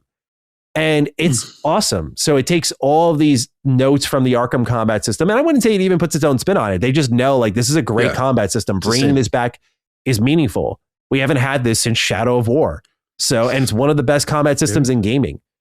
I usually don't call out reviews, but I couldn't believe I saw a review that was like, this is a one note repetitive combat system. I'm like, are you crazy? I was like, are you fucking crazy? Yeah. I'm sorry. There's like times I'm like, I'll keep not that. No, I was like, no, this is like, if there's any combat system that's ever been made that you can just look at and be like, yeah, just duplicate that. This is it. We don't get it often enough. And it is so fucking good. It feels so good to play in. Yeah. Every fight is a treat. Only complaint when it comes to gameplay, the stealth. I know people will say, oh, dude, you saw the response. Like, what? Why are you talking about stealth in a Lego game? I'm like, because it's legitimately ass, guys. Like, it's legitimately not good. Like, you can watch the video that I put up if you're curious, but like it's unbelievable how bad the stealth AI is. Like, it is not even like, oh, it's a kid's game. Kids will get it. Kids will laugh at this. Is how I described it in my review. I was like, kids will laugh at this. This should be way, way, way, way, way better than it actually is. Way better. To be fair, it's also aimed at kids. So there's difficulty settings too, though. So it's like you can ramp it up, and even then it doesn't matter. Like you'll see in my video, no exaggeration, I jump down on someone, take them out in front of someone else, take them out because I just slightly sidestep them. Yeah. As I'm taking them out, a guard's walking at me and clearly sees me for a long period of time. I use my back grapple, pull up on the top, jump down, choke him out. Yeah. Another guy's about to spot me, but Catwoman takes him out. And then I choke out one guy who's not even looking our way. And it's just like, yeah, true. Yeah. It doesn't have to be hardcore. I would never ask of that. You know, that's where I'm like, it is a kid's game. Yeah, true. But with the difficulty in mind, like it should be pressing the case a little bit more here where it's like, I was caught in broad daylight for like 3 seconds. You should probably come get me, especially with the combat system this good. It's like not shit. I got to fight. Like it's like, oh, shit. Yeah, let's go. Let's fight. You know, I put it on the hardest difficulty and the combat did like kick my ass. Oh, it's challenging. At some pro points. Yeah. Yeah. This is a good game on the hardest difficulty, I think. Yeah. You know, the open world is full of challenges. Like they have the AR challenges. They brought those back. And so there's racing challenges. There's fighting challenges. There's, oh my God, dude, the activities are so good. There's I don't want to spoil them all. There's Riddler trophies and challenges. There's other non-Riddler related puzzle challenges. Again, I'm just going to leave it to discovery because one of the real joys of the game I realize now at this point is like, oh my God, like they're just loading it up with activities. There's so much exciting shit. And there's one activity I just unlocked. There's 15 in the game. And I just thought it was so cool. Again, like I won't say what it is, but it's after I got a certain character. Again, I'm speaking I'm vague posting right now. I apologize. But yeah, it was so cool. So yeah, they've really done a bang up job. It's more a Batman Lego game than Lego Batman. One of my complaints with the game is they do get rid of some of like the Lego staples. Like, I don't know why True Hero isn't here. You know, for those who don't play Lego games, like when you get enough studs in a level and you hit True Hero and they give you the extra brick, why that's not here is like, I think that's ridiculous. I'm like, what are we doing? So getting rid of that was silly. Even Skywalker Saga had that, even though they changed so much. Free play isn't really incentivized. You know, these missions are great. They're really some of their best. But the problem is that like there isn't that moment of oh, I can't wait to come back with this character and go do this mission with that gadget that I can't wait to unlock. Yeah. They packed all of that into the open world. And the kind of catch with this game, like if Skywalker Saga's catch was just too much content, too many characters, like it's just very much one of the hard, if not the hardest Lego game to 100%. The thing with Lego Batman is that it puts all of the things I'm talking about, not into the levels, but into the open world. I think that's fine, but then the open world is very limited until you unlock all the characters, which I have yet to do after like 15 something hours. So for those who are looking to dive in and just want to do open world, unfortunately, you can't right away. You have to, you really, I think, have to play the full story and just ignore everything that this amazing open world offers you. You could chip away at it, but even then, I don't know if it works like this, but I think there's like radio towers that you can unlock and they'll put all the icons on the map. But after 15 hours, I don't have that thing they use to open the radio tower unlocked. And so I don't know where half the activities are. So it's not even like you can just look at your map and hunt them down. Again, I'm fine with this. I love the Lego stories. I think this one is brilliant. But I think for those of you who are looking to just like, hey, I want to romp the open world and just do activities, you can try, but it just feels like there's a right way to play the game. And sometimes that doesn't feel best for certain players. So just be mindful of that. Yeah, maybe just do the story until you unlock all the characters, right? And then, or most of the characters, maybe. Yeah, if you unlock all the characters, I think you'd be good. Presumably, I could be dead wrong. There could be, I don't know what the end game is like at all. I imagine it's like any other Lego game where it's like, you've got everything, go hog wild now. Yeah. But it really did remind me of like, what was the last Lego game you loved before this one? Have you played a lot of them? Or Yeah, I played all of them. I think my favorite one, it's not the last one, but my favorite one is still the Lord of the Rings one. I love that one. So good. Yeah. Love that one. The last one that brought me like true joy like this was Lego Marvel Superheroes. And that was because it felt so important. Yeah. It felt so needed. And it was such a great game. Still like a top, probably 3, 5. I don't know yet. I have to rank them at some point. Yeah. Lego game though. That's a good video. Yeah. Yeah, it would be, right? Yeah. It's so funny between James Bond finally being able to do retrospectives on that and then also Lego Batman. I have like a million ideas for both and I'm trying to strike a balance. It's been a good, fun challenge there. But Lego Marvel felt so special. It was like, there's no way they'll ever get out of DC and WB's grip. They're never going to do anything with Marvel. And they do. And they do it like their best game yet at that point. So good. So it just reminds me of that joy where I'm hooked in that way. Like, I've just loved these games, man. Love them. So to see one like this different and this still true to its identity in a lot of ways, while still it comes with some drawbacks of like dropping the identity. I've been loving it. And I think you will continue to love it since we're on the same page with like where it started. Yeah, just only gets better. I immediately fell in love. Like the second it opens in the garden, right in Wayne Manor in the garden, I was like, okay, you already got me. Like with the happy music and the sun shining and the little kid. Wonderful. I do think the voice acting in this game also makes me laugh on a consistent manner. Like the first time you get to the open world and then you hear the villains, but you hear like the henchmen, but they're the same voice actors, or it seems like they're the same voice actor from the Arkham games. So that's the bat. Like but they can't say like freaking because it's a Lego game. So it's so good. It's so wholesome. It's so. It's delight. What a delightful game. What a delightful game. Yeah, it's hilarious. I'm not as crazy about the voice actors and actresses in this game. Like I think they're like particularly Batman and Catwoman, I think are just like not good. Like not good. Or just okay. Like not special. Good. Oh, not really? Good. Okay. Yeah, like I don't know. I just they both sound out of place. Like it sounds like they cast the guy who's playing Batman because he can do a good Bruce Wayne. Sounds normal. And then when he tries to be Batman, sounds weird to me. That's just my take on it. But I get that. Otherwise, like it's such a small drawback. It's one thing that I wish they would try is like if they could somehow do a full mumble storyline as well as a fully voiced storyline, but that's like such a huge ask. I don't think they could do that. Yeah, because the voice lines are so important. Like there's this stupid little scene at the very start of the movie when you get like a Falcone and he tells him like your dad begged like it or died like a dog. Like he does in the movie, but in the movie it's this really profound thing when he says like he begged like a dog. Yeah. Like Bruce when he's like, "Rrr." But here it's like there's a little dog in the corner going like woof.